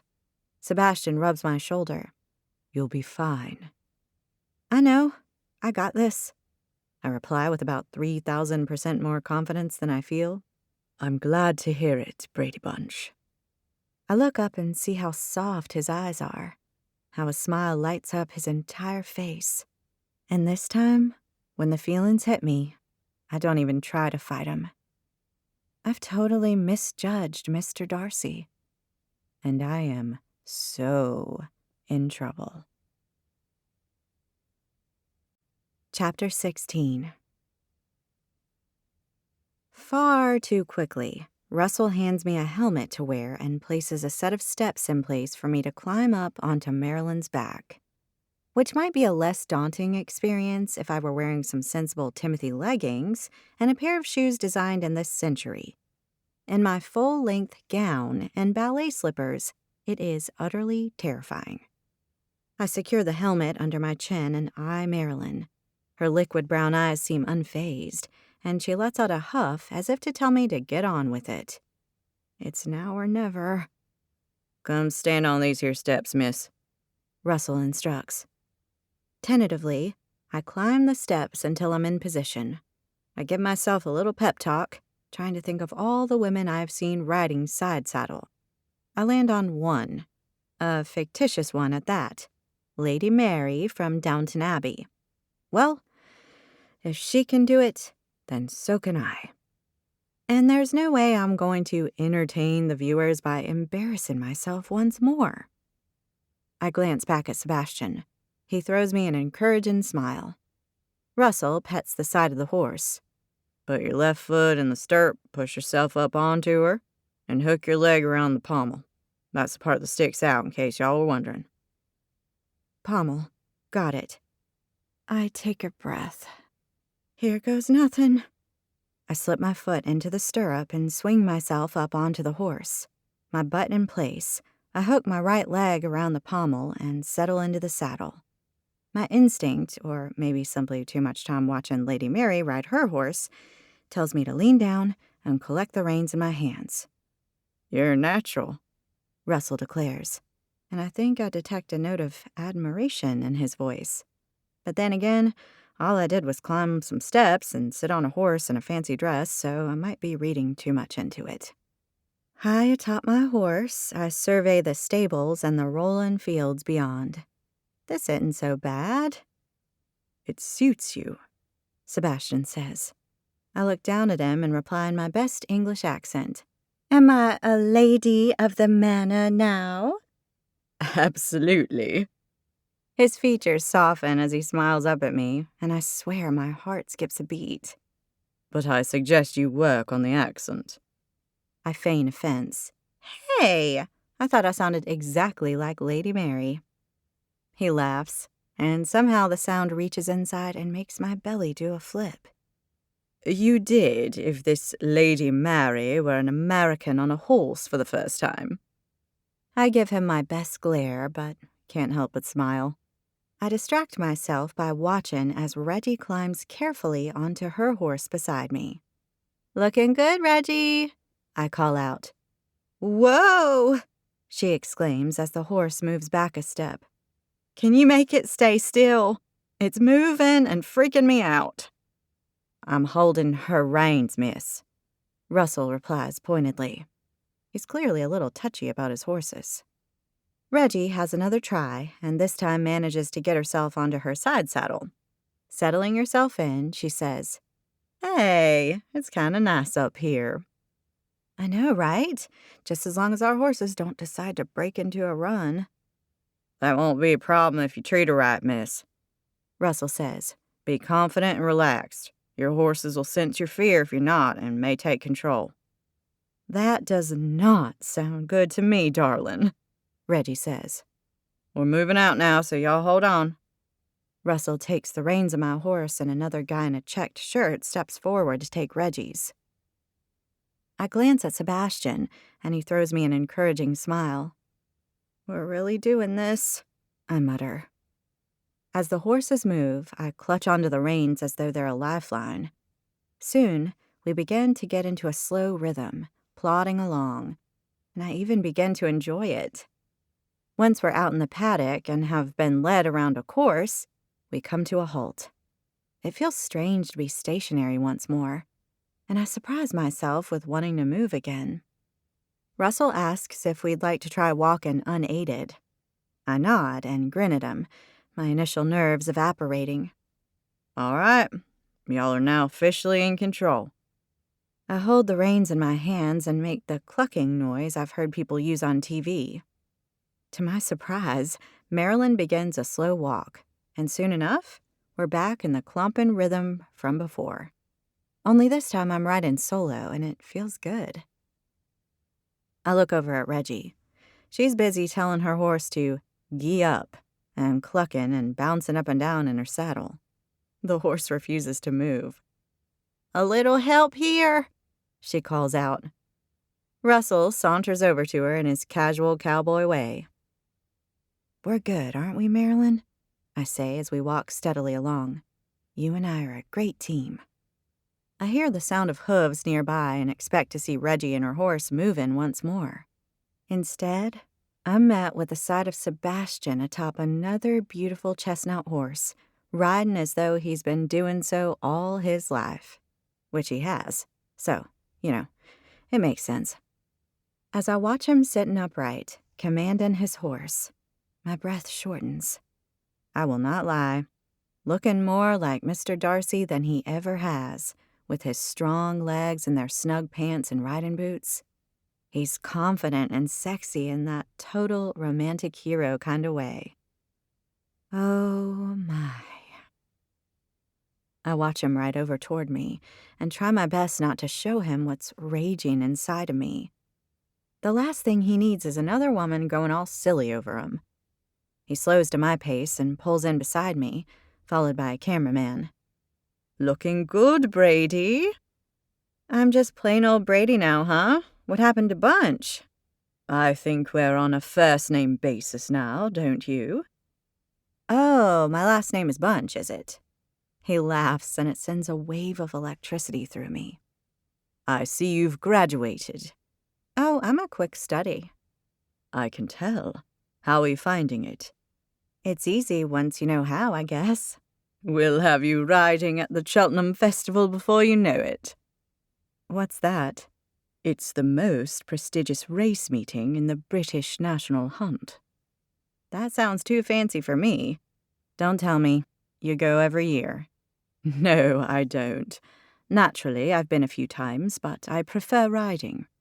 Show jumping is incredible to watch, but I never had the temperament or inclination to jump myself. I prefer it to be just me and my horse, riding through the countryside, enjoying the fresh air and the exhilaration." He gets a faraway look in his eye. "My horse at home is called Artemis. I've had her for years." I watch how his features soften as he speaks about his horse, and my heart melts to see the love he has for her. "Is she this sort of horse?" I ask, not having any clue what breeds of horses there are. "She's a thoroughbred." "Of course she is." He snaps his eyes to mine. "Are you being rude about me or my horse?" "Neither. It's just you look like a thoroughbred horse kind of guy. Not one of those workhorse types with the fluffy feet. He laughs. Fluffy feet? You really don't know anything about horses, do you? I'm a city girl, loud and proud. Isn't everyone from Texas either a cowboy or a cowgirl? Sure we are, I reply with a laugh. If this were 1813. Which it is. Right. I forgot. Would you like to go for a short ride together? He asks. I think my horse would like to stretch her legs. I glance at Maddie, the cameraman, out of the corner of my eye. I don't want to go too fast. We can go at this speed. I gesture at Maddie and make a face, hoping Sebastian gets my unspoken message that I would prefer not to be on film right now.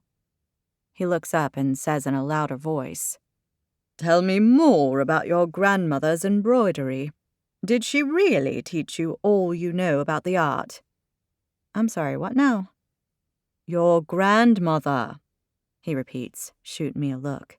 You were telling me all about how she taught you to embroider. I tag on. Oh, she did. She was an excellent embroiderer. She could do cross-stitch and backstitch and... I pause. I've exhausted my knowledge of embroidery already, and I'm only 2 stitches in. All the stitches, really. Any you especially like? I like the double-looped backflip over. Totally made up. My personal favorite as well. I narrow my eyes at him. You look more like the type to go for the double crosser stitch. I shoot him a triumphant smile. I like the way I've made a conversation about my grandmother's fictitious embroidery abilities into a swipe at Sebastian for not following through on our deal to send me home. He chortles, and I know he's caught on to my thread, if you'll excuse the terrible pun. Oh, Emma, the double crosser is not my preferred stitch at all. I prefer the hands-tied stitch. It's very tricky and hard to pull off. That's what they all say. I eye the cameraman once more and note he's still filming us. What type of embroidery stitch do you like, Maddie? I ask him. Oh, I don't know anything about it. Perhaps we can teach you, Sebastian suggests. Maddie lowers his camera. You're not meant to talk to me, guys. Just talk between yourselves, 'kay? So you're not into embroidery? I ask. I'm sure it's really interesting and all, but I kinda gotta do my job here. He hoists his camera back into position and points it back at us. My plan is foiled. Of course they're not gonna stop filming the star of the show with one of the contestants, even if they're talking about something as dull as embroidery. They'll just edit that part out. I guess I'll have to hope I manage to stay atop Marilyn and not entertain the audience. Sebastian and I ride slowly together. He's considerably more at home on the back of his horse than I am on mine, but I'm putting on a good front and getting into a groove with Marilyn. Do you have a job? I ask him, other than being Mr. Darcy, of course. I do. I work for a bank in the city. He works for a bank. A rich guy's job, for sure. Which city? It's the name of the financial area in London. It's simply known as the city. Because there are so few cities in the world and everyone automatically knows what you're talking about? He shoots me a sardonic grin. I see Emma the firecracker is back. I shrug. Always. Tell me about your job. You've got an activewear label called Timothy, is that right? I think of Maddie filming us, and I know I owe Sebastian a big thank you for raising my label on camera. I sure do. I was wearing my label when I met you on the red carpet, you know. I do recall you mentioning it. Something about sweat, I believe. I don't miss a beat. Timothy Activewear wicks sweat away to keep you feeling dry as you work out. We're only doing a women's line right now, but once we launch a men's line, I'll be sure to send you some. That would be wonderful. Why did you get into activewear? Are you especially sporty? I shake my head. My friend Penny is. She's the designer. She was sick of wearing clothes that didn't fit right or felt uncomfortable. The passion she has for what she does is so infectious that the day she told me her plans, I knew I had to start the business with her. But it was scary, you know? Starting a business? Oh, yeah. I hated my job, but at least it was a regular paycheck with medical and dental. So there's a lot riding on Timothy's success. He pets his horse and adds, pun intended. My mind turns to the size of my overdraft and the money Penny was lent by her aunt. You could say that. I hear the sound of pounding hooves approaching us. Disconcerted, I look up to see Haley atop a horse, bounding toward us. She clearly knows what she's doing, confident and at ease on her horse. The orange orbs attached to her chest, threatening to hit her in the face with each step. She pulls on the reins to bring her horse to a stop next to Sebastian. "Hi there, you two," she says with a bright smile as her horse stomps its feet and makes horsey sounds. Sue me, I'm not a horse person. "What are you two doing all the way over here?" Maybe it's exhilaration from the ride, but I notice her eyes are slightly manic as they dart between us. "We were just heading back, actually, Haley," Sebastian says, avoiding her question. He pulls on the reins and his horse breaks into a walk. "Great!" she exclaims, her voice unnaturally high. "We've all been missing you, Sebastian. Me especially." "Thank you," Sebastian replies. "Shall we return to the group?" "That would be amazing." Haley gives him a broad smile, which she drops when her eyes slide to mine. I swear, if looks could kill, I'd be dead, buried, and strumming a harp on a cloud by now. She looks back at Sebastian and says, "Ride with me?" "We should help Emma back. This is her first time on a horse." "Oh, I'm sure Emma has stolen you away for far too long already." Haley purrs. "Haven't you, Emma?" I open my mouth to reply when Sebastian beats me to it. "I would prefer it if she came with us, Haley." I get another death stare from Haley. "It's fine," I say with a wave of my hand. "Y'all two go. Me and Marilyn are good." I pet Marilyn, and she makes a horsey sound that I decide to interpret as agreement. "If you're certain?" Sebastian asks, and the look of concern for me on his face has me melting. "Sure am." "Come on, Sebastian. I'm sure you've had enough of this learner trot. Let's go for a decent gallop to blow those cobwebs away," Haley says. Sebastian darts me a look, and I nod and smile at him. He turns back to Haley and says, "Let's go." I watch as they ride off together, side by side. They look like Mr. Darcy and Lizzie Bennet, out for a romantic ride together. As I make my way back to the stables alone, my mind is filled with Sebastian, and I realize I'm only now beginning to admit something to myself. I like him. I really like him. And the thought scares me half to death. Chapter 17. "Tell us about your horse ride with Sebastian," Cindy asks as I sit in a chair with bright light shining on me, a camera catching my every look and word. My mic pack digs into my back, and I shift my position. It was great to get some one-on-one time with him, even though I wasn't exactly confident on my horse. First time riding for me. "What did you talk about?" "We talked about his job and Timothy. Timothy is my activewear label, not my boyfriend, in case you were wondering."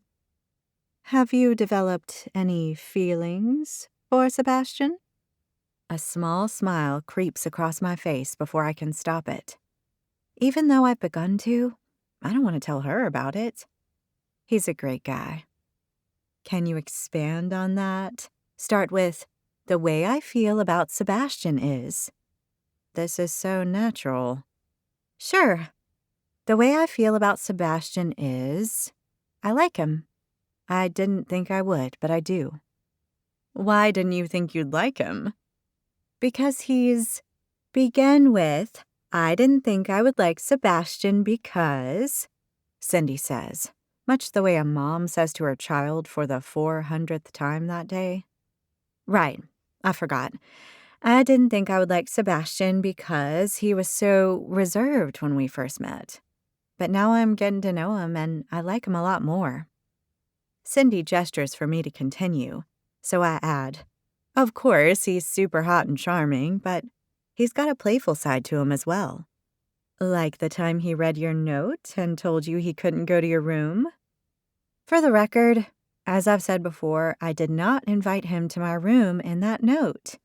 He was kidding about that. It was hilarious when you think about it, which it wasn't. He called you a firecracker today. How do you feel about that? I think of our horse ride before Haley rode up and stole him away, and something stirs in my chest. I liked that he called me a firecracker. I begin, remembering what I meant to do, because it was cute. I am a firecracker at times. In what way? When I go after something, I really go after it. I'm like a dog with a bone. Like with Timothy, your label. Exactly. I'm working really hard to get Timothy off the ground, which, now that I think about it, makes it sound like a blow-up character floating in the air. I laugh lightly at my own joke, but Cindy just looks at me. Tough crowd of one. Is your label the reason why you came on this show, Emma? I blink at her. No, I reply in an entirely unconvincing way. I came on the show to find love, not to promote Timothy. I shake my head vehemently. No way. She tilts her head to the side, watching me, and I know I've got to convince her, and the American people. I've been a fan of reality TV dating shows since forever. Me and my friend Penny watch them like all the time. I adore the romance, the suspense, the whole thing. I guess I'm in love with love. You know what I mean? I watched people fall in love on these shows, and I figured that if others can do it, why not me? And trust me, I am here for the right reasons. I'm here to fall in love with Mr. Darcy. I hold my breath. I've pulled out every cliché known to dating show contestant kind. One of them has got to do the trick. Camille must have got that wrong, I guess, Cindy says pleasantly. I lock my jaw. I should have known it would be Camille. She has. Good to know. Okay, Emma, we're done here. The card ceremony is coming up soon, so you've got an hour or so before then. My mind's swimming with thoughts of the traitorous Camille. I thank Cindy, remove my mic, and head back to my room. Of course, I get why Camille would tell the producers about my label. I've made no secret of the fact my clothes are all by Timothy. I told a bunch of contestants on my first night here. I reach the empty bedroom and flop down on my bed, thankful for the rare solitude. Camille's playing the game, that's all. She wants to get me kicked off the show. In a way, I should see it as a compliment. I'm sufficient enough competition in her mind to make her want to get rid of me. The problem for her is, if Sebastian follows through on getting Timothy some airtime, she's got no clue the star of the show is in on the whole thing. It's another card ceremony, and the final two are standing on the other side of the room from us. Haley and Shelby are clutching on to one another as though the Titanic has struck the iceberg, and Leonardo DiCaprio is nowhere to be found. Despite knowing how Shelby manipulated Sebastian with that whole fake fainting saga, I still feel sorry for her. She genuinely thinks they're destined to be together, and by the looks of the confusion and hurt on her face right now, she's having a hard time processing her current predicament. Then there's Haley. I'm not gonna lie, Haley being sent home would make my life here considerably less like a scene from Mean Girls. Not to mention the absence of the Oompa Loompa and drag will mean Camille might not be quite so horrible to be around. Who am I kidding? She'll continue to look down her aquiline nose at me and work behind the scenes to get me thrown off the show. I guess all's fair in love, war, and reality TV. Who's it going to be? Kennedy mutters under her breath at my side. I know who I want it to be. Jonathan has his hands steepled as he looks at the two girls, waiting for the drama to build until he puts one of them out of her misery. Shelby, you have been invited to stay. Please, join the Lizzies. Shelby instantly bursts into loud sobs as she hugs a shocked Haley. Haley pushes her away, throws her hands on her hips, and glares at Sebastian. Are you freaking kidding me? We went on that horse ride together. I told you things about me. I opened up to you. I was real, and this is how you treat me? Thank you for doing that, Haley. I appreciate your honesty and enthusiasm. Sebastian replies. I hold in a giggle. Enthusiasm is one word, but I can think of a bunch of other words for Haley, some of which I would not repeat in polite company. There was one tiny detail you omitted from your conversation with Sebastian, though, wasn't there, Haley? Jonathan says. I don't know what you're talking about, she sniffs. We have recently learnt something about you that we found unexpected. Haley shifts her weight, her plumped-up lips pulled together. I can get a divorce, she spits. Wait, what? Haley's married? I turn and gawp at the women around me. Everyone looks as stunned as me, riveted as the scene unfolds before us. Jonathan's voice is calm but firm as he says, All contestants are required to be single, Haley. Had we known you were married before filming began, we would not have been able to have you on the show. Yeah, whatever, she huffs as she crosses her arms. It's a stupid rule. I flick my eyes to Kennedy. It's a stupid rule that the contestants on a dating show have got to be single? She chortles as she shakes her head. So unreasonable. Shelby has been watching along with the rest of us. She sniffs loudly and wipes the tears from her eyes before she collects her card and joins us on the other side of the room. Meanwhile, Haley is still fuming that she's been found out, and I'm not sure she's going to go quietly. Sebastian, you should know that you've missed a major opportunity here. Major. No one else here comes close to me. I am the full package. She does a little shimmy to show us all just how full her package is. And now, she adds with a waggle of her finger, you can't touch this. I half expect her to break into that old MC Hammer song. She doesn't, which is a shame as the mood in here could really use some hammer time to lighten it up. I'm sorry, Haley, Sebastian replies. You're a wonderful woman, and I'm certain things will work out for you. You got that straight, mister, she spits at him. Jonathan jumps in. Haley, rules are rules, and as you have broken one of them, we have no choice but to send you home. I ask now that you say your goodbyes, pack your bags, and leave. All right, I'll go. This show sucks anyway.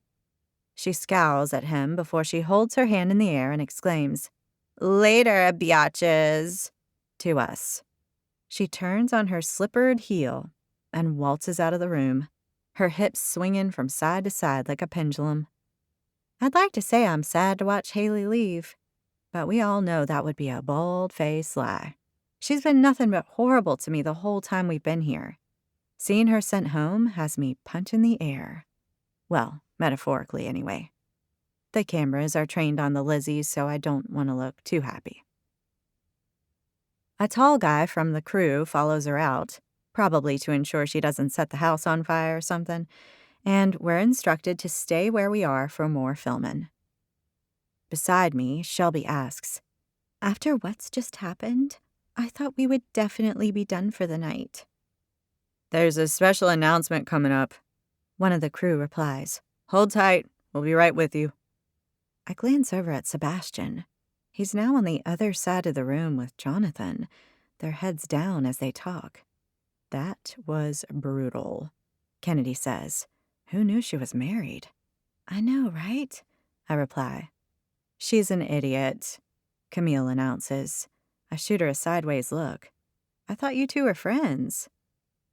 I'm not here to make friends, she replies scathingly. This is dating Mr. Darcy, not making new friends, particularly not when they're stupid enough to think they can get away with something as big as being married and no one would be the wiser. You're so right, Camille, Laurie, my sleep-talking roommate, says as others around me agree. It's good she's gone now. At least all of us are here for the right reasons.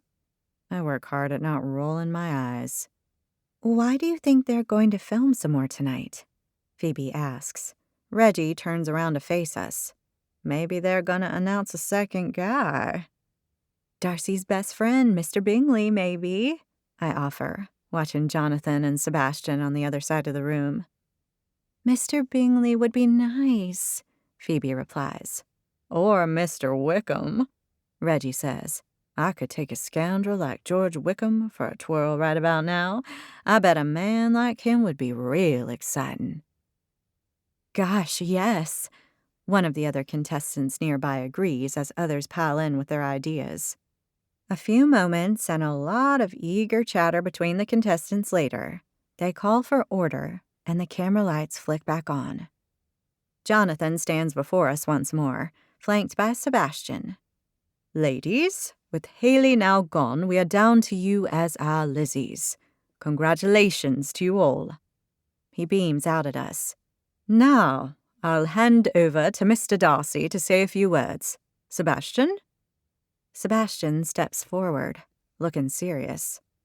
Ladies, it's been wonderful to be here at the ranch, but I'm afraid our time must come to an end. Haley won't be the only one leaving. What? I need to ask each and every one of you to return to your rooms and pack your bags. We dart stunned looks at one another. Are we all being sent home? I need you to pack your bags, Sebastian continues after the crew is satisfied the contestants have got sufficiently worked up. Because tomorrow we are all taking a flight to England to stay at Pemberley, my family's home. His smile stretches across his face, and I can tell it's the real deal now. My face, on the other hand, probably more closely resembles a deer in headlights. The women around me erupt in excitement, hugging, whooping, and thanking Sebastian. I do none of these things.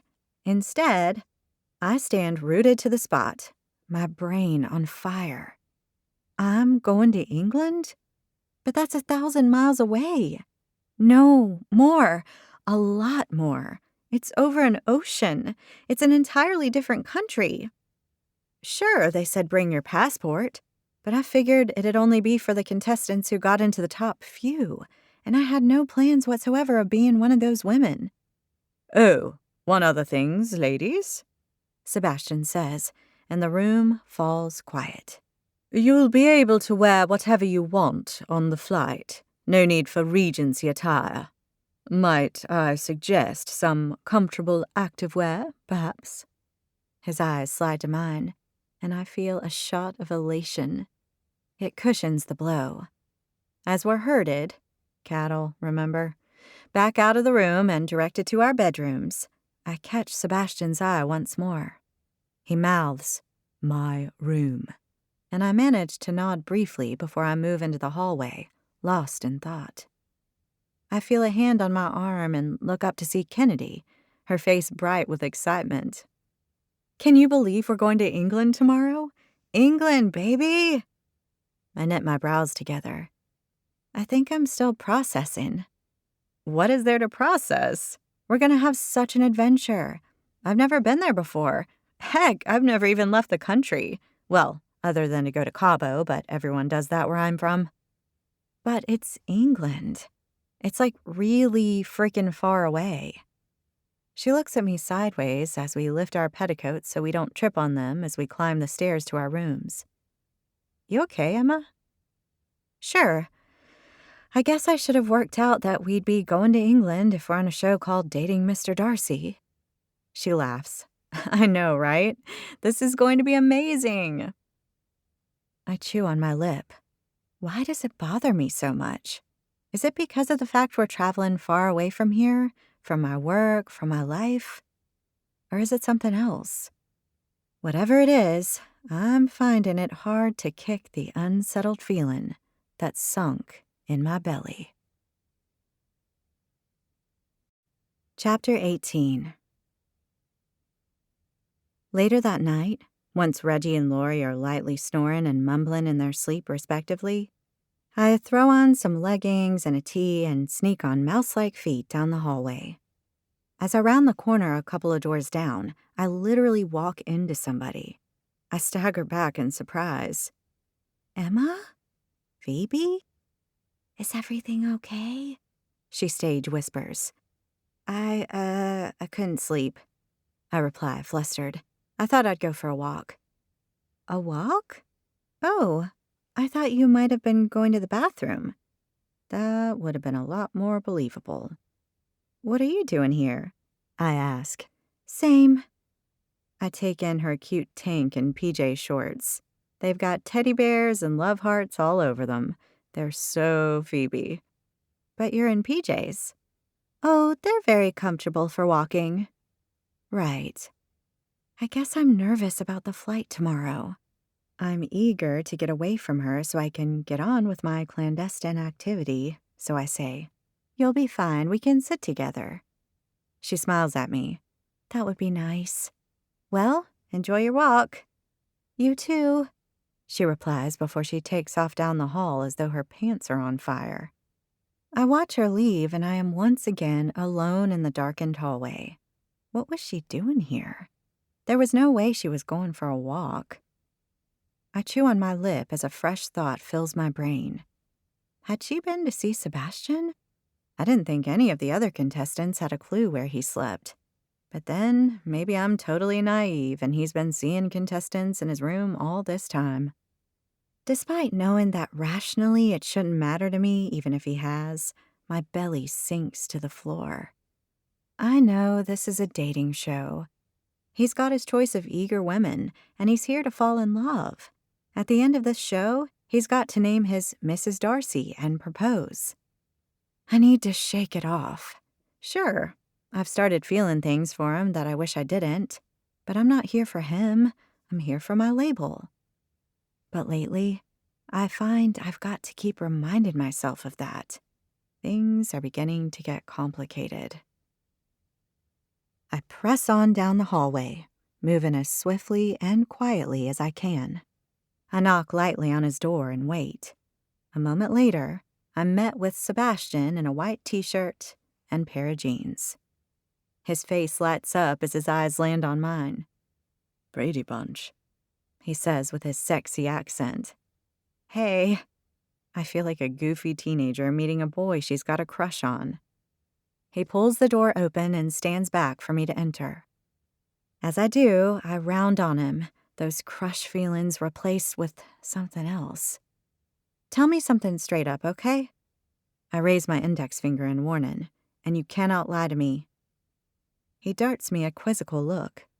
When have I ever lied to you? Maybe by not dropping the hint we're going to England today when we went for a horse ride? We had cameras on us. Plus, I didn't want you to appear like you knew about it already when they filmed everyone's reaction. As it turned out, you looked like a stunned mullet. It came as a bit of a shock, that's all. A good shock, I hope. When is a shock ever good, Seb? His face falls. Are you saying you don't want to go? I didn't expect it, that's all. Well, I, for one, am glad you're coming. I would love to show you Martinston. What's Martinston? I ask. I glance down at his jeans and my eyes bulge. No, he couldn't be that guy. He might be getting a bit flirty, but he's not the type, is he? Martinson isn't the name for your... I nod at the crotch of his jeans. What? No! Oh, thank goodness, I say with a rush of relief. I am not a fan of guys naming their appendages. I should have known a pompous British aristocrat wouldn't name his. Well, not something like Martinston anyway. More like Little Sebastian or Lord Wiener.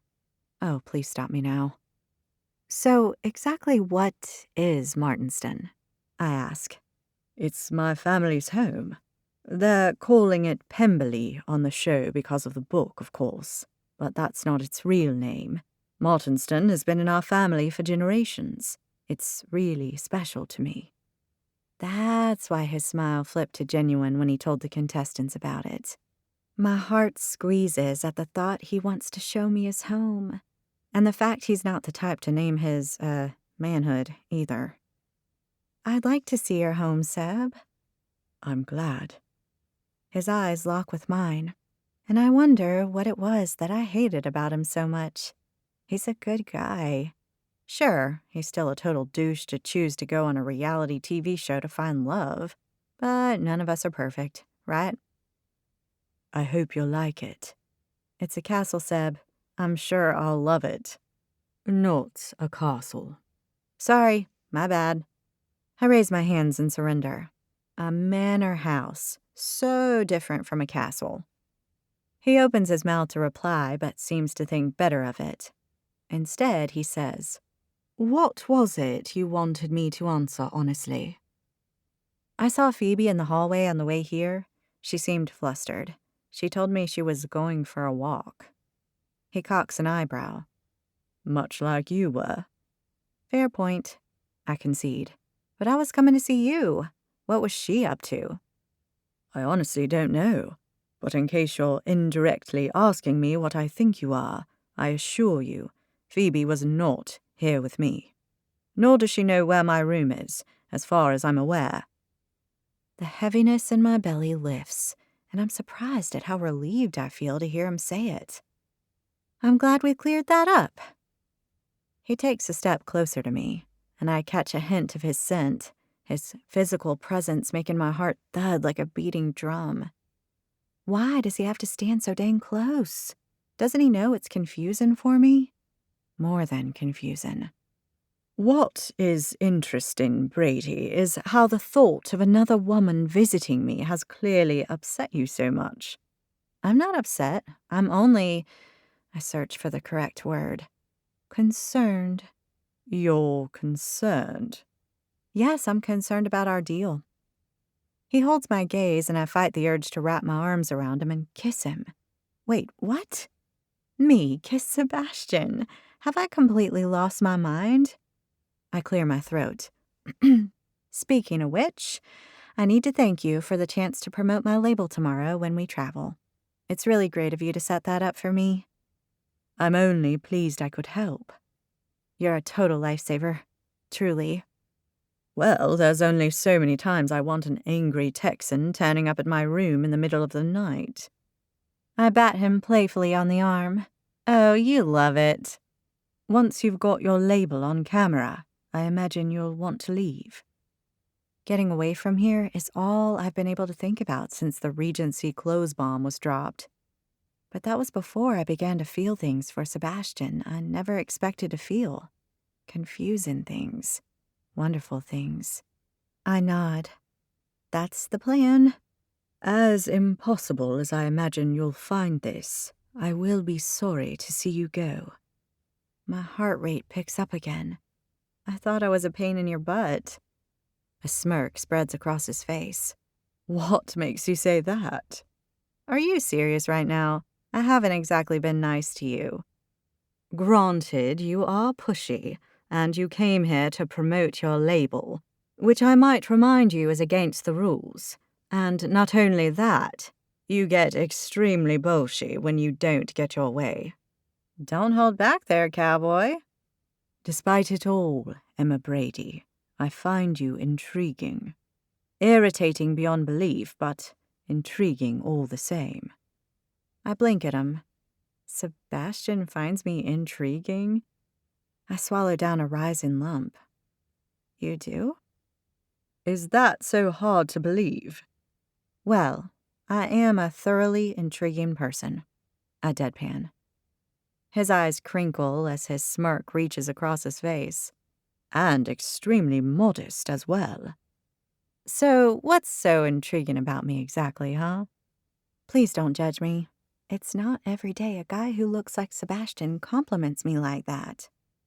How about we start with the fact that you're the only contestant who's not trying to impress me in the least? In fact, you've made it abundantly clear you want nothing to do with me. My heart sinks. I'm intriguing because I've shown no interest in him. That sounds like a classic avoidance strategy to me. Perhaps it is, Brady, but I like having you around. My breath catches in my throat. He likes having me around? Does that mean... I swallow, my mouth suddenly dry. You do? I do. Although my tummy does a flip at the thought, I narrow my eyes at him and reply, No, you don't. Who are you to tell me who I do and don't like? I think I'm the best judge of that. I chew on my lip, watching him. Sure, you're right, I concede, but you're also wrong. He arches an eyebrow. Thank you for being so very clear.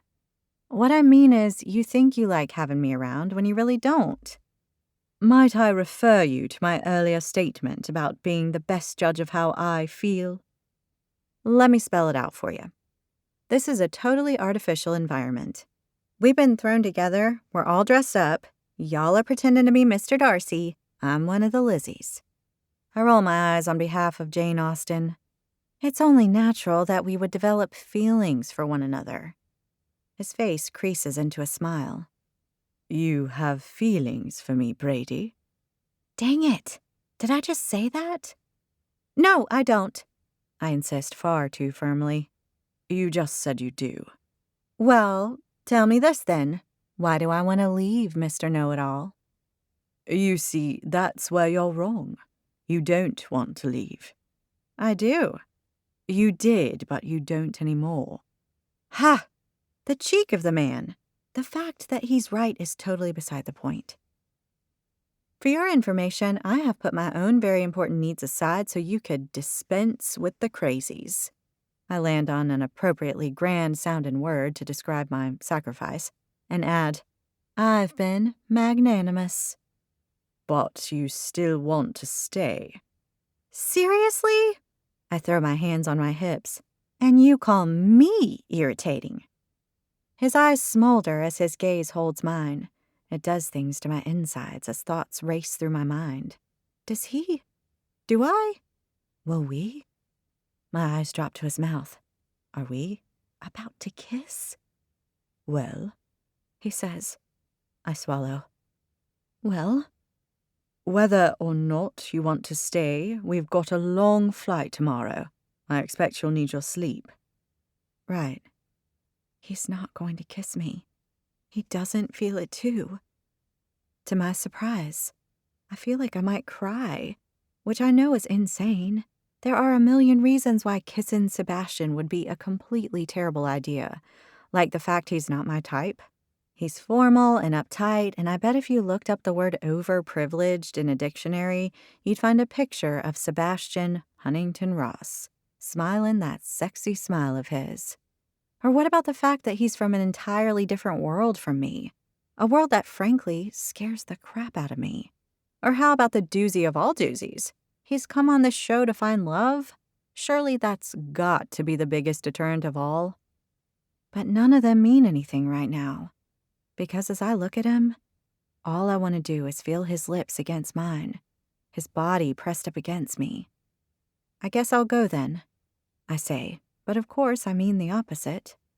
Yes, of course, he replies. Now, I'll go now. He opens his mouth as though to say something, and then closes it again. He nods. I'll see you tomorrow. I let out a resigned puff of air. Tomorrow, sure. His lips curve into a smile I can feel right down to my toes. Good night, Brady. As Sebastian closes the door behind me, I lean up against the wall and scrunch my eyes shut. He told me he likes having me around, but he didn't kiss me. I wanted him to, and he didn't. I let out a heavy breath. I'm a total fool. Falling for Mr. Darcy? was never in the plan. Chapter 19. I barely sleep. I'm so amped. Thoughts race around my head, competing for thinking space. Promoting Timothy, staying longer on the show, going to England. But there's one that keeps fighting the others off for pole position. I think I'm falling for him. It gets my head spinning so much, I fear it ricocheting off my neck and slamming up against the bedroom wall. How could I have let this happen? The plan was to get enough exposure for the label to move from fledgling startup to profitable business and then get the heck out of Dodge. Not fall for the guy I'm morally opposed to for going on reality TV to fall in love. A guy who's from an entirely different world from mine. A guy with whom it could never, in a million years, work. Eventually, the sun rises and Reggie's alarm sounds. I get a temporary reprieve from obsessing over him. Today is the day we go to England. I spend the morning racing around the contestants, offering them Timothy activewear for the flight. I tell them it's super comfortable and perfect for a long flight, which it is. And since most of them brought a wardrobe full of sexy low-cut dresses and bikinis, neither of which exactly scream Regency or long-haul travel, I get a few of them choosing to wear it. Of course, the fact that all the tops I hand out have Timothy emblazoned across the chest along with our cute monogram is just a happy coincidence. We're filmed leaving the ranch, traveling to the airport, boarding the plane, and in the bus on the drive from Heathrow Airport to Sebastian's family home. I'm not sure it's going to be riveting TV for the audience, but at least the label gets some screen time. We've been on the bus for half an hour when Kennedy yawns loudly in the seat beside me. This is the longest trip I've ever been on. I don't care if I ever see a bus or a plane again. Tell me about it. I had Shelby snoring next to me half the flight, and the other half she kept talking about how she and Sebastian are made for one another. It got old super fast. Did she warn you away from him? Kennedy asks. She told me that it didn't matter if he showed me any special attention, as she called it, because she is his destiny. I use air quotes. She raises her eyebrows. Special attention, huh? Like kissing your face off? What? No, I protest, although I'm sure the color in my cheeks gives me away. Are you telling me that if you were presented with the opportunity to kiss our wonderful Mr. Darcy, you would turn him down? Heck no. I'd be on that in a flash. I don't say it. I'm still fighting these new feelings I've got for him. Feelings that aren't reciprocated, no matter how much he might tell me he likes having me around. Instead, I reply, I don't know. You? She bats me lightly on the arm. Hey, stop deflecting, girl. Would you kiss him if you were given the chance? Camille's face pops up over the back of the seat in front of us. I bet she already has. Great. That's all I need.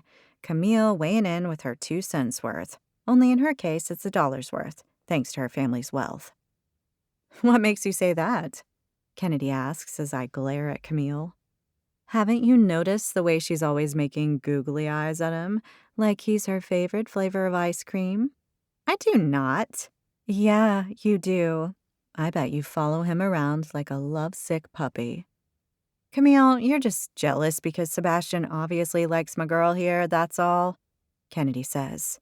You see, that's where you've got it wrong, Camille replies. A man like Sebastian, with all his wealth, fine breeding, and sophistication, would never go for someone like her. Camille shoots me a look that tells me the mere idea is beyond disgusting to her. I suppose he'd prefer someone like you, right, Camille? Kennedy replies.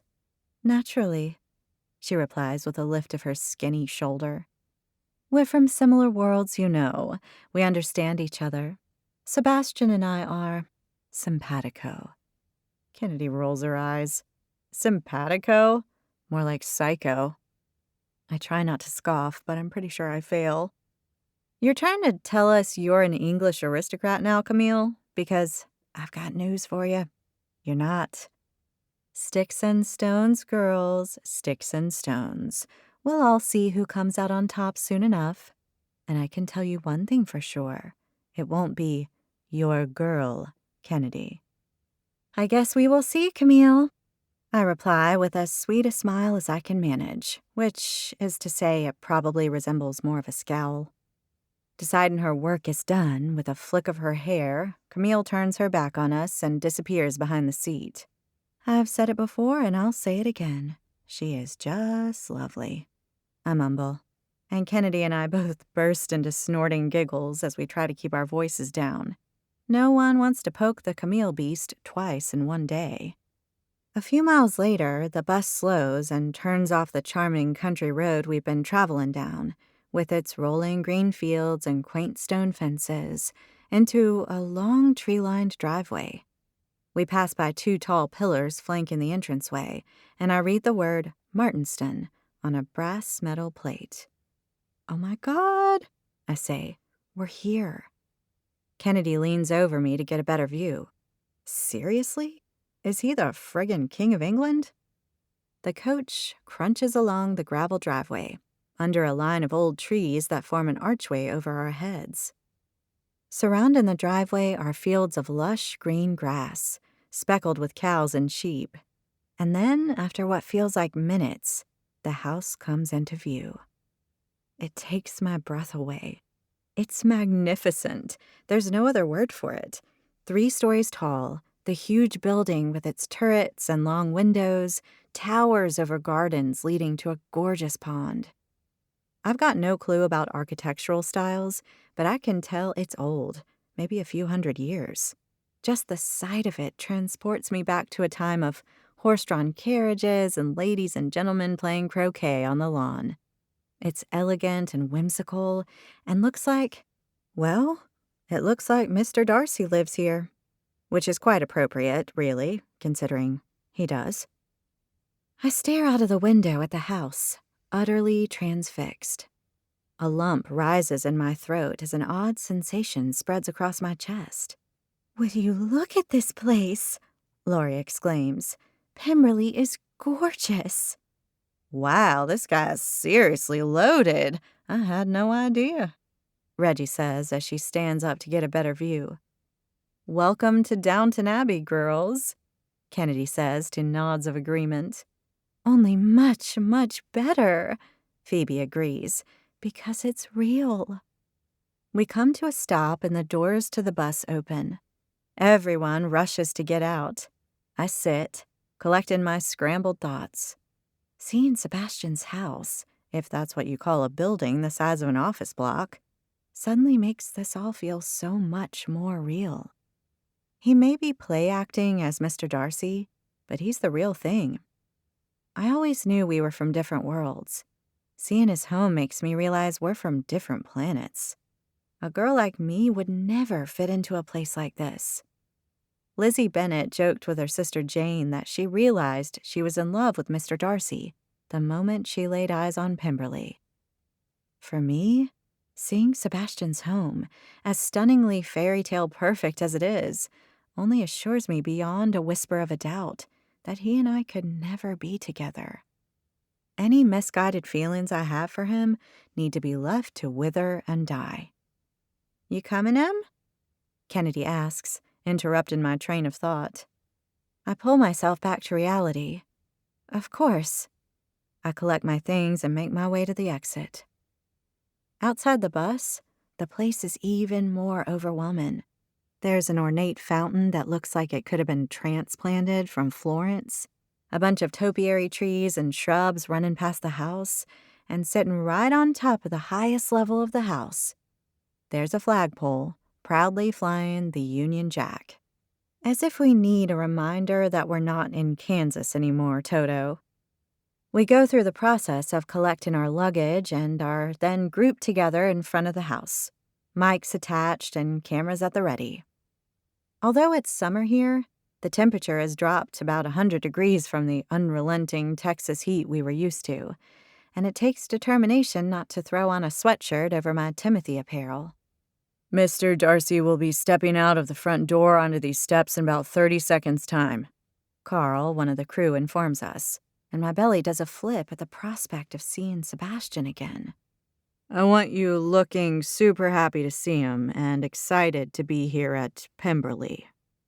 We are super happy to see him and excited to be at Pemberley, Shelby says, and a bunch of the contestants agree. Awesome, he replies with more than a hint of sarcasm before he yells, "Quiet on the set." Right then, the oversized wooden doors at the top of the stone steps swing open, and Sebastian appears, looking quite the gentleman of the manor in his Mr. Darcy breeches, buttoned-up jacket, and top hat. The sight of him has my tummy doing flips, and I find myself wanting to slip behind the contestants so he doesn't see me. There's a ripple of excitement that flows through the group, and every eye in the place watches as he strides through the door and out into the weak English sun. "Ladies, welcome to Pemberley," he says with a smile. We all murmur our thanks, then fall silent once more.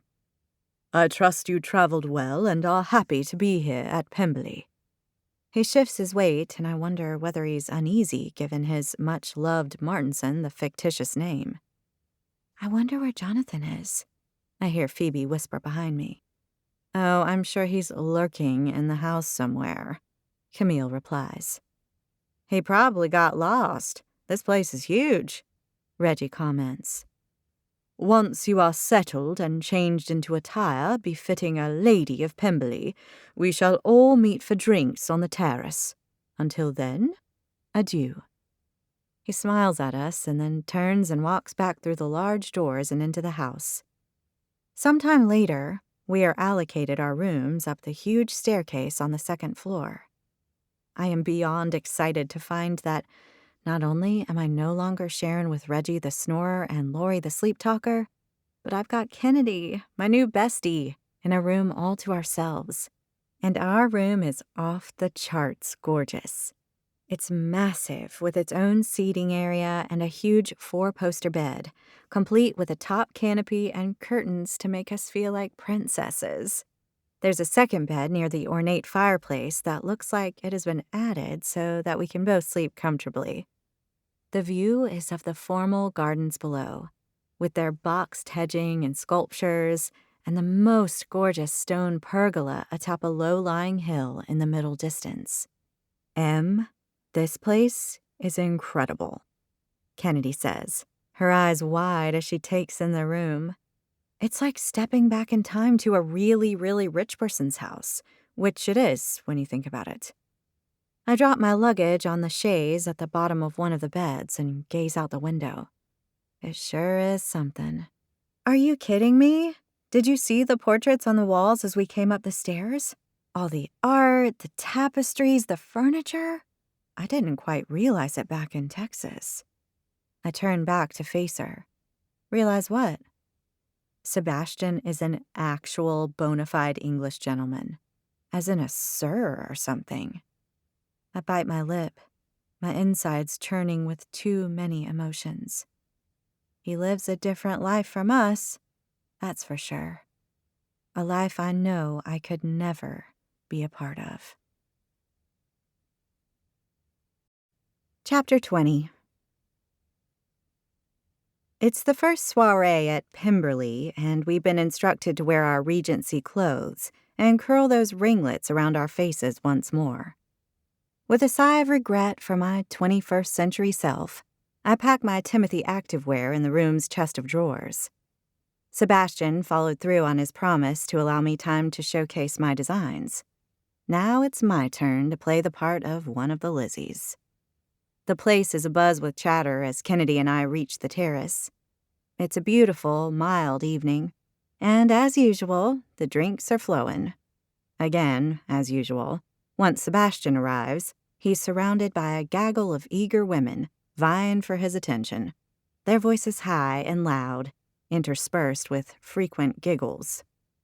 I'm sitting with Kennedy, Reggie, and Phoebe, sipping a glass of wine, the ever-present cameras hovering nearby. "Welcome back to 1813, ladies," Kennedy says as we settle back against the firm cushions of one of the wrought iron couches. I take a sip of my wine. I know, right? We had a small taste of our fashion freedom, and now it's been ripped from us once more. I like it, Reggie declares. It seems right to be wearing these in a place like this. It's romantic. I agree, Phoebe says. Do y'all have huge rooms with 4-poster beds like we do? Reggie asks. Her southern drawl oddly seems to fit in the English aristocratic surrounds. Yup, our room is amazing, Kennedy replies. Reggie whistles. That's a lot of bedrooms, and that doesn't even include Mr. Hottie over there, or his family, who I expect to be lurking round here somewhere. She gestures at Sebastian, and I look in his direction. Camille is now smiling broadly as she leans up against him as though he were a man wall, placed there for her benefit. He looks happy enough, but then the cameras are perpetually trained on the guy, so who knows? It could be all for show. The lines are definitely blurred between what's real and what's not on reality television. I turn my attention back to my friends. It was a workout just to walk down here tonight. This place is so huge. Kennedy waves her glass in the air. I am not looking forward to all those stairs tonight after a few of these. Right? Reggie agrees. I wish there was an elevator. I scrunch up my nose. I'm not sure they had those in 1813. You know what I wish? Phoebe says. I wish I could Google Sebastian, find out about him and his family. I bet the history of this place would be fascinating. I'd like to Google him to find a photo of him with no shirt on, Reggie says as she eyes Sebastian across the terrace. Am I right, ladies? Heck yes, Kennedy replies, and I smile as I try not to think of Sebastian without his shirt on, and fail. Has the temperature suddenly risen about 20 degrees out here? Back in the States, I figured he was just some guy acting the part, Kennedy says. Sure, you could tell he's English and clearly came from a fancy family. Now, being here, you see he's the real deal. I saw his family crest in the house, and it looked old. Not like those ones you can buy off of the internet. You can buy a family crest off the internet? Phoebe asks, and Kennedy nods her assent.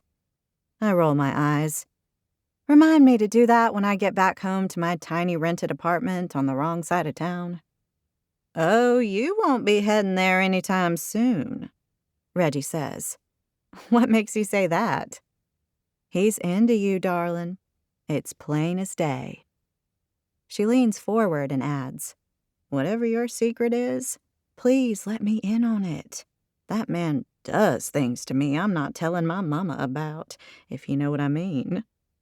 My heart rate kicks up. He's not into me. You sure about that?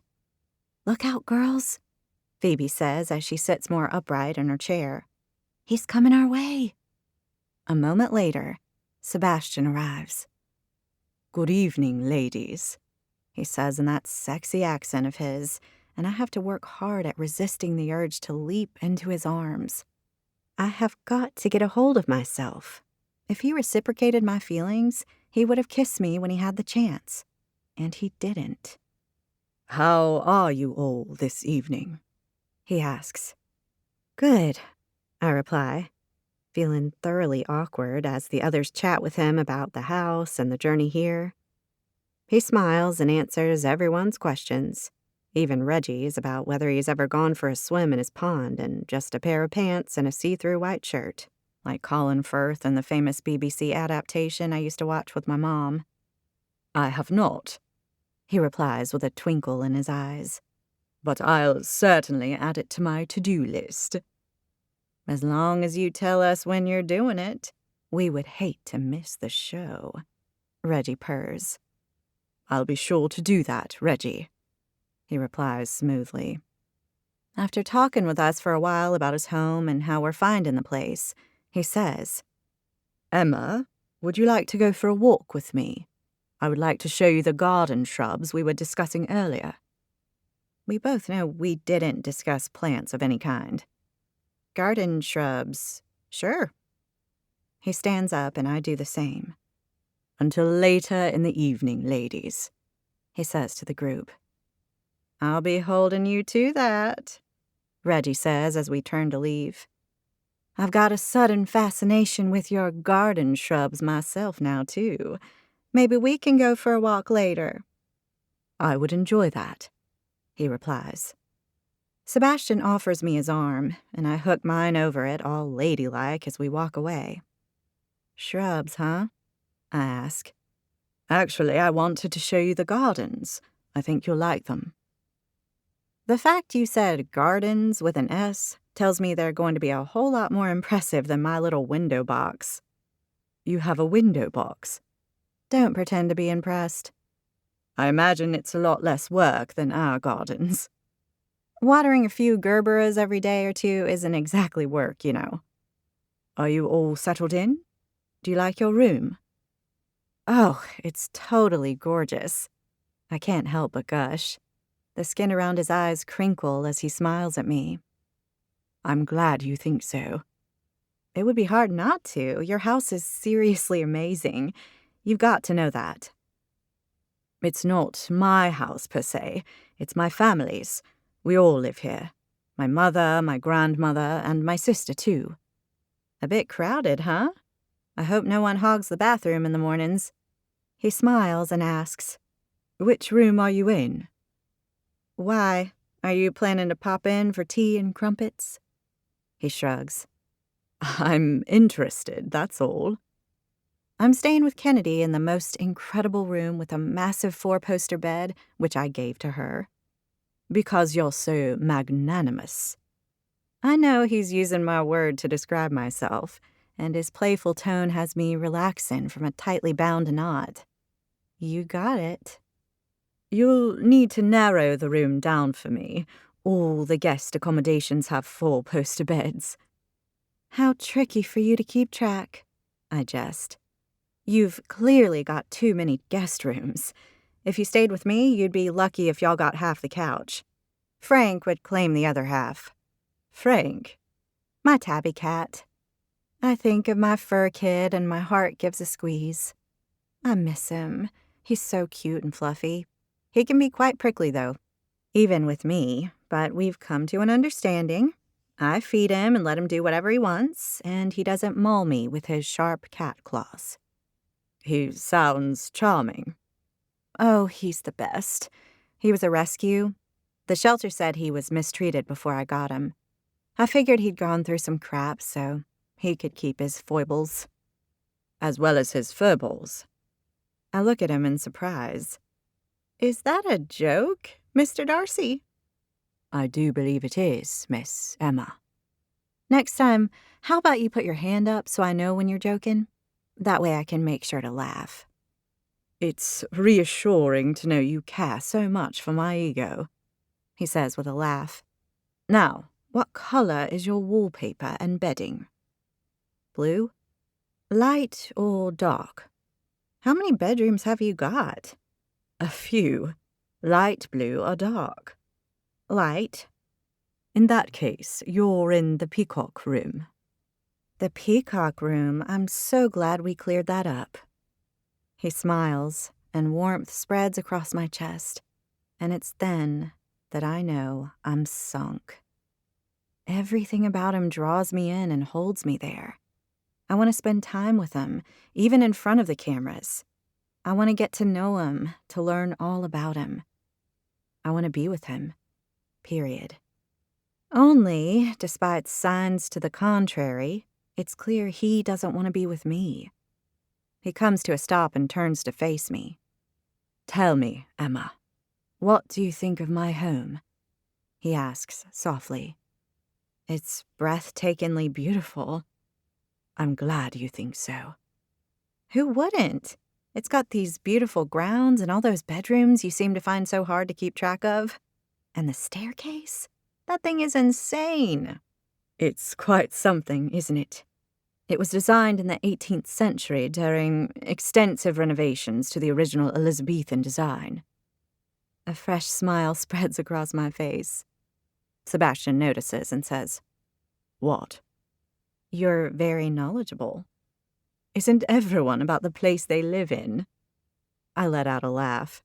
All I know about my place is that it was built in the 90s with the thinnest walls known to humanity, the AC can be temperamental, and my rent is a pain in the butt. But then you wouldn't have any clue about rent, would you? You get to live in this spectacular place, where your parents lived and their parents before them, forever and ever, back to when Adam was a cowboy. You're right, he replies after a beat and resumes walking through the pretty garden. But we all have our crosses to bear, Emma. Just because I live here doesn't mean I don't have mine. You mean like having to remember how many bathrooms you've got? Something like that. We've reached the edge of the terrace now, and I notice several of the contestants approaching us with eager looks on their faces. There you are, Sebastian, Camille says as she hooks her arm through his and literally tries to pull him away from me. I let go of his arm and his eyes find mine briefly before he turns to Camille. She pouts. I've missed you. I hope Emma hasn't been boring you talking about her label. God, she's horrible. On the contrary, Camille, Emma is quite delightful, he replies, and I can't help but shoot her a smug smirk. I'm delightful. Take that, Camille. Clearly nonplussed, she ignores me and tugs on Sebastian's arm. Can we go for a little chat? I want to learn all about life at Pemberley. She glares at me and adds, alone. Of course. Shall we go for a walk?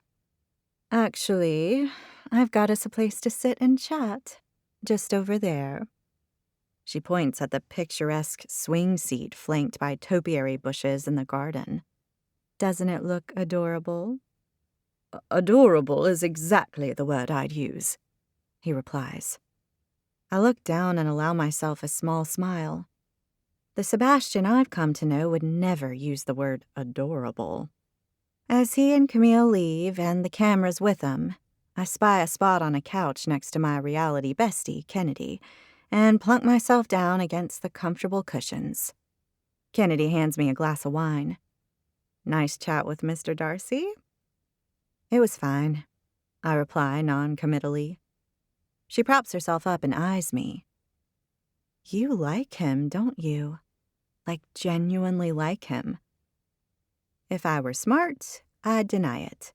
What use would it serve to admit to my feelings when I never planned on A, falling for the guy, and B, being here for this long? Not to mention, our mics are on and we're being filmed. Only I've realized I want to stay, and it's not for my label. I want to be here for Sebastian. And it's probably the least sane thing I've wanted in my whole life. Instead of replying, I deflect. What about you? Do you like him? I ask. Off topic. It's totally on topic. We're all here to date Mr. Darcy, remember? I admit I had wondered about him. I mean, the guy's hot. He was very sweet on our date, and I'm only flesh and blood. She gives me a sardonic smile. But then I saw the way he's been looking at this friend of mine lately, you know, when he thinks no one is watching him. He's all gooey-eyed and smiley. Does he do that? My tummy does an involuntary flip. No, he doesn't look at me all gooey-eyed. Oh, honey, he does.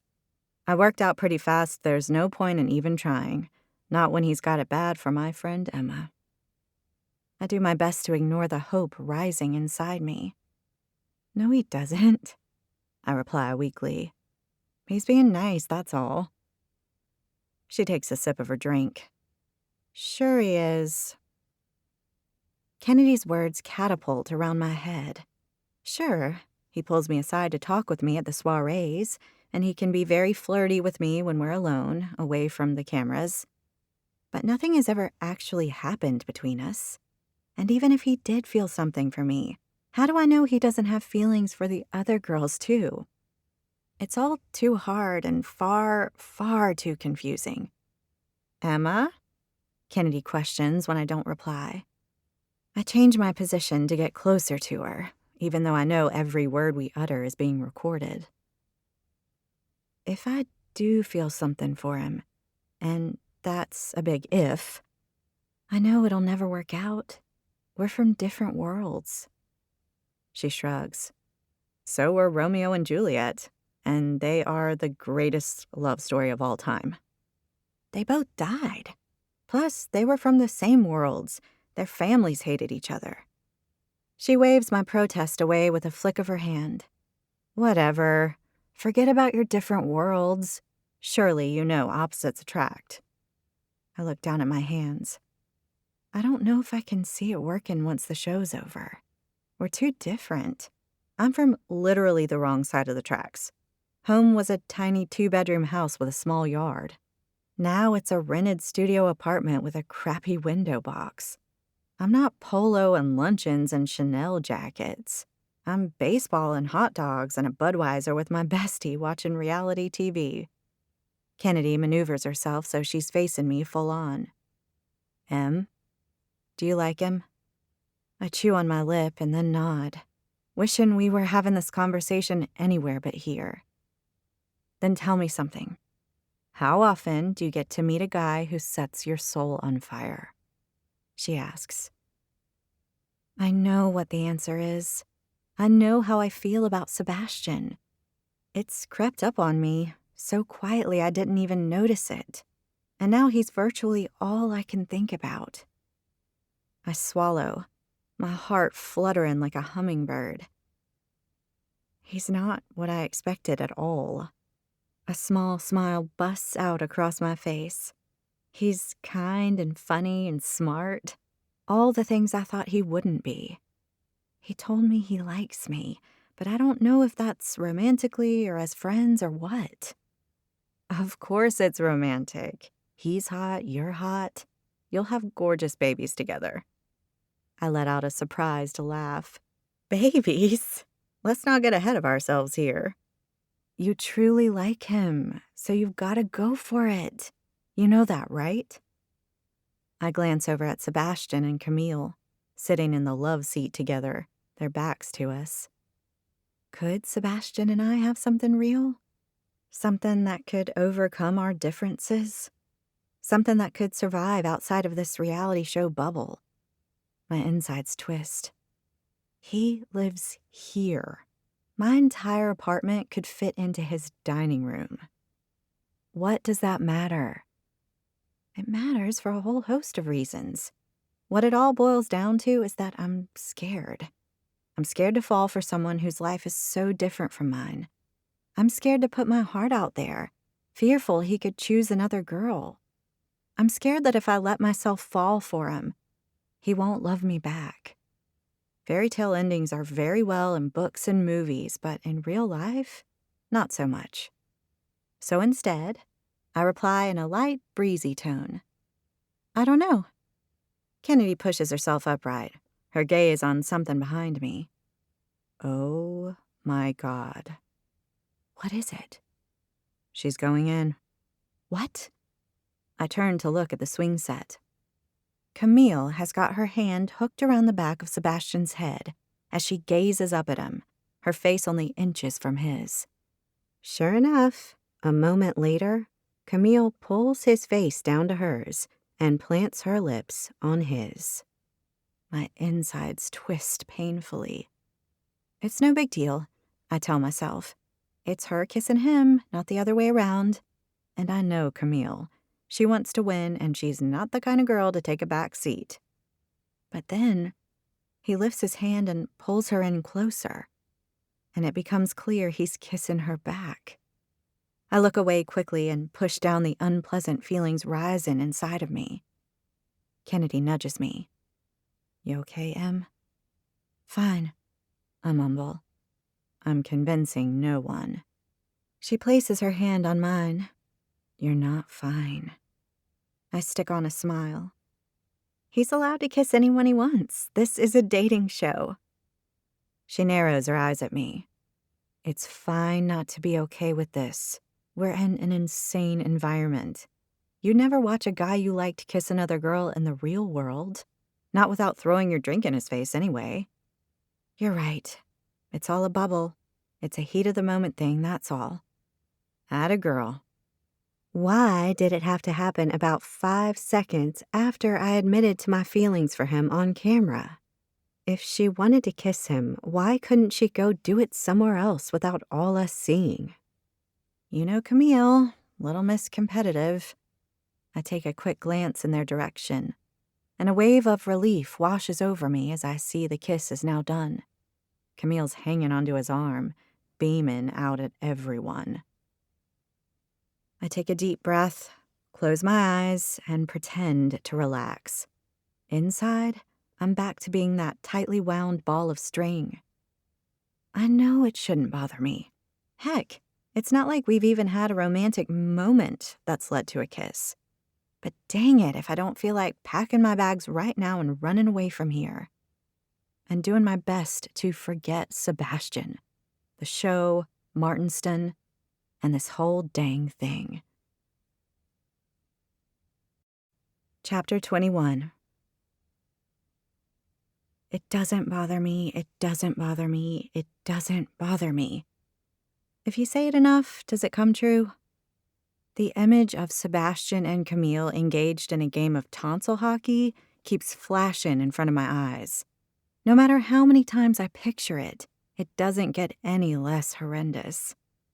The kiss wasn't like the time Shelby kissed him after she pretended to faint. That was so obviously one-sided and lasted all of a second or two. And back then, I didn't feel the way I do about him now. Back then, all I wanted to do was get out of this place and get back to my real life. This kiss was different. He participated. I ease under the covers and take a deep, kiss-cleansing breath. Well, that's the plan anyway. It doesn't work, and before you can say, Emma is being the most pathetic version of herself ever, I'm back on that terrace in my mind, watching them kiss once more. Dang it! Why does it have to bother me so much? I've got no right to Sebastian. None of us have. Sure, he and I have spent time together, and I've got to know him in a way I never thought I would. But he's also spending time getting to know all of us. I'm not special. No one in their right mind would be a contestant on a reality TV dating show and expect an uncomplicated journey to fall in love. Well, maybe Shelby would with her ideas of destiny, but no rational person would. The entire premise of the show is for Sebastian to choose one of us, and for that to happen, he's got to spend time with each of us and indulge in some tonsil hockey with my arch nemesis, it would seem. I flip over onto my back and stare at the bedroom ceiling. I need rational Emma back. The Emma who was only ever going to come on the show to promote Timothy. The Emma who thought Sebastian was a pompous, overprivileged douchebag. The Emma whose heart was safe. The fact that there was a card ceremony after the infamous kiss and poor Laurie was sent home after spending less than a day here in England barely gets any screen time in my mind. Instead, while Kennedy sleeps the sleep of the unbothered in the other bed, I'm tossing and turning, twisted up in jealousy over one lousy kiss. And I hate myself for it. There's a knock at the door and I sit bolt upright in bed. I freeze, wondering if I'm hearing things, the silence in the room enveloping me once more. Then I hear the knock again. I whip the covers off and pad in my bare feet over to the door. I crack it open and peer out into the dimly lit hallway. My heart skips a beat when I see who it is. Sebastian. He's wearing a t-shirt and jeans, and he's holding a bottle with a couple of wine glasses upside down by the stems. "Do you feel like a chat over a glass of red, Brady Bunch?" he asks in a hushed voice. For a drama queen-infused moment worthy of the Real Housewives, I contemplate slamming the door in his face, maybe even grabbing the bottle of wine from him first. But then I remember I'm a sane, rational person and not some Botoxed diva caricature. So instead, I lock my jaw and ask, "Why?" I want to talk to you. I glance at the bottle of wine and glasses in his hands. Or seduce the next one in line? Emma, please. I study him for a moment before I let out a sigh. Despite the fact that part of me would like to slam the door in his face, the part of me that forgets this is a reality TV show and he's dating a bunch of girls at the same time, another part of me is curious to know what he's got to say. I glance back at Kennedy. She's still blissfully unaware of our visitor as she breathes evenly in her bed. Give me 1 sec. Thank you, he replies, and I'm sure I catch a note of relief in his voice, but I might be imagining it. This show is messing with my mind. I pad across the floor and locate a pair of sneakers at the bottom of the closet. I slip them on, grab a sweatshirt, because this is England, and step out into the hallway. Come with me. Where are we going? I ask as he leads me down the darkened hall. He puts his finger to his lips, and I clamp my mouth shut as he leads me down the stairs and down a long hallway to a room I've not been to before. He opens the door for me, and I walk inside. Moonlight floods through large window panes, lending the place an eerie atmosphere. He closes the door and flicks a light switch, instantly flooding it with a warm glow. I look around at the walls, lined with old, leather-bound books nestled in bookcases reaching high up toward the ceiling. There's a large white stone fireplace with a portrait of a beautiful, but somehow sad-looking woman hanging above it, and a group of comfortable chairs scattered around the room on top of an oversized Turkish rug. Book lovers everywhere would fall head over heels in love with this room. This is the library, Sebastian announces unnecessarily. I kinda got that already, what with the gazillion books in here and all. He places the bottle of wine and glasses on a low table in front of the fireplace and squares me with his gaze. I thought you could tell me why you ignored me all evening. I nod at the bottle of wine. Are you planning on taking that to someone's room after we're done here? I know I'm completely ignoring his question. He steps closer to me. Please, Emma, tell me how I've offended you. I cross my arms. I'm not offended. My words are at total odds with my body language. If it's what I think it is, you need to know that she kissed me. Sure. And I dug Jimmy Hoffa up in my mom's backyard while I was planting petunias last week. I thought you lived in a flat. I roll my eyes. It's called an apartment, Seb, and I was being snarky. So it is Camille. I give a short, sharp nod. There's no point in pretending otherwise, despite the fact I know I'm coming off like a jealous girlfriend, which I'm not. Well, not the girlfriend part anyway. Emma, Camille kissed me. You kissed her back. I had the cameras on me. So, if I'd rebuffed her, it would look bad. I scoff. That's ridiculous. His eyes are soft. It's not ridiculous. This is a dating show in case that fact skipped you by. I'm meant to be trying to find the woman I want to marry, and that means kissing some frogs. I picture Camille as a frog. I like the image. Look, Seb, who you kiss is your business. You're the star of the show, and I'm here to promote my label. We are two people going about our business.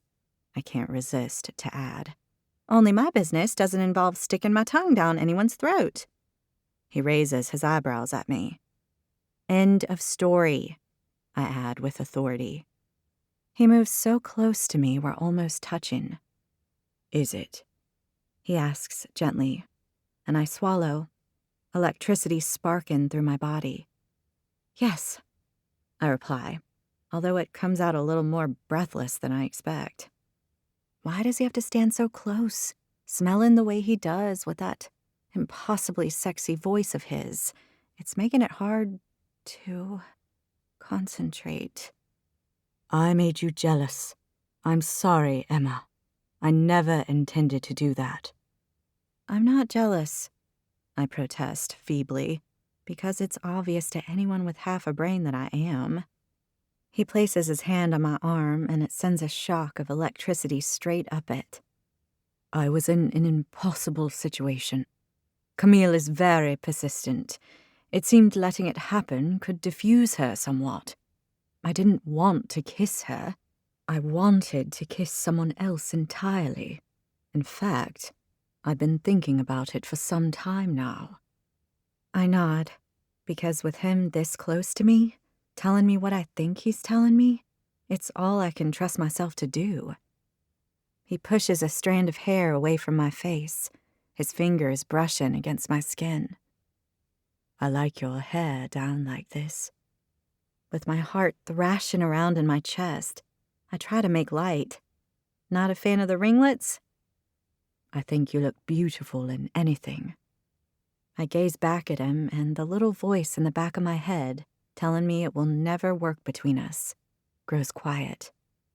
All that's left is him, here, right now, his eyes on mine, his hand gently cupping my head. And then it happens. I don't try to stop it. I want it to happen, despite our differences, despite Camille, despite how I know this will end. Despite all of it. His eyes intense, he lifts my chin and brushes his lips tantalizingly against mine. It's gentle and incredible and makes me feel like the air has been sucked from my lungs. He pulls back enough to look me in the eyes. You're the one I want to kiss, in case you were wondering. He murmurs, his deep voice doing things to my insides. I kinda got that, I reply. Good. He kisses me once more. Is the sum total of my response. Well, my verbal response anyway, because before you can say, Camille who, we're kissing some more. Only this time, there's no gentle lip brushing. No siree. It's a full-on, no-holds-barred, we want to devour one another kind of kiss. Kind of kiss you feel from the top of your head to the tips of your toes. My head spins, my knees go weak, and everything melts into nothingness around us. After we come up for air from, frankly, the most heart-stopping kiss of my life, his smile spreads from ear to ear, the skin around his eyes crinkling. You have no idea how long I've wanted to do that. Really? I ask as I catch my breath. Since when? He slips his hand into mine. I could say it was from the moment I laid eyes on you, but you were on the ground, swearing like a fishwife with a dress attached to your hair in that particular moment. Not my best moment. No, but I could tell you were feisty, and it was hard not to be attracted to that. Then you asked me to send you home during that first conversation in my room. It was that moment when I wondered what it would be like to kiss this woman who didn't seem to care what I thought of her. So it was a challenge, I tease. He laughs as he toys with my hair, sending shivers down my spine. You weren't some sycophant who would do anything to be with Mr. Darcy, no matter who he was. You got that right, but I was convinced you hated me. I was convinced you hated me, he counters. I did, but I also secretly thought you were totally hot. He grins at me. That makes the hate so much better. I reach up and kiss him again, mainly because I can, but also because kissing Sebastian is my new favorite thing to do. Is that wine for us? I ask without a drop of subtlety. Or were you actually on your way to Camille's room when you decided to bring me here? His laugh is low as he shakes his head and reaches for the wine and glasses. Shall we sit? He gestures at the couch by the fireplace, and we sit down next to one another, our thighs touching. I thought we could get to know each other better over a glass of Chateauneuf de Pop. I giggle and it ends in a snort. All I got out of that was fancy French wine from some chateau. He removes the cork with a corkscrew he produces from his pocket and pours us a couple of glasses. It's from a beautiful region in the Rhône, near Avignon. But that's not why I like it. It's a superb red. He hands me a glass. My father was very fond of it, as was his father. I imagine you could say it's in the Huntington-Ross blood. I think Budweiser's in the Brady blood, I reply with a self-deprecating chortle. Or maybe moonshine, back in the day. That sounds like a story. Believe me, it's not. We Bradys are regular folk. Nothing special. I would have to beg to differ. He lifts his glass. To the intriguing Miss Brady. Dude, I might not be all classy like you, but I do know I can't drink to myself. In that case, here's to Mrs. Watson. Long may she wear that deeply attractive handkerchief on her head. I let out a laugh as warmth spreads through me. I'm sure it's a shower cap. To Mrs. Watson's shower cap, then. I clink my glass against his. I would never have guessed you'd have a good sense of humor, Mr. Darcy. I have hidden talents, don't you know? He replies. I've just been finding out about some of those. He pulls me in for another head-spinning kiss. I take a sip of my wine. Holy crap, that's good. I say before I remember that I'm sitting on a couch that's probably older than my great-grandmother, in a room that was extensively renovated by the late Victorians, with an aristocrat at my side. A hot one, but an aristocrat, all the same. He grins at me. I'm glad you like it. I take another sip. It's even better than Bud, I declare with a laugh. High praise indeed. Our gazes lock, and we grin at one another. Can anything beat this moment? The moment when you've both admitted to having feelings for one another after not knowing if the other felt the same? The moment when you realize the object of your desire wants you back? I didn't expect you, Sebastian Huntington-Ross, I say. I thought you were pompous and self-interested and only came on this show to stroke your already massive ego. Either that or you were a total nut job, expecting to find love on reality TV. But you're not like that at all. I'm not pompous, self-interested, or deluded. Emma, you are so good at flirting. You should write a book. I do try to make y'all feel special. He laughs. You've made me feel a lot of things since you came on the show, Brady. Angry? Annoyed? Unvalued? I offer. Don't forget frustrated and irritated. I spread my hands out to my sides. My work here is done. He takes one of my hands in his. His tone is more serious when he says, I hope not. In fact, I hope you might agree to stay, and not just for your label's sake. My breath catches in my throat. You want me to stay? Here? At Martinston? He bites his lip, his eyes glowing warm gold.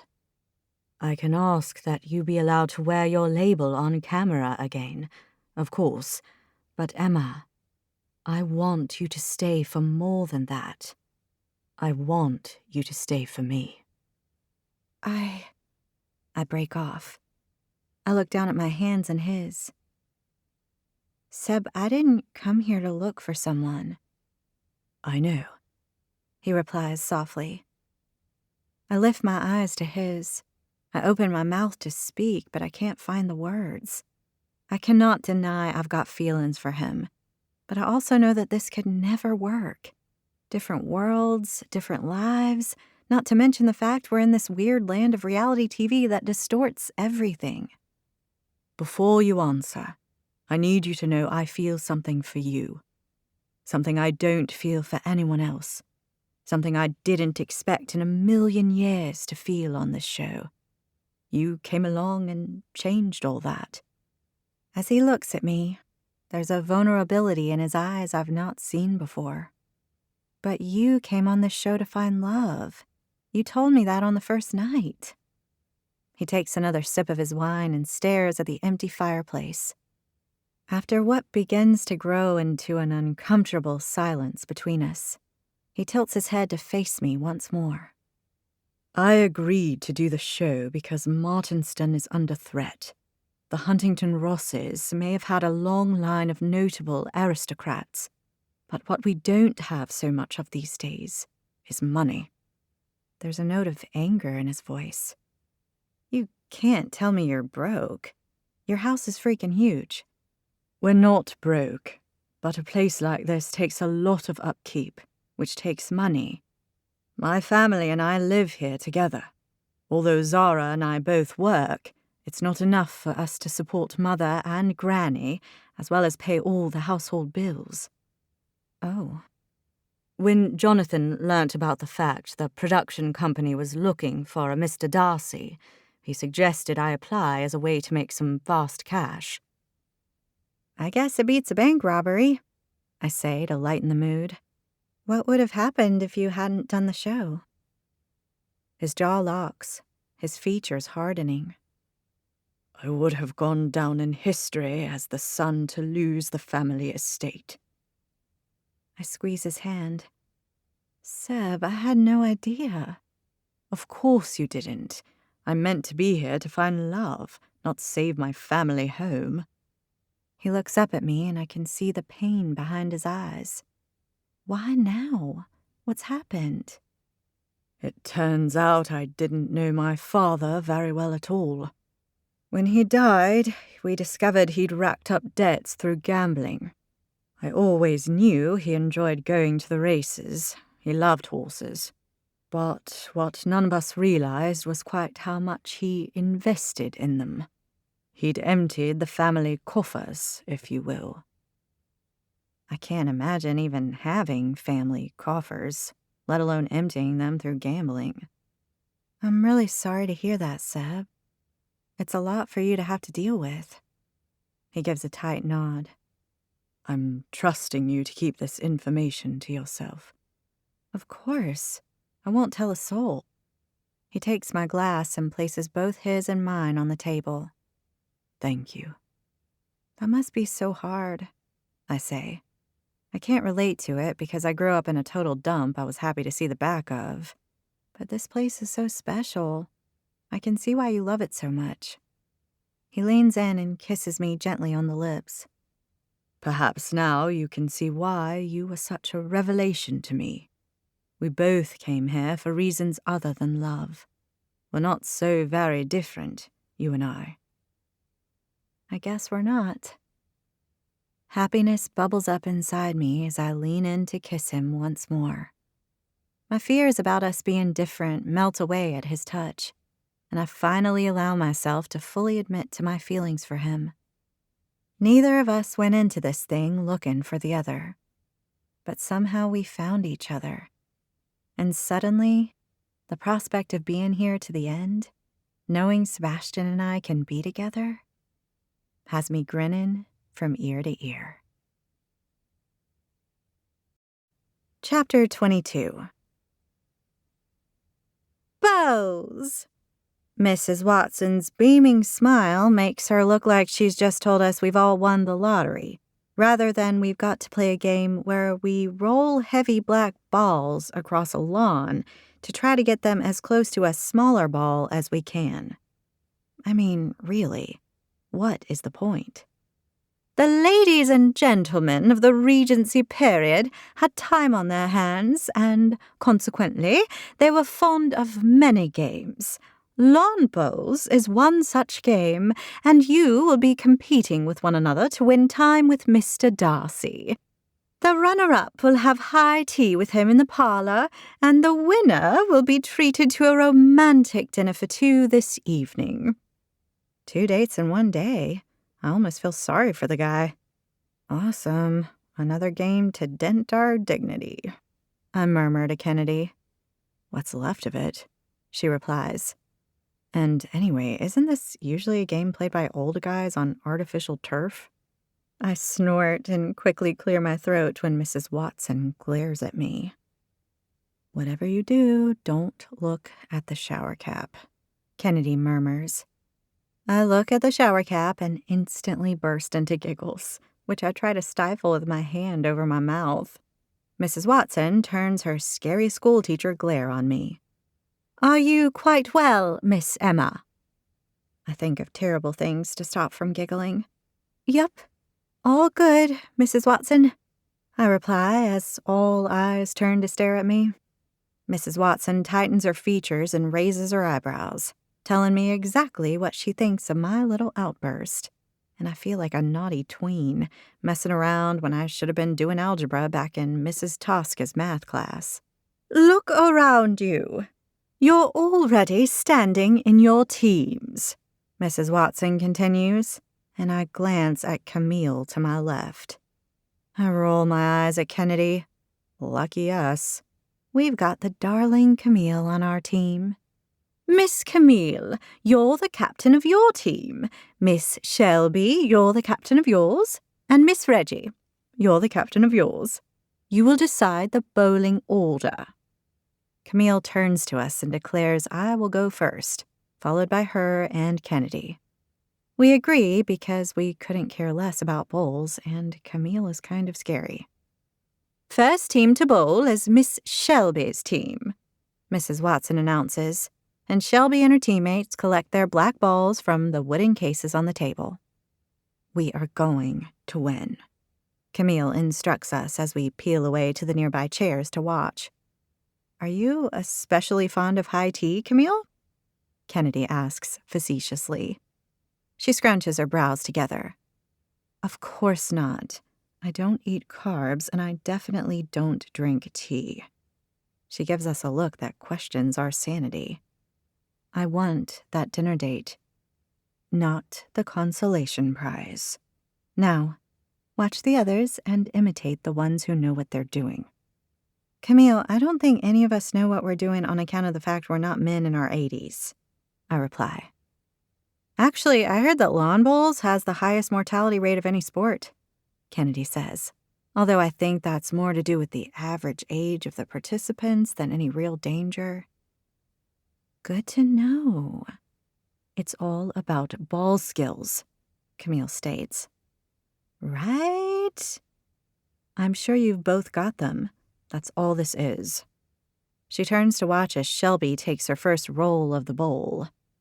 It misses the jack by about 50 yards, and Camille sniggers. Don't copy that dingbat, Shelby. I couldn't care less about winning, but I do like the idea of high tea, I say to Kennedy. I thought you'd want the dinner with Mr. Darcy. So romantic. She waggles her eyebrows at me, and I'm mortified to feel heat creep up my cheeks.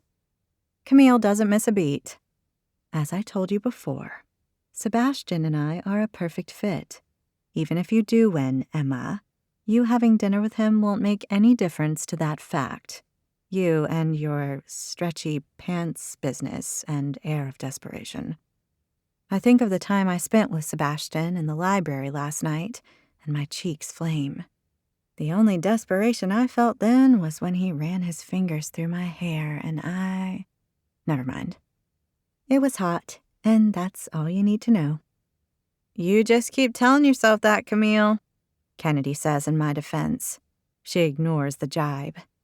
Instead, she twirls one of her ringlets around her finger and says, We vacation in some of the same places. We know some of the same people. We both come from serious money. Can either of you say that? Oh my gosh, Camille.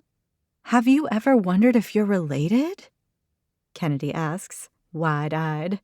I do my best not to laugh. Don't be ludicrous. The only way Sebastian and I are going to be related is through marriage when I win, she replies, looking especially pleased with herself. I walked into that one, didn't I? Kennedy says under her breath to me. Kinda did, babe. I nod at the cameras, and it was all recorded. Oh, Shelby, Camille exclaims in delight as Shelby misbowls a ball, this time rolling it into a bush on the other side of the garden. It misses the jack by about the length of Sebastian's house, give or take. You're meant to try to get the ball as close to the jack as you can, not as far away from it. She giggles at her own joke and receives a scowl from Shelby. The atmosphere changes around us, and I look up to see Sebastian walking across the lawn toward us. He's dressed as Mr. Darcy, of course, and when his gaze lands on me, my heart contracts. "Hello, ladies," he says as he comes to a stop. "Did someone mislay this?" He holds up a ball. "Oh, that'll be mine," Shelby says bashfully. "I'm not very good at this game." He holds it out for her, and she takes it in her hands as though it's a rare and wonderful baby bird. "That's a shame. I was hoping to spend some time with you, Shelby." I know he's playing the game. He's got to at least show willingness with the other contestants. But it stings all the same. The other members of Shelby's team bowl their balls, and then it's Reggie's team's turn. Reggie is terrible, but good-humored about it as always. And then Mrs. Watson announces, "The next team is Miss Camille's team, Mr. Darcy. We have Miss Camille, Miss Kennedy, and Miss Emma." She points at each of us. He smiles at us and says, "I'm glad I didn't miss this." Mrs. Watson clasps her hands. "Positions, please, ladies." Kennedy, Camille, and I collect a ball each and move over to the mark. If this were 10-pin bowling, I'd smash the lot, Kennedy says to me. I narrow my eyes at her. "You don't look like the bowling type." "What's the type?" "You know, protruding belly, terrible shoes. Plus you're not a balding middle-aged man." I grew up with a dad obsessed with it. I couldn't not be the type. "You go first, Emma," Camille instructs. "But Kennedy's got the ball skills," I complain. "Just do it," she snaps. She turns to smile sweetly at Sebastian. I could argue, but what's the point? I'd may as well get this thing over with. I step onto the little green mat and line up my shot. Without any strategy whatsoever, I aim for the jack and roll the ball in its direction. I watch as it slows and comes to a stop about 5 feet from it, knocking one of the other team's balls out of place. "Hey, not fair," Shelby complains. "Sorry," I say to her with a conciliatory shrug. "Don't be sorry, Emma," Camille says. "You're doing great." She hands me another ball, and I almost fall over at the compliment. "I've got to go again?" I ask. "Haven't you been watching? Each player gets 4 balls to bowl." I let out a puff of air. "Okay." I bowl the next ball, and it ends up crashing into a garden seat way off course, and the next ball barely makes it halfway down the green. "Would you like some help, Emma?" Sebastian asks. "Sure," I reply breathlessly as he collects a ball and moves over to me. "I think it might be your technique." "Do you know much about bowls?" I ask him under my breath. "Next to nothing," he replies, and I snort with laughter. He passes me the ball and moves to stand behind me. "Line up the jack." I hold the ball up in front of me as though I'm going to bowl a ball down an alley at 10 pins. He puts his hand on my arm, and I can feel his firm body pressed up against mine. It feels amazing, and I find myself wishing we were alone in the library, away from the glare of the cameras and the other contestants. "Now, pull it back like this, and then direct it at the jack." I release the ball, and, with his body still pressed against mine, we both watch its progress. It knocks my other ball out of contention, sitting pretty only a couple of feet from its target. "You're a professional, Miss Emma," he says, and I turn and smile up at him, my heart going all kinds of crazy. "My turn next," Camille announces. With regret, I pull back from Sebastian and return to Kennedy on the edge of the green. "Will you show me how to do it too, Mr. Darcy?" Camille asks, looking up through her lashes at him. Of course, Camille. You'll need to do exactly what you did with Emma. I'm afraid I'm not good at bowls.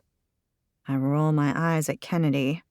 Camille sure knows how to play the damsel in distress card. As Sebastian takes Camille's ball and positions himself behind her as he had with me, a burning sensation takes hold of my chest. Although my rational brain tells me he's playing the game for the cameras, it's hard to watch. And Camille milks it for all it's worth. She asks for his help with every ball, and I'm forced to watch the whole thing unfold, pretending I'm fine with it all. Oh, Mr. Darcy, with your help, I think I might win today, she simpers when her last ball has been bowled. Praise the Lord. Kennedy has her go next, and she makes a point of not asking for Sebastian's help, even though she could quite obviously use it. She manages to knock one of my balls out of contention, but the rest of them go awry. And then it's time for Mrs. Watson to assess who has won. She calls for quiet. Congratulations, Camille. You have won the romantic dinner for two with Mr. Darcy tonight. Camille smirks and thanks everyone as though she's just won an Oscar and not some game played by the elderly. The runner-up is Phoebe, who will enjoy some high tea with Mr. Darcy this afternoon. Phoebe smiles her beautiful smile at everyone. Well done, you two, Sebastian says. I look forward to seeing you later. His eyes flick to mine briefly, and I hope he means me. Everyone else has a free afternoon, Mrs. Watson says. Poor Sebastian, having to have dinner with her, Kennedy says once we're back in our room and our mics are firmly off.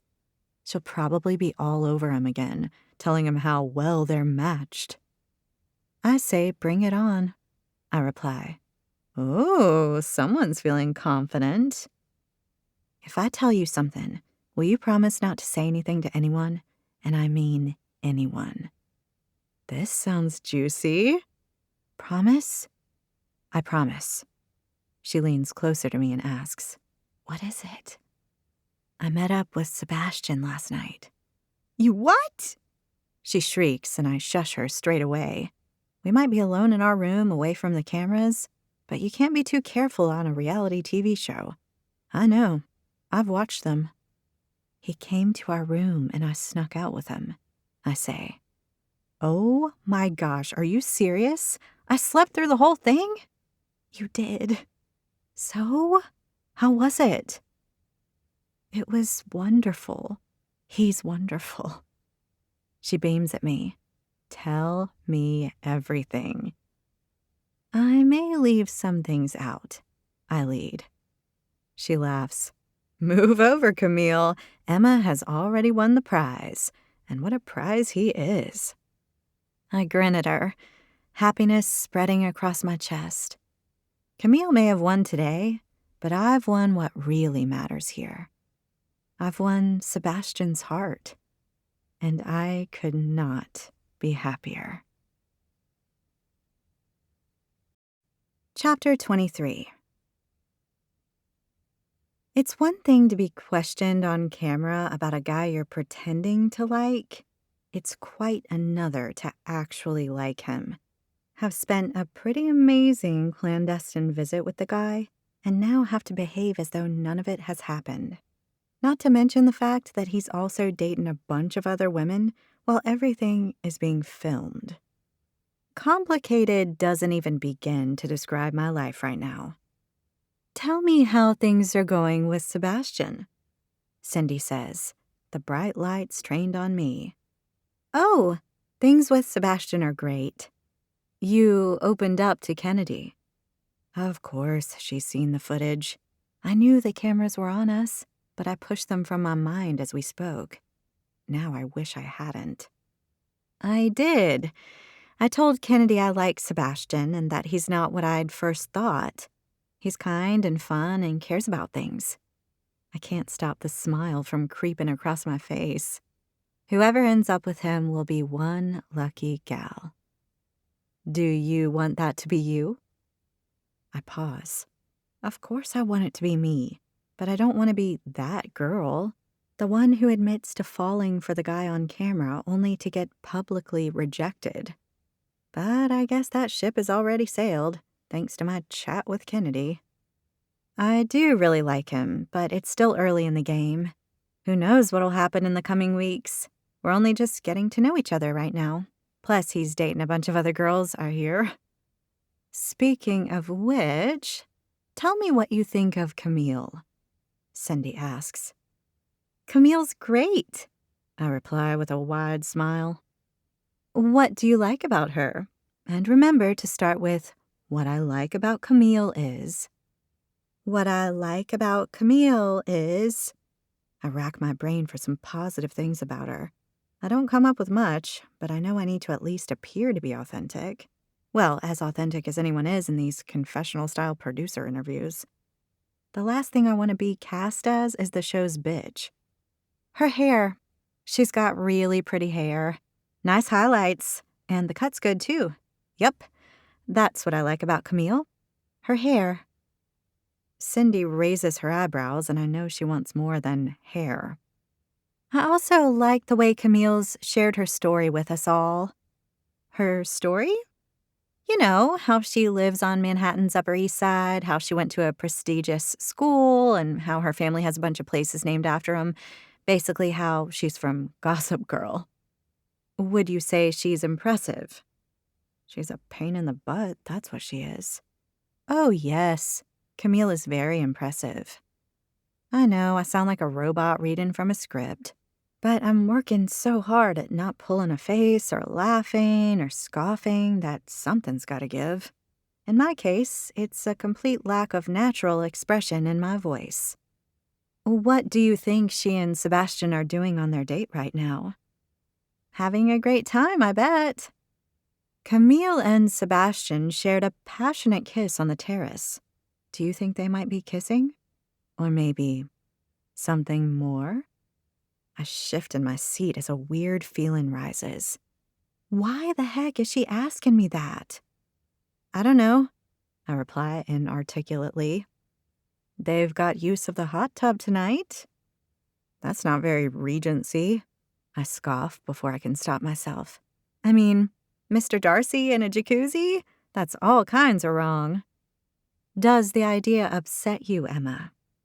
No, I reply, sounding thoroughly upset. Because come on. I want to think about Sebastian in a hot tub with another girl about as much as I want Linda the torturer to pluck every last hair from my eyebrows.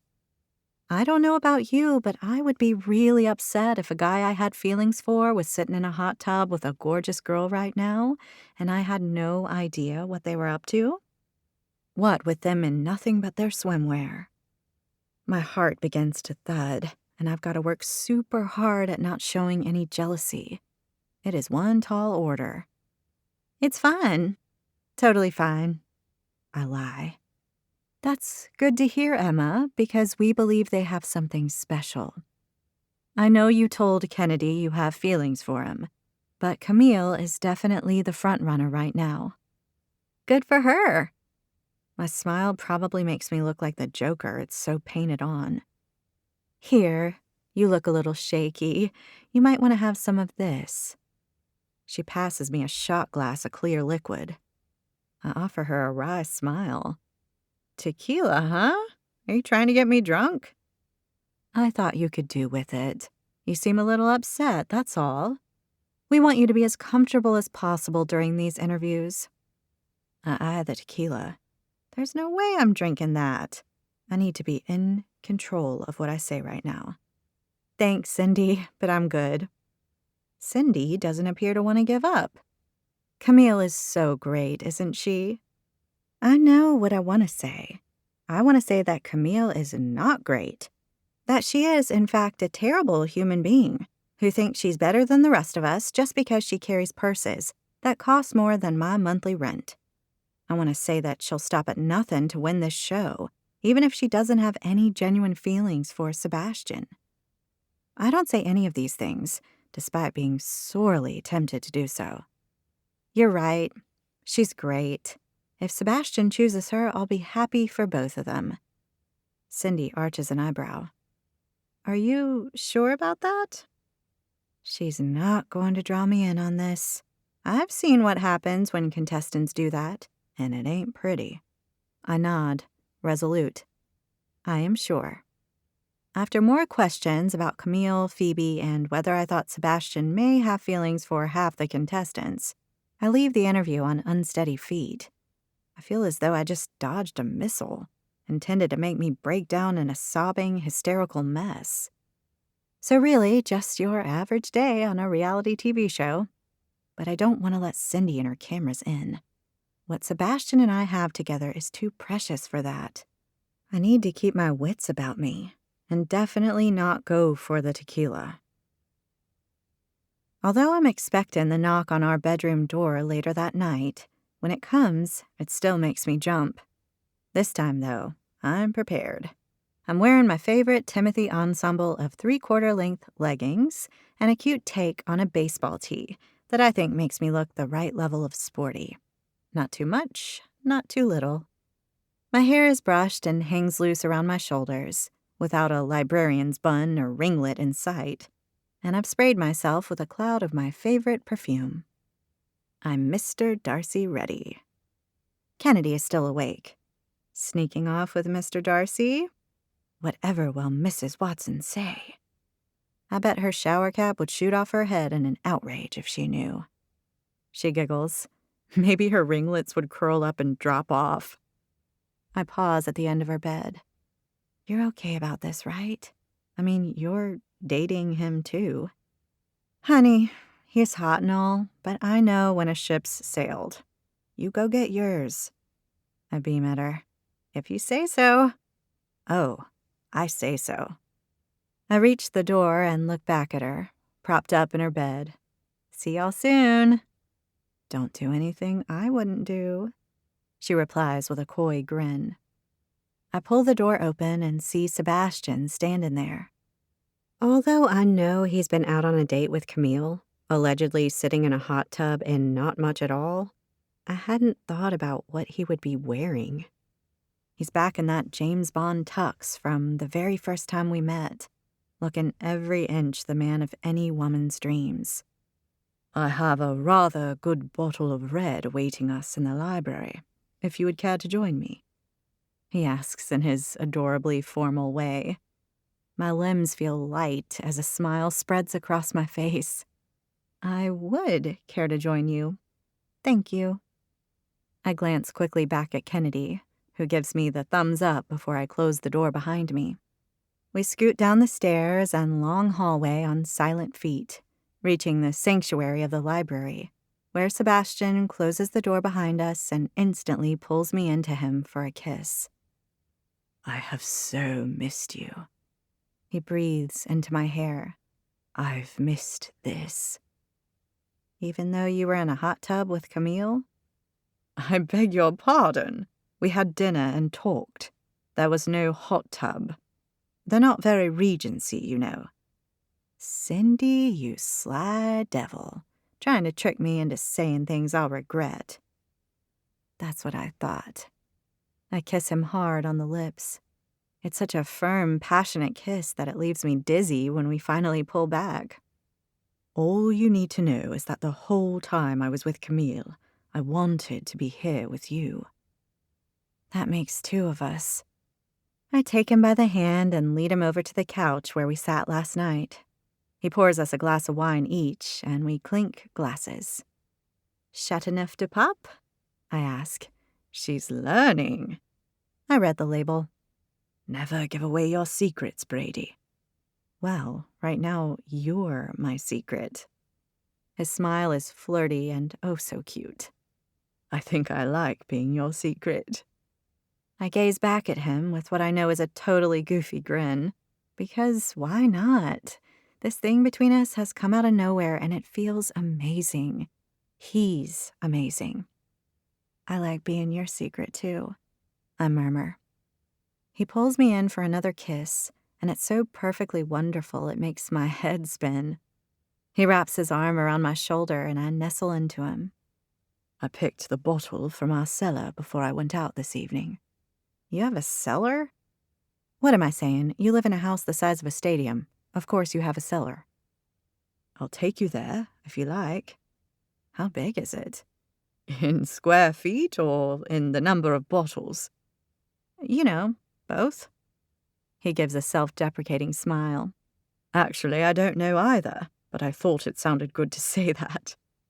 You're funny. Did you know that? I never would have thought it. I take his hand in mine and toy with his fingers. Why not? Well, when I first met you, when you fell onto your bottom, he interrupts. I snort with laughter. Bottom? You're hilarious. Should I say arse? You do you. Bottom is fine. It's cute, that's all. My goal is to be cute, of course, as is that of any 31-year-old man. Huh. You're 4 years older than me. And so much wiser. I nudge him on the arm. Y'all tell yourself that. What did you think of me when we first met? I didn't think we'd have anything in common whatsoever. You were stiff and formal and kind of mean. Mean? I had to talk you into letting me get the do-over, remember? To be fair, I was told to greet each contestant as they presented themselves. I thought perhaps you were on the quirky side and wanted to make an entrance. By falling out of a limo? His shoulders shake as he laughs quietly to himself. It was rather funny. It wouldn't have done anything to help Timothy. Tell me about your label. We're partners, Penny and me. She does all the creative stuff and I do the business side of things. Why is it called Timothy? Both of our dads are called Timothy. My dad was a good man. I want to make a success out of Timothy to honor him. Sebastian gives me a squeeze. Emma, I didn't know. I'm so sorry. When did he pass away? I feel a stab of sorrow and cast my eyes down. It'll be 4 years in September. He had cancer. Mom had been trying to get him to go to the doctor for a year for his cough before he finally agreed to go. By the time he was diagnosed, it had already taken hold. Lung cancer. I nod. Asbestosis. He was a builder and got exposed years before. He was 56 when he died. Young. Yup. You were close. I point my thumb at myself. The original daddy's girl right here. Tell me all about him. I lean back against his chest, feeling his warmth emanating through me. He was a great dad. He told me he loved me every single day of my life, which of course I found incredibly embarrassing as a teenager, but I never doubted his love for me. He was firm but fair when I was growing up. Smart as a tack, too. I could never get anything past him, which was incredibly frustrating. Everyone said I was just like him, right down to the way neither of us would let something go until it was either dead or done. Not literally, I hope. I have an image of some poor creature meeting its grisly end. More if we made our minds up on something, we wouldn't let anything get in our way. Not even a Jane Austen dress. I tilt my head back to look at him. You got it. Things got hard when he lost his job. He worked for this big shot who developed commercial buildings around Texas. Daddy worked for him for years, but then one day, out of the blue, he was told not to come in. He was fired, just like that. Heat rises in my cheeks as the memory smarts. Did he find another job easily? I shake my head. With more time on his hands, Mom made him go to the doctor. He was diagnosed and couldn't work. We thought things had been tough before then, but they got a whole lot worse. Financially. Yep, I was rooming with Penny, but decided to move back home to help out. I contributed some of my salary, of course, as well as helped Mom with the house and looking after Dad. She was so grateful. She had someone else to help carry the load, you know? I do, he says quietly. I push myself up to look at him. Did your dad have cancer too? No, heart attack. It's the Huntington-Ross way. My father died from one, his father, and his father before him. You should watch out if I turn red and begin to clutch my chest. I bat him gently on the arm. Don't joke about things like that. We've all got to go from something, don't we? I guess, but I'm only just getting to know you. I can't have your heart given way out of the blue. He plants a kiss on my forehead. I've got a good 40 years before then. What was your dad like? He casts his eyes down. He wasn't like your father in the least. He was strict and had his ideas of what his only son should be.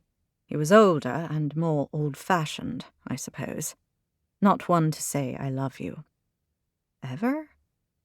He shakes his head, his mouth tight. I never heard him say it, not once. My heart hurts for him. How awful. It was just the way he was. I knew he loved me. He was my father. He shook my hand from the age of 7 rather than hug me, sent me away to boarding school at 8, and told me what line of work to get into. But he did one thing for me that no one else could. He left me all this. What do you think he would say if he knew you were playing Mr. Darcy on a reality TV show? He lets out a sudden laugh. There's no doubt that he would be utterly appalled. But what if he knew you had to do it to save Martinston?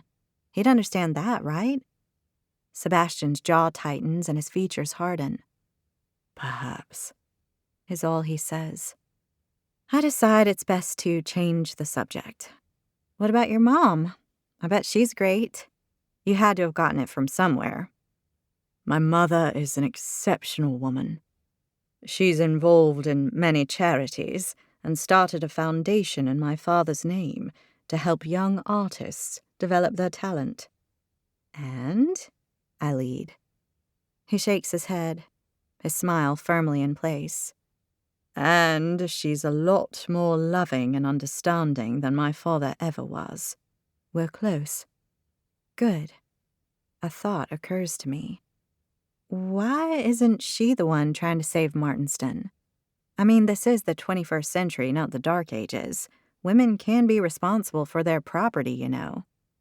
I suppose you could say I'm helping her to carry the load, he replies, using my own words. I feel an obligation to my family, Emma. Being Mr. Darcy seemed like a relatively easy way to do it. I like that you're trying to look after your family by saving their home. You'd do the same in my position, I'm sure. I think of my little apartment, with its tiny kitchen and cheap kit-set furniture. It's not much, but it's mine, and I would hate to lose it.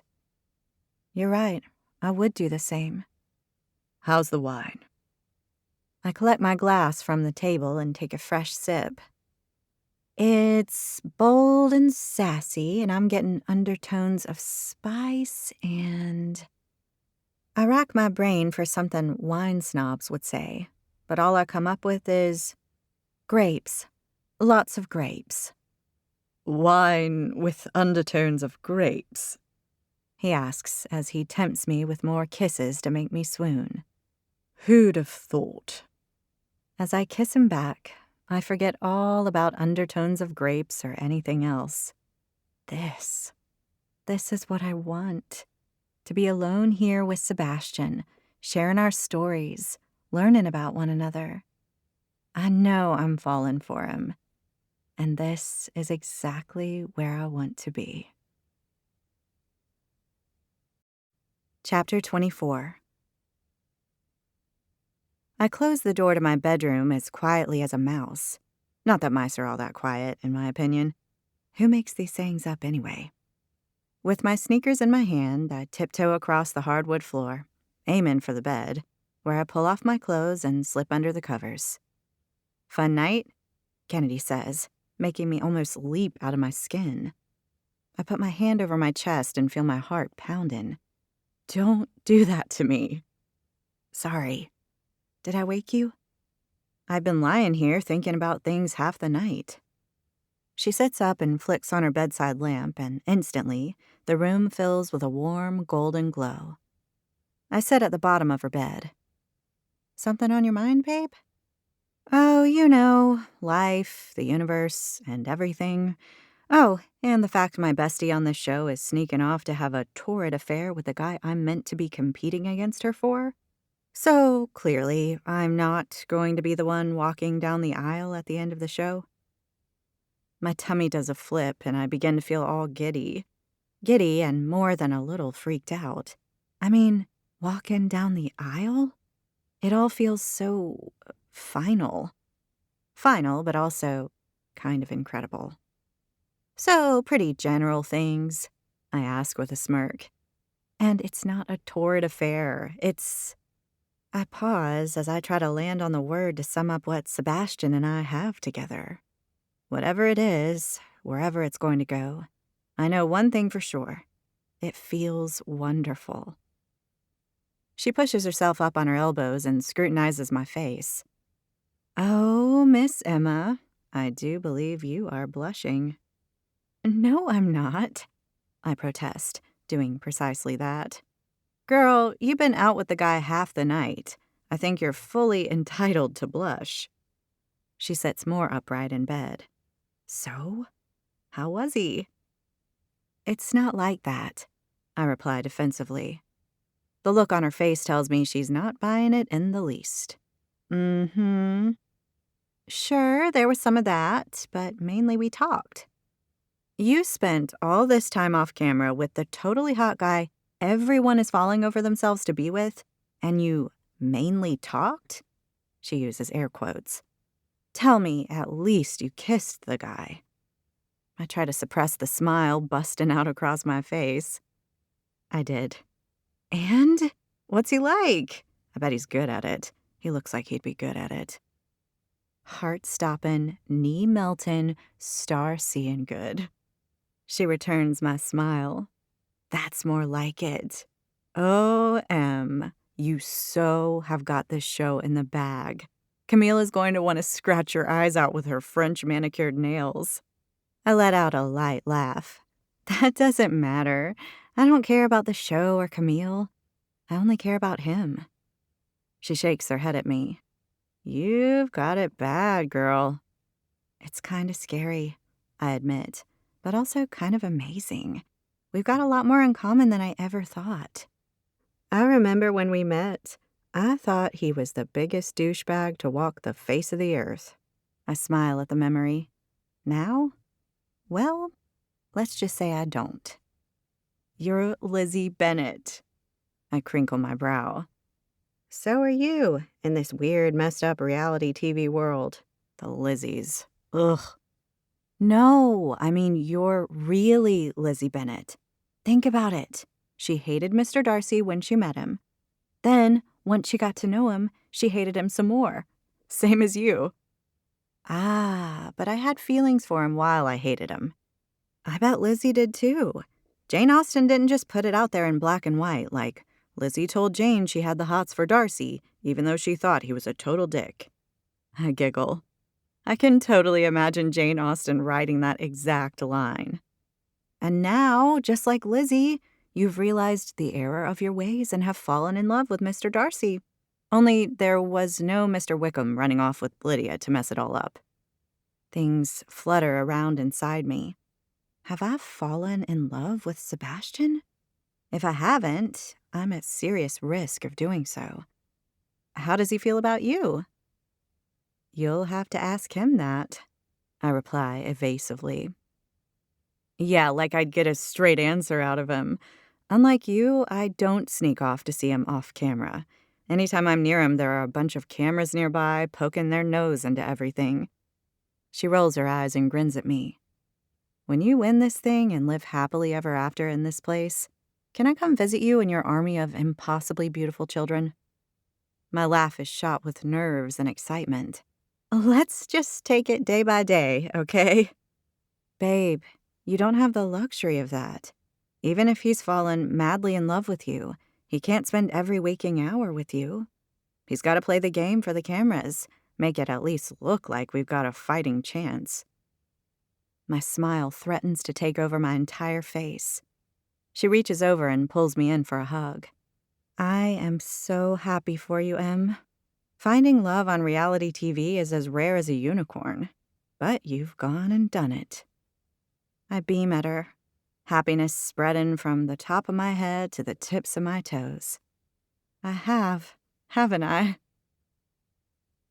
The following morning, due to lack of sleep, the news that the day's activity is learning how to dance Regency style is not exactly music to our exhausted ears. It turns out Regency dances are ridiculously complicated and surprisingly physical for something that looks so sedate. It's not helped by the fact Kennedy and I spend half the time giggling in the corner rather than paying close attention. How the ladies and gentlemen of the Regency era managed to look poised and elegant and not like they'd run 10 miles uphill is a mystery to me.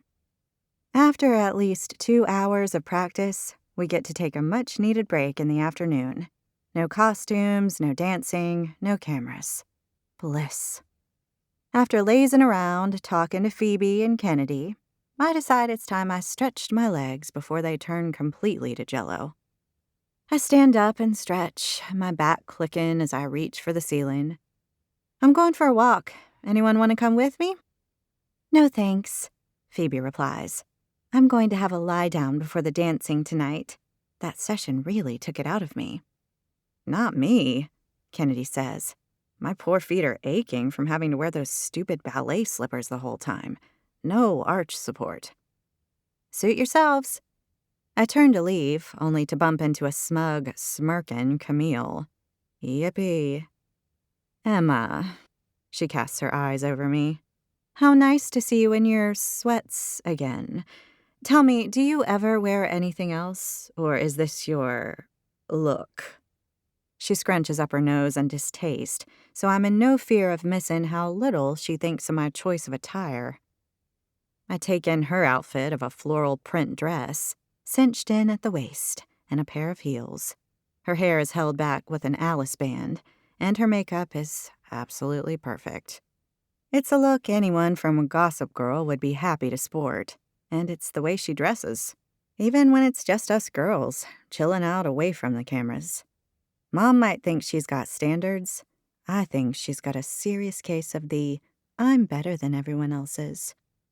Instead of rising to her bait, I reply, I guess it is my look, Camille. My label is very comfortable. Elasticated waistbands are very comfortable, I'm told. I wouldn't know. I wouldn't be found dead in any clothes with one. That could be arranged. It's not elasticated, it's lycra. She waves her hand in the air. Potato, potato. She flashes me a condescending look worthy of Lady Catherine de Bourgh herself, Lizzie Bennet's arch-rival. Did you enjoy the dance practice this morning? She asks, and I go to reply when she cuts me off with, because I wondered whether dancing is really your thing. She cocks her head to the side as though she's genuinely wondering, rather than just messing with me in her usual evil way. God, she's annoying. I'm sure Sebastian will take pity on you and ask you to dance tonight anyway. I mean, he's very kind and thoughtful to all of the contestants, even the ones he's not interested in. You mean even me? I say, my tone dripping with enough sarcasm to fill a bucket. Not that I was bad at the dancing portion or anything. Well, no more so than anyone else. It was complicated and hard to keep track of all the steps. And there were a lot of steps. That's the attitude, Emma, she replies with a fake smile. I've had enough. See y'all later. I turn and walk toward the door leading out onto the terrace. You're not going to win, Emma, she says with a harsh edge to her voice. I stop and turn. Maybe, maybe not, I reply with a shrug. I'm working hard not to get my hackles up right now. I would say not. Her pretty features are hard. She steps closer to me. You see, Sebastian and I are right for one another. We're a fit. We're the same. He understands me and I understand him. She trails her eyes over me once more. You would never fit into a life like his. You have no clue how to handle it. You and your comfy pants and ponytails. What's wrong with ponytails? Her steel blue eyes are trained on me, and I half expect to turn to dust with their evil force. He's mine, Emma. Get used to it. Don't tell me you've gone all Shelby on me now, Camille. I'm not sure her destiny approach worked out quite how she imagined it would. Don't be ridiculous, she scoffs. I'm trying to warn you, as a friend, that you may as well give up. You can't win. As a friend? Sure she is. I glare back at her for a moment because two can play this game, and screw her. So what if Sebastian and I lead different lives? Opposites attract. Doesn't she know that? I ignore the tiny voice at the back of my head telling me she's right, because, damn it, she's not. Whatever, Camille. She smiles sweetly at me. I'm glad you agree, Emma. Enjoy your flight home. Chapter 25. It takes all my strength not to pull the spangly, expensive-looking Alice band from Camille's hair and hurl it across the room. Although I bet if I did that, it would only go to prove her point that I'm too low class for Sebastian, and she's not. I turn my back on her and march across the terrace and out onto the wide expanse of grass, bypassing the formal gardens with their fountain and rows of topiary. Instead, I head for the untamed woodlands up a small rise to the west. What I wouldn't give to tell Camille the truth, to rub her perfect face in my happiness, to let her know in no uncertain terms that she is so wrong. But what good will that do? Nothing, that's what. And it would probably get me kicked off the show to boot. I just need to bide my time and bite my lip. I reach the woodlands and purposefully slow my pace. I take a few deep breaths and look around. It's beautiful here. The trees stretch tall above me. The light filters through from above, and the ground is covered in dry leaves with patches of green. It's English country perfection, what I imagine the country was before it gave way to cities and roads like the rest of the world. After rambling through for a while, I find a fallen tree. Checking for spiders and other creepy crawlies, I climb up onto it and take in the view of the forest around me. The wild beauty helps me push Camille and her patronizing attitude from my mind. And I let out a deep breath. Be careful you don't fall. You don't have a good track record with that. I look around in surprise to see Sebastian gazing up at me, a smile on his face. He's wearing his off-duty clothes of a t-shirt and pair of shorts, and he looks like he's been working out. I've been practicing my balance skills since then, and anyway, no dress headpiece this time. See? I hold my ponytail in my hand as proof. You are improving, he replies with a glint in his eye. I climb down from my spot on the tree and land a couple of feet from him. You're also a gymnast. He loops his arms around my waist and kisses me, full on the mouth. So many hidden talents, Brady. Oh, you have no idea, Mr. Darcy. Sorry, I'm all sweaty. Don't be. I like it. A murmur against his mouth. That bodes well for me, he says between kisses as he holds me close against him. Ahem. Someone clears their throat behind us, and we immediately stop what we're doing. Fear twists inside me. Uh-oh, we've been busted. With trepidation, I stand on my tippy toes to peer over Sebastian's shoulder to see a woman I've never laid eyes on before. She's dressed in a pair of shorts and a singlet top, her hands on her hips, and she's staring at us with a look of delight on her pretty face. Aren't you meant to be saving that for the cameras? she asks. Her accent is just like Sebastian's. She's so cute. I bet she has guys falling over themselves to be with her.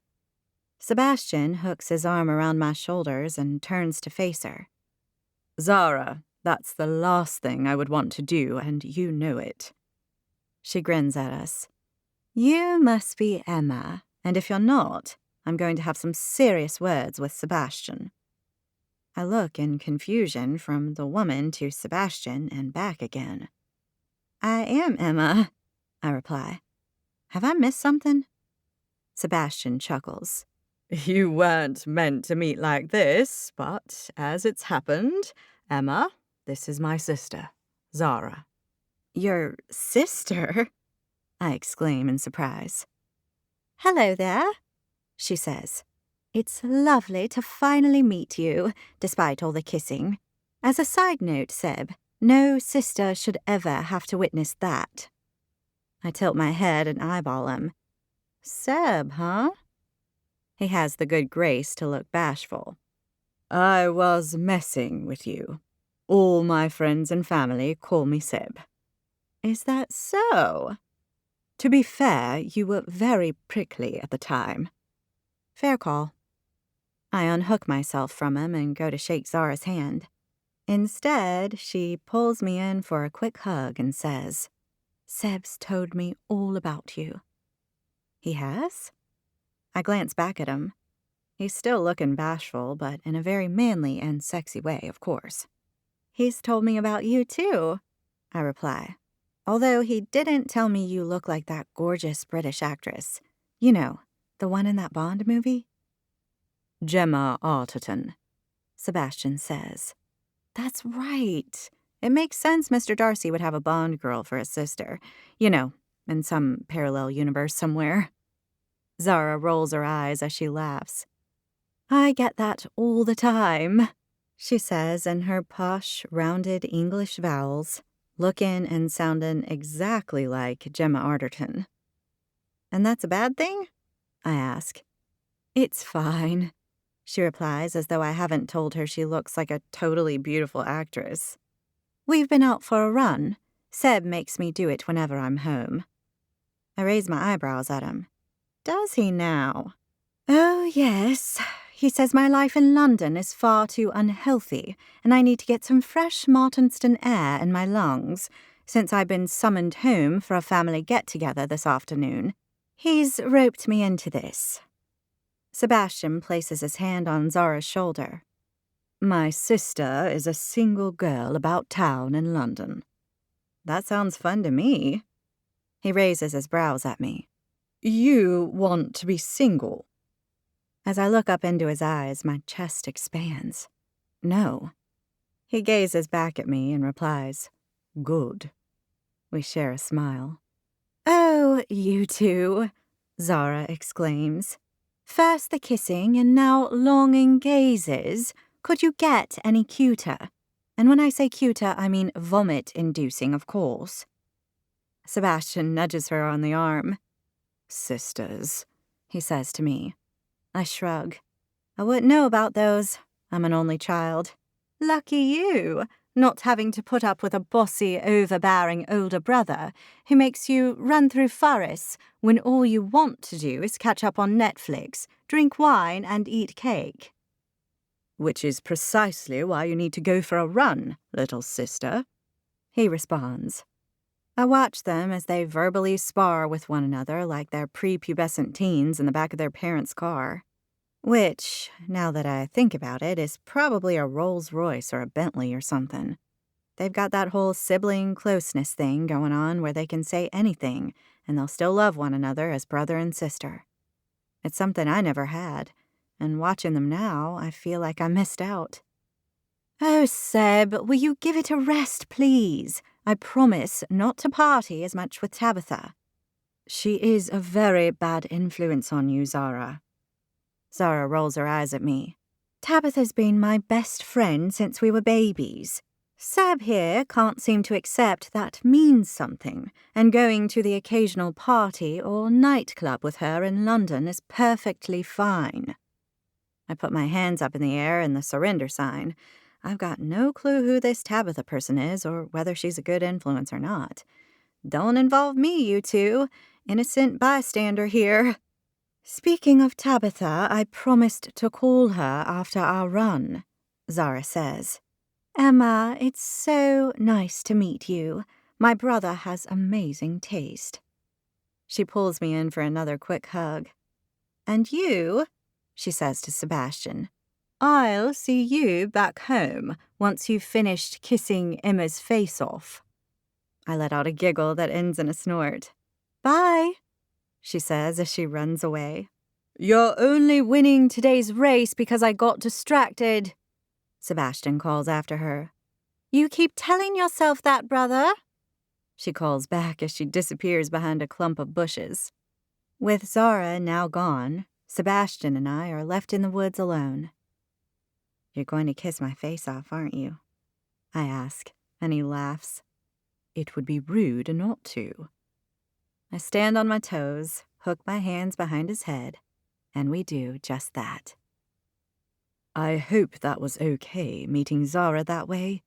I had wanted to introduce you when we were less, well, sweaty. Are you kidding? She's terrific. He beams at me. She liked you. She did? Of course I could tell she did, but I adore hearing it from him. Definitely. I can't help but feel like Lizzie Bennet when she met Georgiana Darcy in Pride and Prejudice. Lizzie knew that by introducing them, Darcy was showing he was totally into her. If Darcy wanted Lizzie to meet his sister because he had fallen for her, did that mean Sebastian had fallen for me? Of course, things took a turn for the worse after the meeting, but I know they won't for Sebastian and me. And yes, I know I'm taking this whole Pride and Prejudice thing a little far. I blame Kennedy for putting the idea in my head. But as Sebastian cups my face in his hands and plants a tantalizing kiss on my lips once more, I know nothing can stand in our way. Any doubts I may have had have well and truly disappeared. Chapter 26. It's the evening of the dance, and the contestants are buzzing, and not just because we've all been given new clothes to wear. Of course, they're still Regency, but they're a step up from the ones we've been wearing since the whole dress like it's 1813 thing was sprung on us. The new clothes are only half the excitement. We've been told that Sebastian is sending someone home tonight, and Reggie has been taking bets ever since. Apparently, Shelby and Camille are the horses to back, although I know who I would prefer to see go home. No prizes for guessing it's not Shelby. I stand in front of the mirror in Kennedy's in my room. My top is low cut to show off what cleavage I actually have, with short, girly puff sleeves, finished with pale green ribbons. I'm wearing what Mrs. Watson told us is a redingote, which is a long, pale green dress that splays open mid-thigh to reveal, no, not an Angelina Jolie-inspired leg, more's the pity, my ivory dress and petticoats beneath.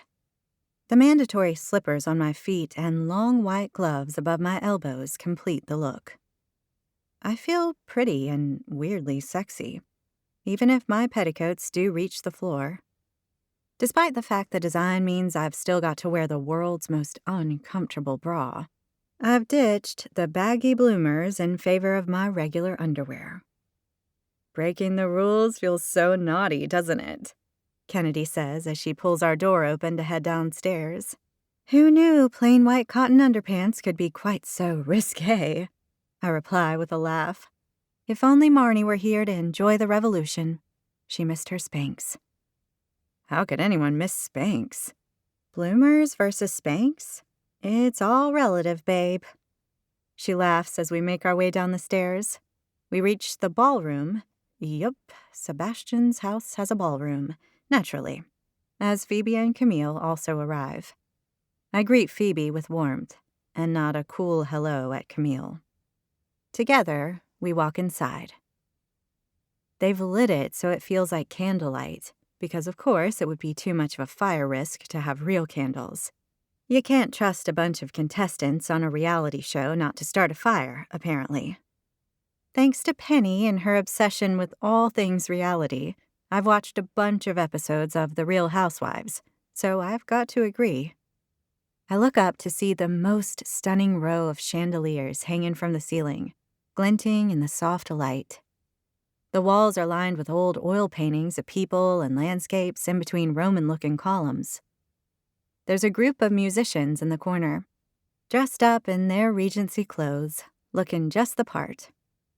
The overall effect is breathtaking, and I can't help but feel swept up in the occasion, like Lizzie Bennet herself at the ball in Netherfield. Camille walks one way as we enter, so Kennedy and I walk the other. Reggie sails over to us. She takes a hold of Kennedy's in my hands and tells us we look like princesses, ready for the ball. "You look beautiful yourself," I gush as I take in her red redingote and turban. Yup, you heard it right. Reggie is wearing a turban. And what's more, it's got a big brooch on it and pink feathers sticking out the top. It's really quite something. The weird thing is, she looks amazing in it. "Nice hat, Reg," I say as I reach out to stroke one of the feathers. "Ooh, soft and silky." She does a little shimmy for us. "I figured if I'm leaving tonight, I may as well go out with a bang, darling. Where else could I wear one of these in my regular life?" "The laundromat?" I offer. "Or maybe Costco?" "Oh, definitely Costco," she coos. "Who said you're going home?" Kennedy says. "It could be me. I've had a grand total of 1 date with him, and I tell you, it was nothing to get excited about." "That's one more than me, darling. I'm here as the eye candy, don't you know?" "Well, you're doing that just fine," I reply with a grin. She winks at us. "And getting my Insta following up, too, with any luck." I hook my arms around both of their waists. "I don't want either of you to go home. You're the only thing keeping me sane on this show." "The only thing?" Kennedy asks, and heat burns through me at the thought of Sebastian. "Well, I know one thing for sure, Emma darling. You've got nothing to be nervous about tonight," Reggie says. "Mr. Darcy wants to keep you." "Oh, I don't know," I reply. It's weak and completely unconvincing. I know it just as much as they do. Sebastian isn't sending me home tonight. "Yeah, you do," Reggie replies with a wink. "But whatever happens, we need to have a good time tonight." Kennedy grins. "Amen to that." "Come on, girls. Let's get a drink," I say. No one should have to do those dances we had to learn today without alcohol in their bloodstream. It would be criminal. We amble across the ballroom and collect some drinks from the bartender. As usual, there's no beer, only wine. Mine's a glass of white, and Reggie and Kennedy both get glasses of red. "To the dance," Kennedy says as she raises her glass, and we all clink. "Who do y'all reckon Sebastian will dance with first?" Reggie asks, and I feel quite silly at how much the mere mention of his name makes my heart rate rise. Seeing him this afternoon in the woods was so unexpected, and meeting Zara was wonderful.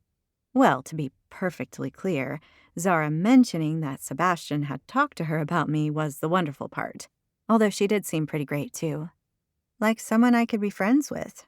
Not that Sebastian would approve of that, by the sounds of things. I smile to myself at the thought. Protective older brother Seb. I kind of like that. "Oh, I think I know who he'll choose first," Kennedy says as she smiles at me. Phoebe smiles as she arrives at our group, accompanied by Camille. "Hi, girls," Phoebe says. "Isn't this exciting?" "It'll be much more exciting when Sebastian gets here," Camille says gruffly. "Where is he, anyway?" "I'm sure he's on his way," Phoebe replies. "Do you think they'll provide other men for us to dance with?" "No," I reply as Kennedy says, "Are you kidding right now?" And Reggie says, "That would be so nice." "Maybe Jonathan will come with him," Phoebe offers. I don't care if Prince William himself turns up, as long as Sebastian gets here soon. And I've got the first dance, got it? Camille takes a sip of her drink and scowls at us. I see Camille's being her usual friendly self, Kennedy says to me out of the corner of her mouth, and I stifle a giggle. Can you imagine if Prince William actually did turn up? Phoebe says wistfully, like she always does. I tell you, I have never met anyone so sweet and nice as her. I think if Prince William turned up here, Mrs. Watson would have a heart attack, I say. Or faint in his arms like Shelby did with Sebastian. This from Phoebe. Oh, that was entirely staged. I lost all respect for her when she did that. Imagine throwing yourself at a man like that. Literally. Camille sniffs. Sebastian deserves so much more. Finally, something we can agree on. You mean he deserves you, Camille? Kennedy asks. She moves her drink from one hand to the other and toys with a string of pearls around her neck. All I'm saying is that he deserves more than people playing games. She shoots me a pointed look. What games does she think I'm playing? Good evening, ladies, a low voice says behind us, and we all turn to see both Sebastian and Jonathan standing in the ballroom. They're dressed the same as each other in what must be Regency evening wear for men, long black pants, cream waistcoats with white shirts, and those black jackets with the tails. Although both of them look like total swoon-worthy romantic heroes, Sebastian is the one who has captured my heart. At least we've got 2 male dance partners, Reggie says to me as the other contestants greet the men. Although I bet one of them only has eyes for you. I look through my lashes at Sebastian. He's standing stiffly as Camille flirts her Regency bloomers off, twirling her ringlets, batting her eyelids, and pawing his chest. He's clearly not enjoying it, and I cannot say that makes me feel bad. You pull out all the tricks you can, Camille. I know something you don't, and when you find out, you're not going to like it one little bit. I wander over to the bar and ask for a glass of Sebastian's favorite wine, Chateauneuf du Pape. The bartender looks at me as though I've asked for a ticket to the moon. He picks the bottle up and reads the label. The red is a Californian Merlot. It's this or the white. Right. Of course. I forgot. Minimum cost alcohol for maximum effect, even for Mr. Darcy. I'll have a glass of that, thanks. With my offering in hand, I join Sebastian's group of Camille, Kennedy, and Reggie. Reggie is telling them about something to do with crocodiles, and all I catch are the words, "Ate the poor creature," and I'm glad I missed the rest. Why do you choose to live in such a horrible place? Camille asks in that special, non-judgmental way of hers. Reggie shrugs, looking totally unaffected by her. It's home, darling, just like New York is for you. Staten Island, right? Kennedy and I share a look of amusement at Reggie's deliberate mistake. My eyes lift to Sebastian's, but he's looking at Reggie. I live in Manhattan, Camille corrects tersely. Upper East Side, to be precise. Oh, silly me. It's all tall buildings, traffic, and pollution as far as I'm concerned. Reggie waves her hand in the air and smiles the smile of the seasoned tormentor. Maybe if you made it out of Hicksville, Tennessee, every once in a while, you'd know more about the world, Camille offers. Reggie's hand flies to her chest. Are you inviting me to stay? Oh, Camille, you are so kind. Can I bring pudding? Her accent has become thick and strong now as she lays it on. Camille blinks at her. Pudding? My pet possum. He's house-trained, mostly. Oh, and Gigi, she's the baby alligator I keep in the tub sometimes. You'd love her. I think I'll leave the coyotes at home, though. They can get awful rambunctious. Unable to hold it in any longer, I snort with laughter. I look at Sebastian once more. His eyes are still trained on Reggie, and he doesn't seem to get the joke. Maybe he thinks Reggie is serious about all our pet creatures? I place my hand lightly on his arm. Sebastian, I got this for you. It's a crappy cheap wine by the sounds of it, but it is red. He seems to study the glass in my outstretched hand before he lifts his eyes to mine. He looks rigid and uncomfortable, like he's Mr. Darcy at the Meryton Assembly where he thought everyone was beneath him. He pauses for a moment before he takes the wine from me and says, "Thank you for thinking of me, Emma." I smile back at him. "You're welcome." He immediately averts his eyes from mine and says, "I believe the musicians are about to begin. Camille, you mentioned you would like the first dance. Shall we?" I feel a sting of rejection. Which is crazy, I know. This is the guy who I spent a considerable amount of time kissing in the woods only a few short hours ago. The guy who had told his sister about me. I know it's for the cameras, nothing more, so I try not to let it bother me. "Of course, Sebastian. I would love to have the first dance with you," Camille replies, beaming at him as she takes his outstretched arm. As the musicians begin to play, Kennedy puts her hand on my elbow and says, "Poor guy having to dance with that." I roll my eyes at her, feeling instantly better. I know, right? Would you like to try out your dance moves with me? Can I twerk? I laugh. I'm absolutely positive twerking was a big part of the Regency dance scene. Along with pole dancing, right? We line up and face one another to begin the dance we learned this afternoon. I've got Phoebe on my right, facing Jonathan, and Sebastian on my left, facing Camille. As the music begins, we start out like professionals, moving in sequence. No one stepping on anyone's toes, no one bumping into anyone. It lasts for all of 30 seconds before I take a wrong step and slap against Phoebe. "Sorry," I call out. "Totally fine," she replies. I concentrate hard. 2 steps forward, slap hands in a ladylike fashion with Kennedy, then 3 steps to the right, walk elegantly around Jonathan like I've got a carrot up my butt. Now step backwards on my toes into formation. And there, I've got it. Sort of. I look to my left where Sebastian is meant to be, only to see he's at the other end of the line, his hands held against Camille's. Oops, I totally messed up. Man, this is hard. "Emma, over here," Kennedy calls, and I dash past Phoebe to her, where we twirl around each other. Oh, we are so messing this thing up, babe. I glance at one of the cameras nearby. We've already made a total hash of the dance steps, so the way I see it, we'd may as well enjoy ourselves. Just go with it. I hook my arm through hers and we do a silly jig. The steps are entirely forgotten now, and even Sebastian has lost his sense of formality and smiles as Camille and everyone else fudge their moves. When we get to the part where we switch partners for a few steps, I find myself facing him.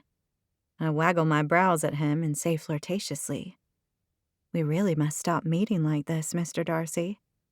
Instead of replying with an equally flirty quip as I've come to expect, he merely nods at me, his jaw locked, his eyes flicking away from mine. "Is everything okay?" I ask him as we move around the other couples. "Yes, fine," he replies brusquely. I knit my brows together in concern as we return to our original partners, and I can't help but notice Sebastian's smile returns as he takes Camille's hand.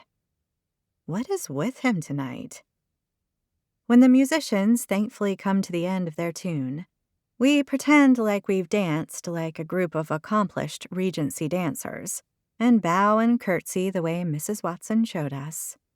We can make a career out of that, Kennedy says as we collect our drinks. I eye Sebastian across the room. He's now talking with Phoebe and Jonathan as Camille hangs off his arm. The cameras are trained on him, as usual, but this time they're also on Kennedy and me. I paste on a smile. "I think I'll stick with my day job," I reply absently. Well, I need more wine. Waiting around to be asked to dance by one of 2 guys isn't exactly rock and roll. Want another? I hold up my almost full drink. I'm good. Suit yourself. As Kennedy makes her way to the bar, I watch Sebastian. Something has changed, and I don't know what it is. But there's one thing I do know for sure. I need to find out. Chapter 27. I don't have to wait long. During the next dance, when I find myself facing him once again, he says to me under his breath, "Meet me in our place in 10 minutes. I nod my eager assent and instantly feel the weight of worry lift from my shoulders. As he moves away to his partner Reggie, I chew on my lip. This weirdness has all got to be for the cameras, nothing more. He's playing the game, making sure it looks like an even playfield, as though he hasn't already given me his heart. A few minutes later, and I've told anyone who will listen that I need to visit the little Lizzie's room, read, bathroom. I've switched off my mic, and I am now staring out at the evening sky from one of the long library windows. Sebastian quietly enters the room. I turn and smile at him, relieved to see him away from the glare of the cameras, the contestants, and Camille. Especially Camille. I move across the floor and wrap my arms around his waist. I close my eyes and tilt my head up to kiss him, but when I don't feel his lips on mine, I ping them open. There are no cameras here, Seb. His body rigid, he says, "Emma," in a way that immediately makes my tummy twist with apprehension. This hasn't got anything to do with cameras. This is something else instead. I drop my arms to my side and gaze up at him, fear rising inside. What's going on? He pinches the skin between his eyes and steps away from me. He reaches the fireplace, where he places his hand on the mantel and looks back at me. "It's not going to work." What's not going to work? I ask in a measured tone as I take a couple of tentative steps toward him. The show? Saving Martinston? What? His eyes bore into me. "I'm going to cut to the chase, Emma. You deserve that, in the very least." Cut to the chase about what? He clenches his jaw. I need to send you home." I let out a surprised laugh, certain this has got to be a joke. Sure you do. He doesn't look like he's joking. My heart begins to thud. Seb? "I'm so sorry, Emma." He's sorry? Sebastian's sorry he's sending me home? What? Why? I ask, totally flummoxed. Of all the things I thought this was, being sent home wasn't one of them. "It's the way it's got to be." I blink at him in shocked disbelief. You're actually sending me home? As in, back to the States? He gives a short, stiff nod. "Yes." Is this really happening? But why? I don't get it. "Because I have to. I've got no choice in the matter." Of course you've got a choice. You're Mr. Darcy. His features tighten. "It's not that simple, Emma. I wish it was, but it's out of my control." It's out of your control. I don't understand. I reach his side and place my hands on his arm. The thudding of my heart drums in my ears. Tell the production company to leave you alone, Seb. You can make up your own mind who you choose. He casts his eyes down. "It's not them." It's not the production company? If it's not them, that means it's him. It's his decision. He's sending me home. I swallow down my rising desperation. Why? I ask once more, my voice growing harsh. He lets out a heavy breath. "Emma, what we have has been so very special, and I'll never forget you. I wish it didn't have to be this way. I wish—" He stops abruptly. His eyes tell me he's finding this hard, that he doesn't want to do it. But dang him, he's doing it anyway. I pull my hands away as I fight back the urge to cry. What about all the time we spent together, Seb? All the things we talked about? You opened up to me. You don't do that when all you're doing is having a bit of fun with someone. Tentatively, I place one of my hands back on his arm. This afternoon, when I met Zara, she said— He interrupts me with, "Zara says a lot of things." He turns away from me, and my heart sinks to my belly. He means it. I got it wrong. I made something out of nothing, and now it's come crashing down around me. This reality show has messed with my head. He's messed with my head. And I'm the total fool who believed it all. I let out a defeated puff of air, my head spinning at 100 miles per hour. Even if I've got to go, even if I'm not the one for him, I deserve the truth. I lift my chin. You need to tell me why. My voice is edged with steel. His jaw tightens. There are things out of my control here. Please understand. How can I understand when you won't explain it to me?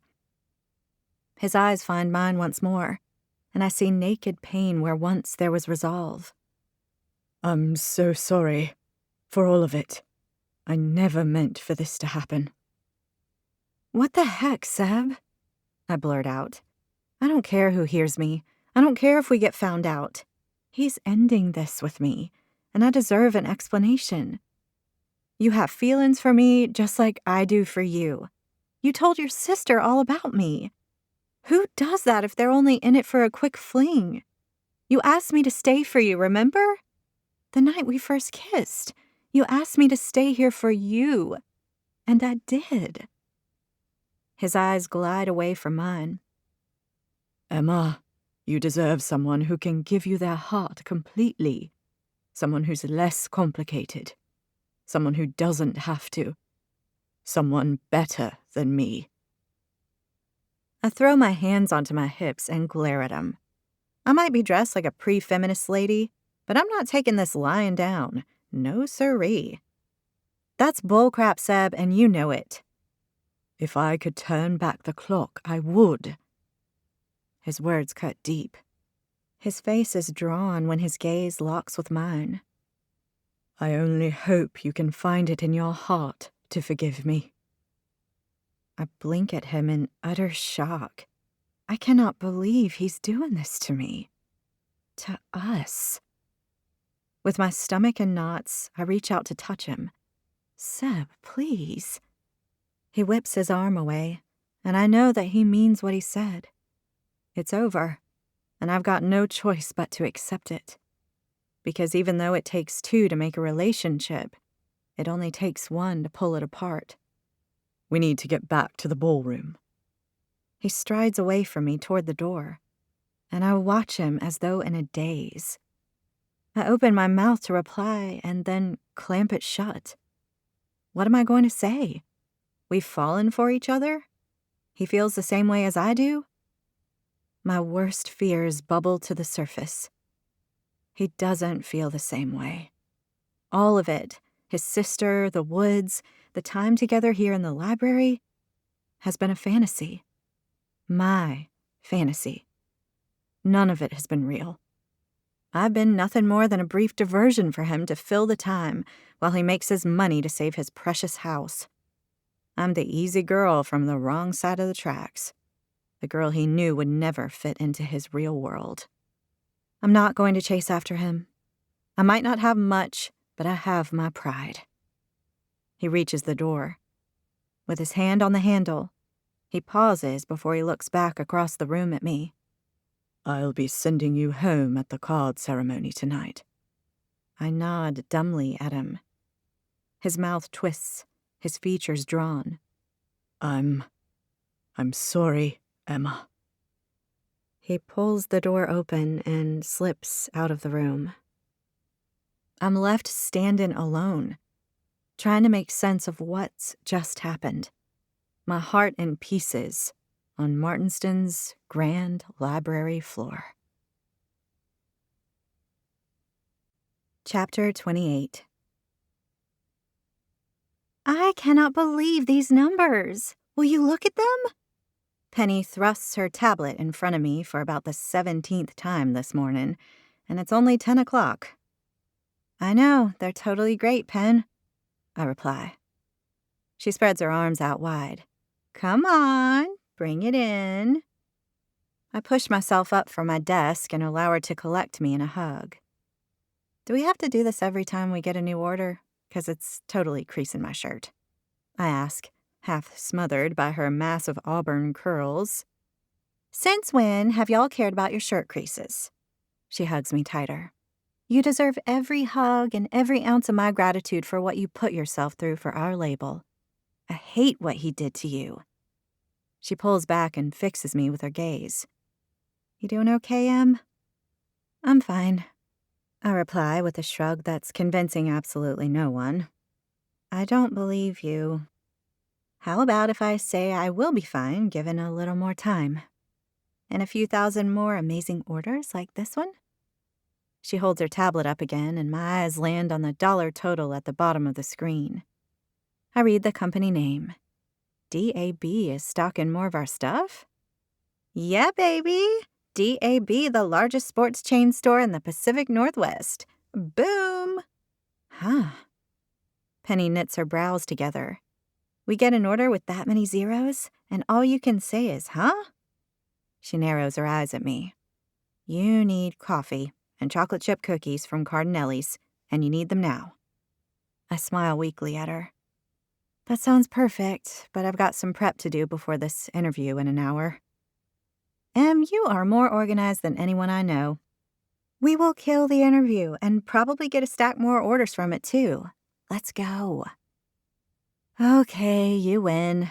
I will eat unnecessary sugar and drink caffeine with you. Atta girl. As Penny returns to her desk, I collect my phone and notice a new message. It's from a number I don't recognize. How are you? I check the number. It starts with a +44. Who could that be? I Google the area code. My heart leaps into my mouth. England. How many people do I know who have English cell phone numbers? Answer: 1. Regardless, I tap out a reply. Who is this? I stare at the screen as my heart thuds, knowing it's him. It's Sebastian. My belly does a weird flip, and I'm not sure if I'm going to pass out, vomit, or hurtle my phone across the room. I do none of them. Instead, I simply stare at the words on my screen. Another message arrives. Not a day goes by when I don't think about you. I'm so very sorry for what I did. I've wanted to talk to you for so long. I've wanted to explain, really explain. My hands have been tied, but not anymore. You ready? Penny asks, her voice cutting through my consciousness. My jaw slack. I lift my eyes to hers. What is it? You've gone all pale. It's Sebastian. Her eyes get wide. Sebastian? As in Mr. Darcy dumping your butt, Sebastian. I bite on my lip and give a slow nod. She rushes around to read my screen. Oh, now he wants to explain? You tell him even though he's some English aristocrat, he's pond scum and you never want to hear from him again. Period. I don't reply. To Penny or to Sebastian. Instead, I sit, paralyzed. I don't need to know how he got my number. He's the star of the show. He can have anything he wants. The question that's burning in my mind is why? Why now? 7 weeks after I was dumped and sent back to Houston, my tail firmly between my legs. Em, what are you thinking? I don't know what to think. My phone pings again and we both read the message. I want to see you. Penny nudges me in the ribs. He wants to see you. I can see that. Well, I lock my jaw.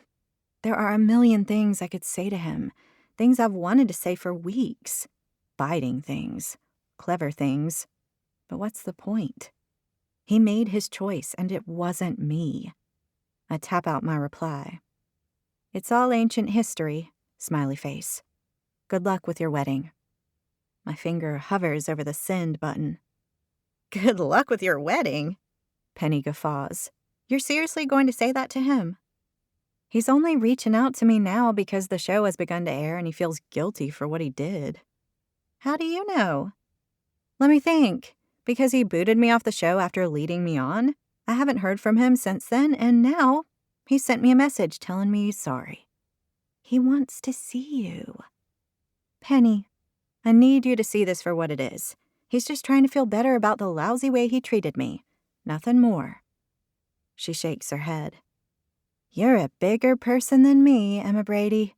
I'd be sending him messages telling him exactly what I think of him. Oh, believe me, I want to do that, but it's not going to make a blind bit of difference. I press send before I change my mind and slip my phone into my purse. Done. Now it's time for that sugar fix.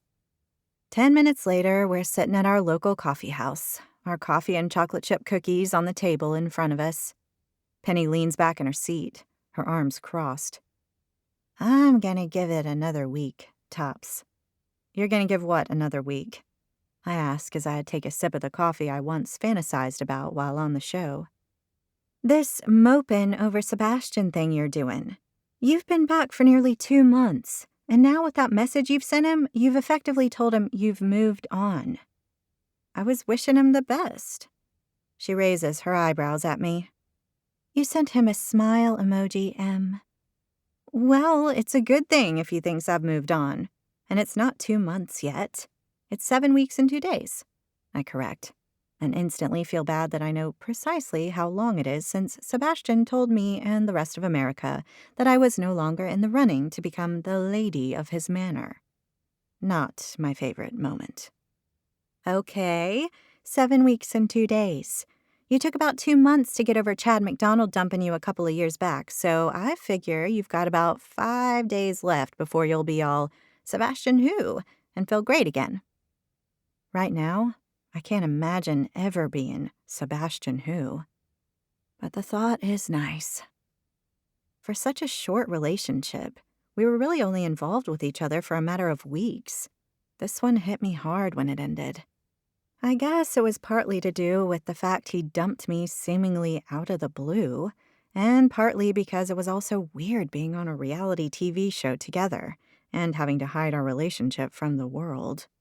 Not to mention that by sending me home, he'd broken my heart in two. I am still so angry with him, Em. I mean, you weren't there to fall for the guy, and you did anyway, and then he played you. If only I could get my hands on him. I raise my eyebrows at her. You'd do what? Pen, you're shorter than me, and he's like over 6 feet. I don't know. I'd call him some names, maybe draw a mustache on him with a permanent marker while he was asleep. I surprise myself with a chuckle. She taps her chin. Let me think. What else could I do to him? You could put his hand in a bucket of warm water as well so he'd pee himself. Oh yeah, now we're talking. I giggle. It's short-lived and manages to lift my spirits for about 2 seconds. Any more messages? She asks. I'm not going to check. I will. Before I can stop her, she reaches into my purse and pulls out my phone. My belly begins to flutter as hope rises inside. Man, what am I? Some kind of masochist? Her face falls. Nothing. She slots my phone away. I guess you're right. The disappointment is so strong, it winds me. You've gone pale again, Em. Eat. I sink my teeth gratefully into my chocolate chip cookie. Oh my God, this is so good. I say, my voice muffled by the chocolate yumminess. I think I need to move on to a cookie-only diet. That'll fix me for sure. Mm-hmm. Penny agrees. By the way, I watched the latest episode of the show last night. I don't need to ask which show she's referring to. Good for you. I take another bite, willing the cookie to push my feelings away. She leans forward and places her elbows on her knees. I know you're choosing not to watch it, and I totally get it, but I thought you'd like to know that you come across so well, and you look super cute in the label. So it's still the first day or two before we're forced into the Regency clothes? No, you've been in the clothes for a while now. They're showing 2 episodes a week, so we're racing through it. Cool, I reply noncommittally. You'll get to watch him dump me on national television soon. That'll be super fun. She reaches across and rubs my arm. I'm sorry, Em. I promise I won't mention it again. I just wanted you to know that what you did to promote Timothy on the show is totally helping our company, and I am so grateful.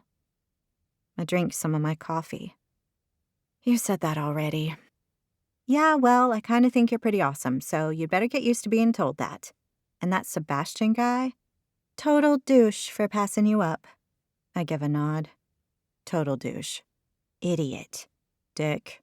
A-hole. Oh, so many things. I finish off my cookie and lick my fingers. We'd better get back for the interview. Penny presses her phone to check the time. You're right. 30 minutes later, we're sitting with a journalist from Lone Star Woman Monthly, in what Penny and I jokingly call the boardroom, which is in fact the only space in her garage not filled to the ceiling with boxes of activewear. Tell me about the inspiration for the name. Timothy is not the type of activewear label we're used to seeing, the journalist, Sammy Joe, asks. It's in honor of our dads, Penny replies. Both are called Timothy, and both are big influences in our lives. That is so sweet. I bet they're both super proud of your recent success. Penny glances at me before she replies. Oh, they are. So proud. You're a couple of daddy's girls, huh? She asks with a grin. Definitely, I reply. They've been positive influences in our lives, and we both owe them so much. I know Dad would be immensely proud of me if he were alive to see this. And it's all happened so fast. The first episode of Dating Mr. Darcy aired only weeks ago, and since then our sales have shot right up.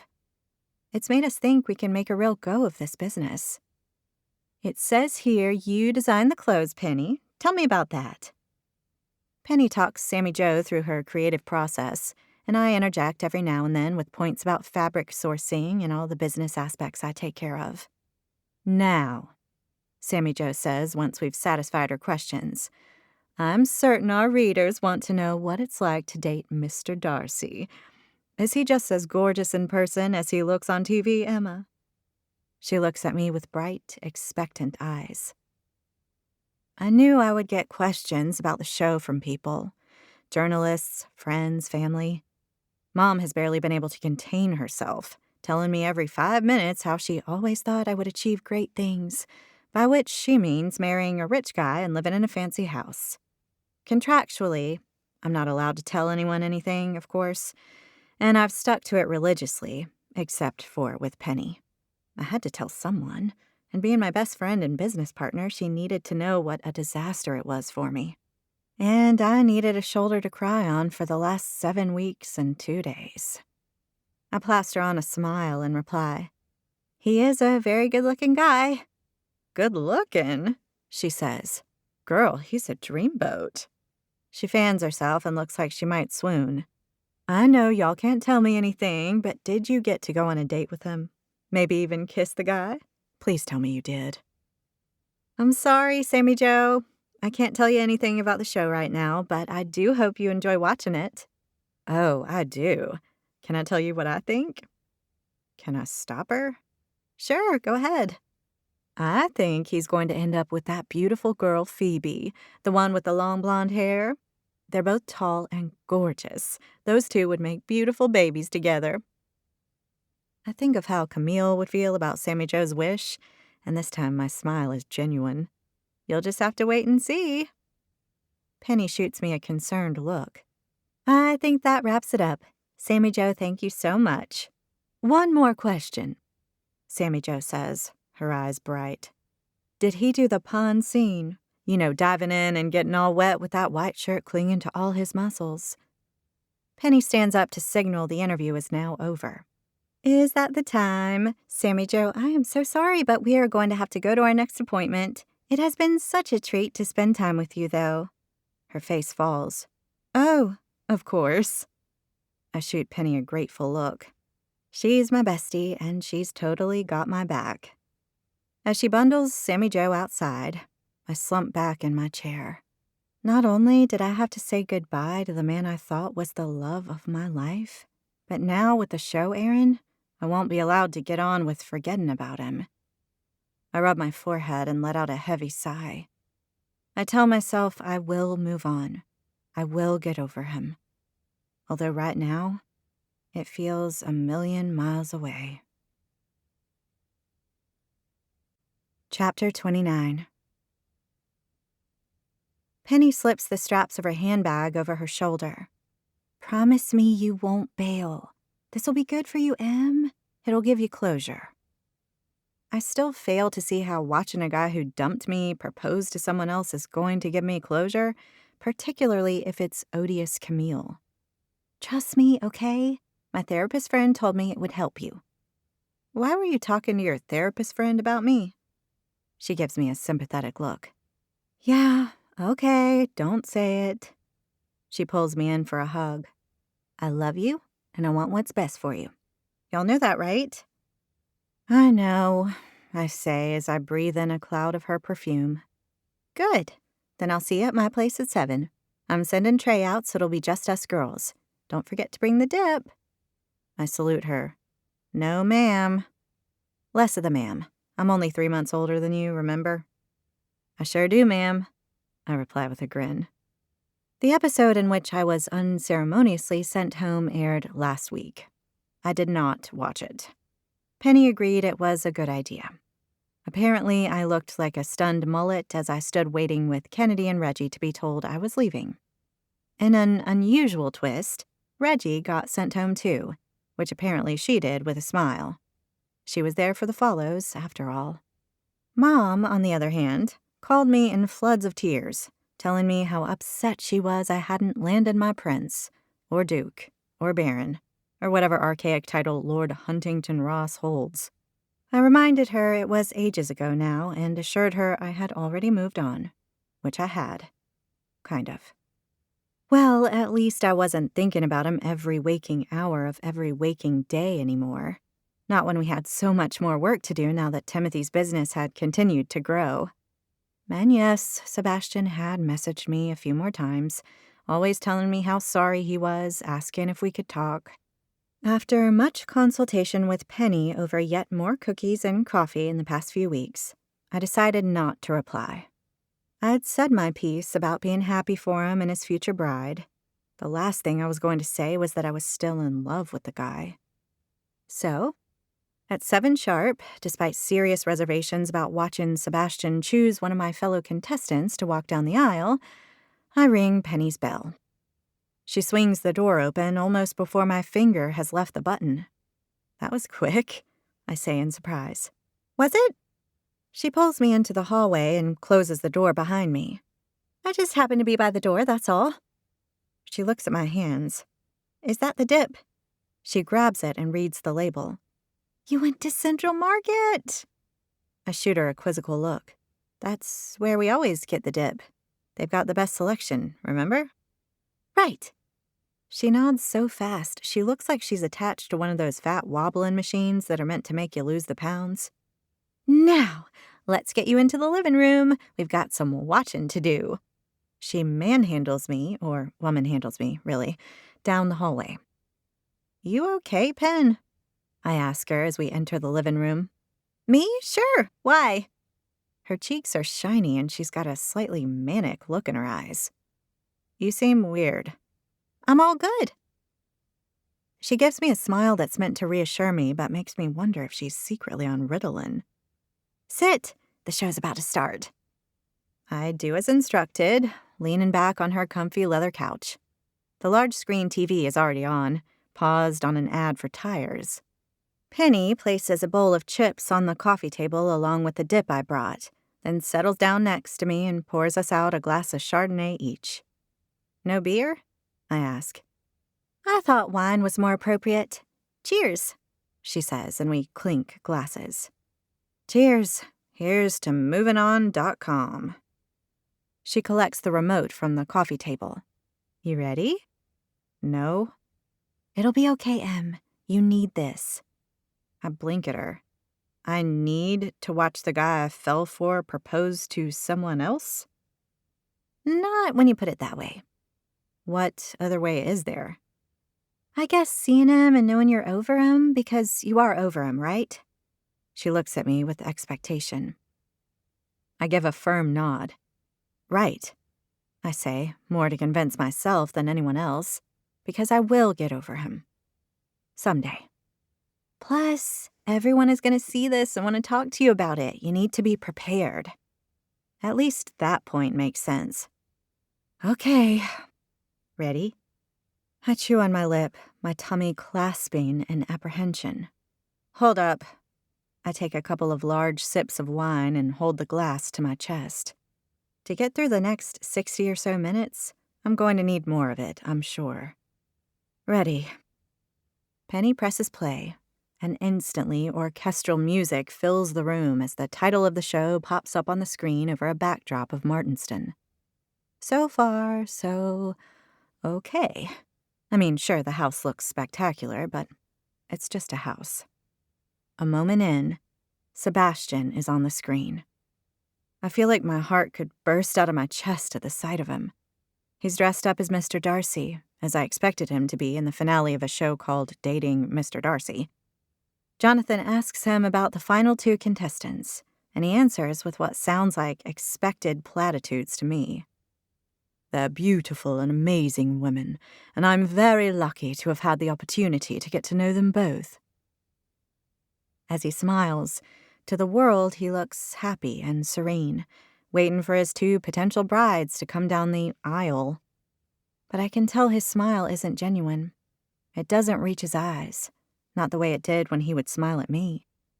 But then again, maybe I got that all backwards. I'm not the one up there on the screen with him, am I?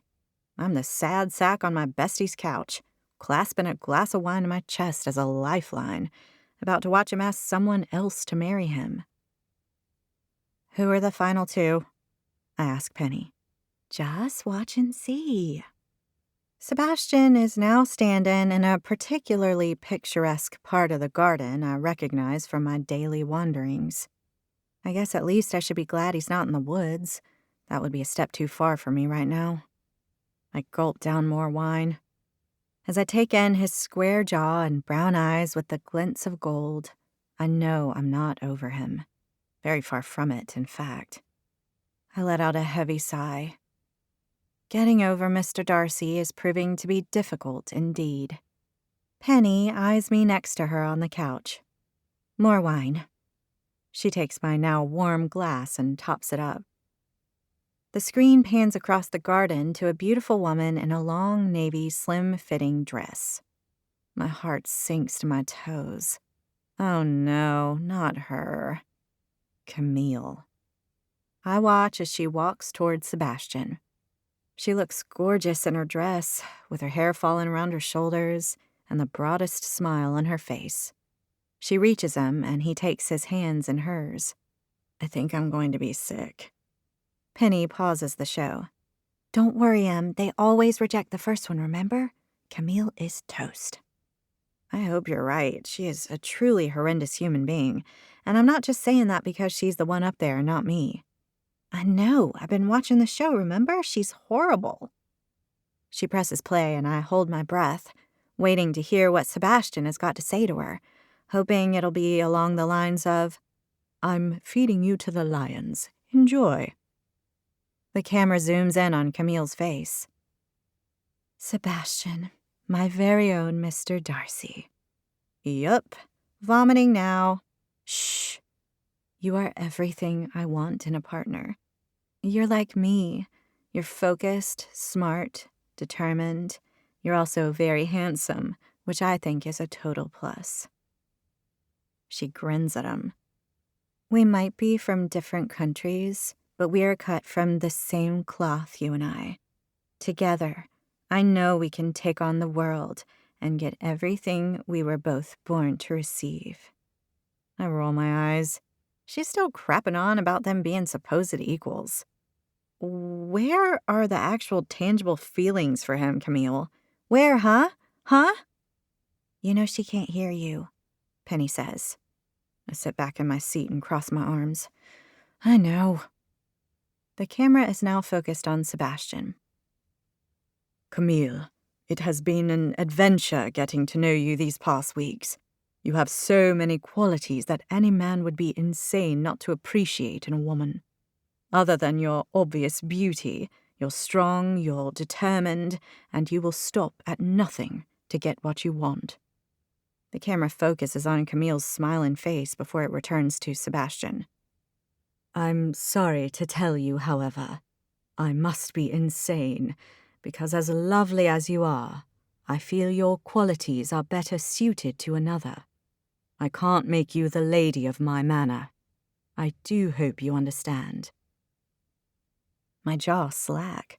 I look at Penny wide-eyed. Take that, Miss Camille, I'm too good for everyone, she exclaims in obvious glee. Go Sebastian, I mutter under my breath. Back on the screen, Camille's face is a study in utter shock. She must be feeling so humiliated not to have won. I feel sorry for her. Well, almost. But you need me, Sebastian. Without me, you're absolutely lost. He's lost? What the heck does that mean? I know this is hard, Camille, and I'm truly sorry. I wish you all the best for your future, and hope that in time you will find the right man for you. Camille's face is like thunder. You will regret this, Sebastian. You need me. You'll see. You're never going to do better than me. Sebastian releases her hands and looks down. With nothing more to say, Camille turns on her heels and stomps away from him. As the show cuts to an ad break, I'm suddenly nervous. I am so glad it's not Camille, but who's it going to be? Who do you want it to be? She must see something in my face because she adds, I mean, if it can't be you. It could be Kennedy. If it is, I'd be happy for her. Really? She's a great girl, and now that this whole thing is over, I can't wait to get together with her over a drink or two. Plus, her last name is Bennett, like Lizzie's and Pride and Prejudice. I always thought that might mean something. It's back on, Penny says as the ads come to an end. The camera shows Sebastian standing, waiting once more. We see the back of a woman walking toward him. She's in a pretty pale blue dress, her long blonde hair tied up in a ponytail. Phoebe? I guffaw. She is so beautiful, Penny gushes. She tilts her head toward me. I mean, nice dress. That would make anyone look amazing. It's okay, Pen. Phoebe is beautiful, inside and out. It's just I didn't think... You didn't think he'd choose her? I chew on my lip. Sebastian and Phoebe? As sweet as she is, I can't see them together. But then I proved I knew absolutely nothing when he kicked me off the show out of the blue. We watch Phoebe walk down a long red carpet toward Sebastian, between the topiary, lined with white ribbons and flowers. It's virgin on cheesy, but somehow the majesty of Martinston keeps it classy. As she reaches aside, she beams at him and he takes her hands in his, returning the smile. A genuine smile. Something twists painfully inside. They are two impossibly gorgeous people in an impossibly gorgeous setting, smiling at one another as though they've just won the lottery. I'm not sure I want to watch this, I mutter to myself. Phoebe, Sebastian begins, and I sink a little further into the back cushions. You are one of the most genuinely kind, sweet, and good people I have had the honor to know in my life. It's clear to anyone that you're stunningly beautiful, but you've also brought a sense of dignity to this process that was perhaps lacking in some. They share a smile. Phoebe is all those things and more. And then a thought occurs to me. Pen? I caught Phoebe in the hallway one night after lights out. She pauses the show. What? My mind twirls like a spinning top. She said she was out for a walk, and Seb assured me she hadn't been visiting him. Shall we keep watching? My heart sinks. He lied to me. I don't know. She takes my hand in hers and gives it a squeeze. It'll be okay. I chew on my lip for a moment before I nod. My stomach clenches in apprehension once more. She flicks on the show and we watch as they hug one another. Thank you, Sebastian, Phoebe replies. Coming on this show and meeting you has changed my life forever, and I am so grateful for it. Here I have met the love of my life. He's choosing her, I say in resignation as my heart drops to the floor. Shh, keep watching, Penny says. I know you have, Phoebe, Sebastian replies with a broad grin. And I am so very happy for you both. Huh? I turn to Penny. She's got that glowy, bright-eyed expression she gets on her face when she's watching the happily ever afters on these reality shows. Pen, what's going on? Sebastian takes Phoebe's hand in his and turns to the camera.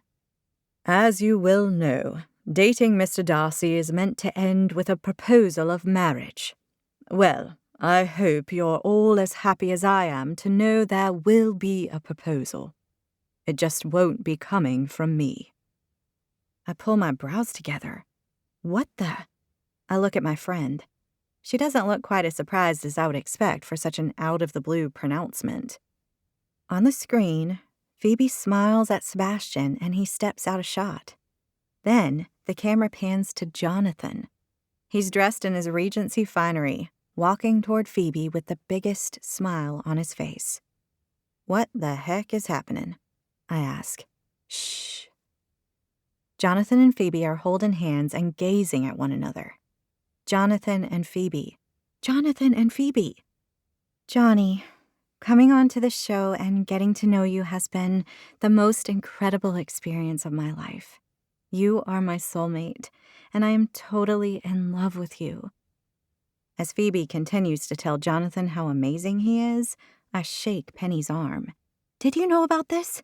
Has it been in the show or what? She presses her lips together and replies, Not at all. Isn't it shocking? There's something in her tone that has me narrowing my eyes at her. I return my attention to the screen. They're still holding hands, and Phoebe has tears streaming down her cheeks as she gazes at Jonathan. Jonathan Penfold, will you marry me? She asks nervously, and it's impossible not to melt as he says he will, and she leaps into his arms. He twirls her around, and the music plays, and I feel a few tears of my own slide down my cheek. That is so romantic, I say. Phoebe's the sweetest person you'll ever meet. I wipe my tears away with the back of my hands. And she was falling for Jonathan all this time? Who knew? That's who she was going to see that time I ran into her in the hallway after lights out. Jonathan. And there I was feeling angry with Sebastian for lying to me. He hadn't. It's so romantic, Penny agrees, her eyes glistening, her hand over her chest. Oh, look, it's Sebastian again. I wonder what's happening now. But what does that mean? He's not marrying anyone? Let's watch. I grab the remote from her and press stop. You don't seem overly surprised by any of this, I say. I am surprised, she insists. Let's watch it, okay? I narrow my eyes at her. There's something going on with her tonight. I just don't know what it is. She takes the remote out of my hand and presses play before I can protest further. Sebastian's face fills the screen once more, and my belly does a flip at the sight of him again. Phoebe and Jonathan falling in love has been a wonderful surprise for me. I could not be happier for two people so well suited and perfect for one another. I also know this television show is called Dating Mr. Darcy, and not Marrying Mr. Darcy's Best Friend. Please believe me when I tell you I had every intention of marrying the woman I chose. But, you see, the thing is—" "The thing?" I say that, not him. He never says that. "I sent the woman I fell in love with home from the show, and it was the hardest thing I've ever had to do, because she stole my heart from the moment I laid eyes on her on that red carpet back in Texas. She had something stuck in her hair, you see, and I helped her out with it." I try to swallow, but my mouth is dry. Could he mean, am I? I look at Penny for answers. Her eyes are brimming with tears, her hand over her mouth as she stares back at me. And I know. I just know. It's me. I breathe, my voice choked with tears. He means me. Penny nods, her face bright as tears roll down her cheeks. It's you, Em. Sebastian is still talking into the camera. "If you are watching, and I have done what I can to make sure you are watching this, you will know exactly who you are. I know I hurt you. I know sending you home the way I did was callous. I was a coward, and you deserve so much better. I put the needs of others in front of my own, and I hurt you in the process. I should never have done it. I sincerely hope you will give me the chance to make it up to you. Perhaps even one day, you may agree to let me make it up to you for the rest of my life." Penny reaches across and squeezes my hand. He's in love with you, Em. He's in love with you. The doorbell rings, making my heart leap into my mouth. "Penny?" I question. "Could you get that?" she asks, acting all nonchalant like the man I'm head over heels in love with hasn't just professed his love to me on national television. I don't need to be asked twice. I know exactly who it is. I leap off the couch, slopping what's left of my wine over my Timothy leggings. Dang it. "Forget about it," Penny instructs in a rush. "Go, quick, answer the door." I have so many questions, but now is not the time. I bolt out of the living room and into the hallway where I pause, my heart beating hard. He's come for me. Sebastian has come for me. I grasp the handle and pull the door open to see him standing on the doorstep. He's holding a couple bottles of beer in his hands. He smiles at me, and my whole body goes into overdrive. My heart races, my breath shortens, my tummy flips, and my legs go weak. It's a small miracle I can still stand, really. "Brady Bunch," he says in his deep, velvety voice. "You're here," is all I manage to say. "Were you watching the show?"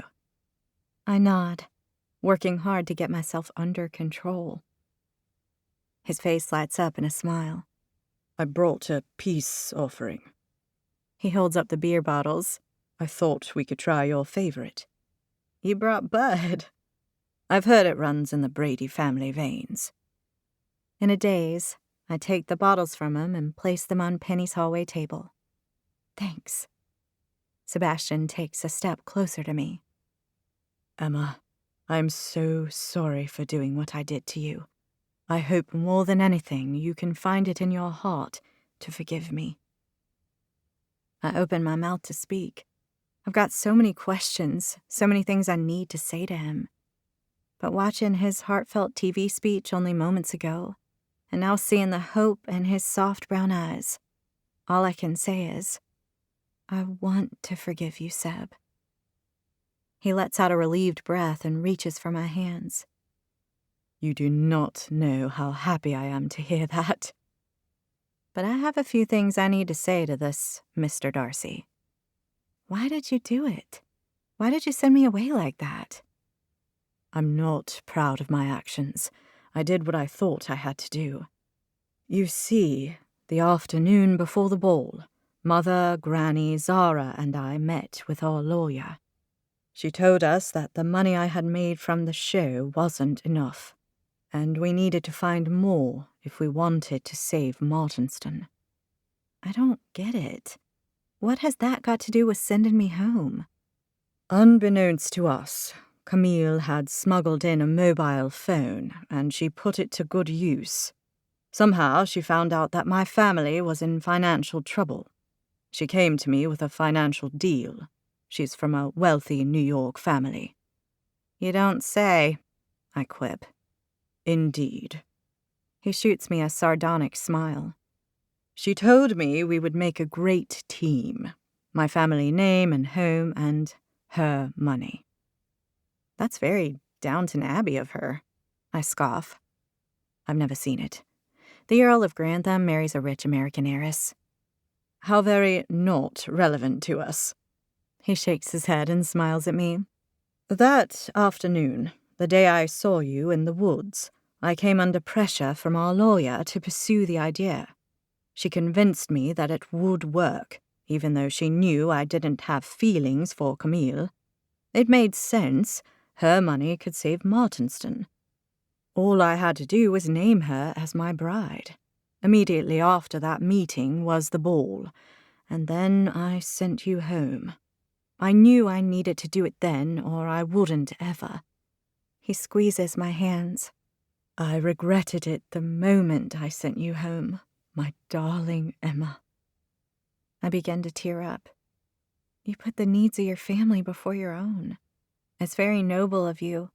I mean, saving your home was the reason you did the show in the first place. He nods. It was, but in the end, it wasn't enough. Why did it take you so long to come find me? I keep my voice light, but my heart is thrashing around in my chest like a wild animal.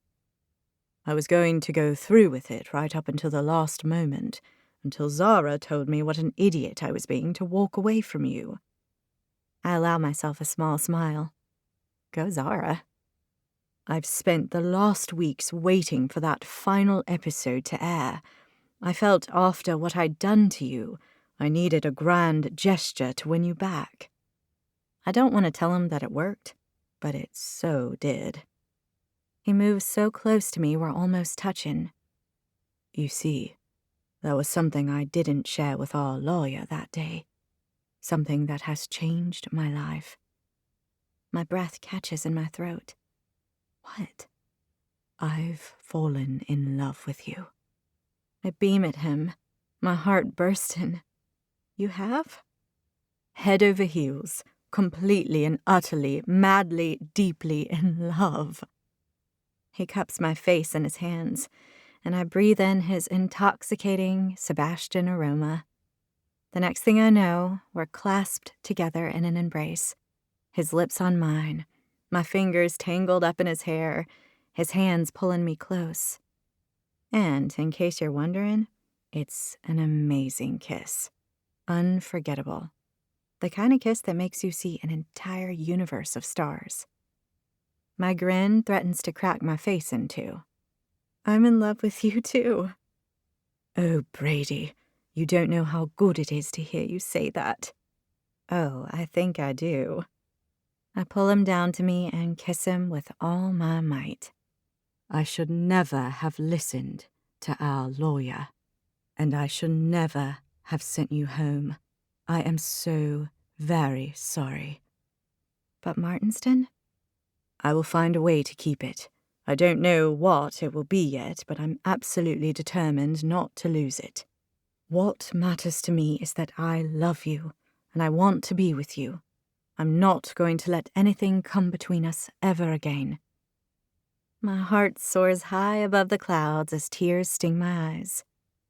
I promise to do whatever I can to help you save your home. I've missed you so much, Brady Bunch. He pulls me into him and smothers me in kisses once more. He's here. He came back for me. He loves me. My heart is so full of love it could burst. Ahem! We turn to see Penny standing in the hallway, grinning her head off at us both. I'll take it you've made up? You must be Penny, Sebastian says, reaching past me to shake her hand. Thank you so much for all your help. I look, open-mouthed from Penny to Sebastian and back again. "You've been in contact with Seb?" "He called me after you stopped messaging him. At first, I told him to take a flying leap at himself. But then, he told me all about trying to save the house and how much he loved you, and I knew you weren't over him, even though you said you were." "You know me too well, Pen. I hope you're okay about it. It felt weird going behind your back like that." I let go of Seb long enough to pull her into a hug. "It's going to take chocolate. A lot of chocolate." "Oh, chocolate I can manage." We share a smile, my heart completely full. "What does a man have to do to get invited into someone's home here in Texas?" Sebastian asks. "Oh, where are my manners?" Penny says. "Come in. I'll pour you a glass of wine and get out of your hair." "I brought some beer." He gestures at the bottles in the side table. "Let me go open those for y'all," Penny says before she leaves us for the kitchen. Sebastian slips his hand into mine and I look up at him. "Thank you," he says in his low, sexy voice. "For what?" "For not giving up on me, despite wanting to." I loop my hand around his neck. "If you ever do anything like that to me again, I will personally hunt you down and kill you." His laugh is low and reverberates through me, reaching right down to my toes. "I love you, Emma Brady." I beam at him. My heart contracts, filled to the brim with the most wonderful feeling in the world. I love you too, Mr. Darcy. The end. This has been Dating Mr. Darcy, a Love Manor romantic comedy, written by Kate O'Keefe, narrated by Holly Warren, produced by Blake Long Audio.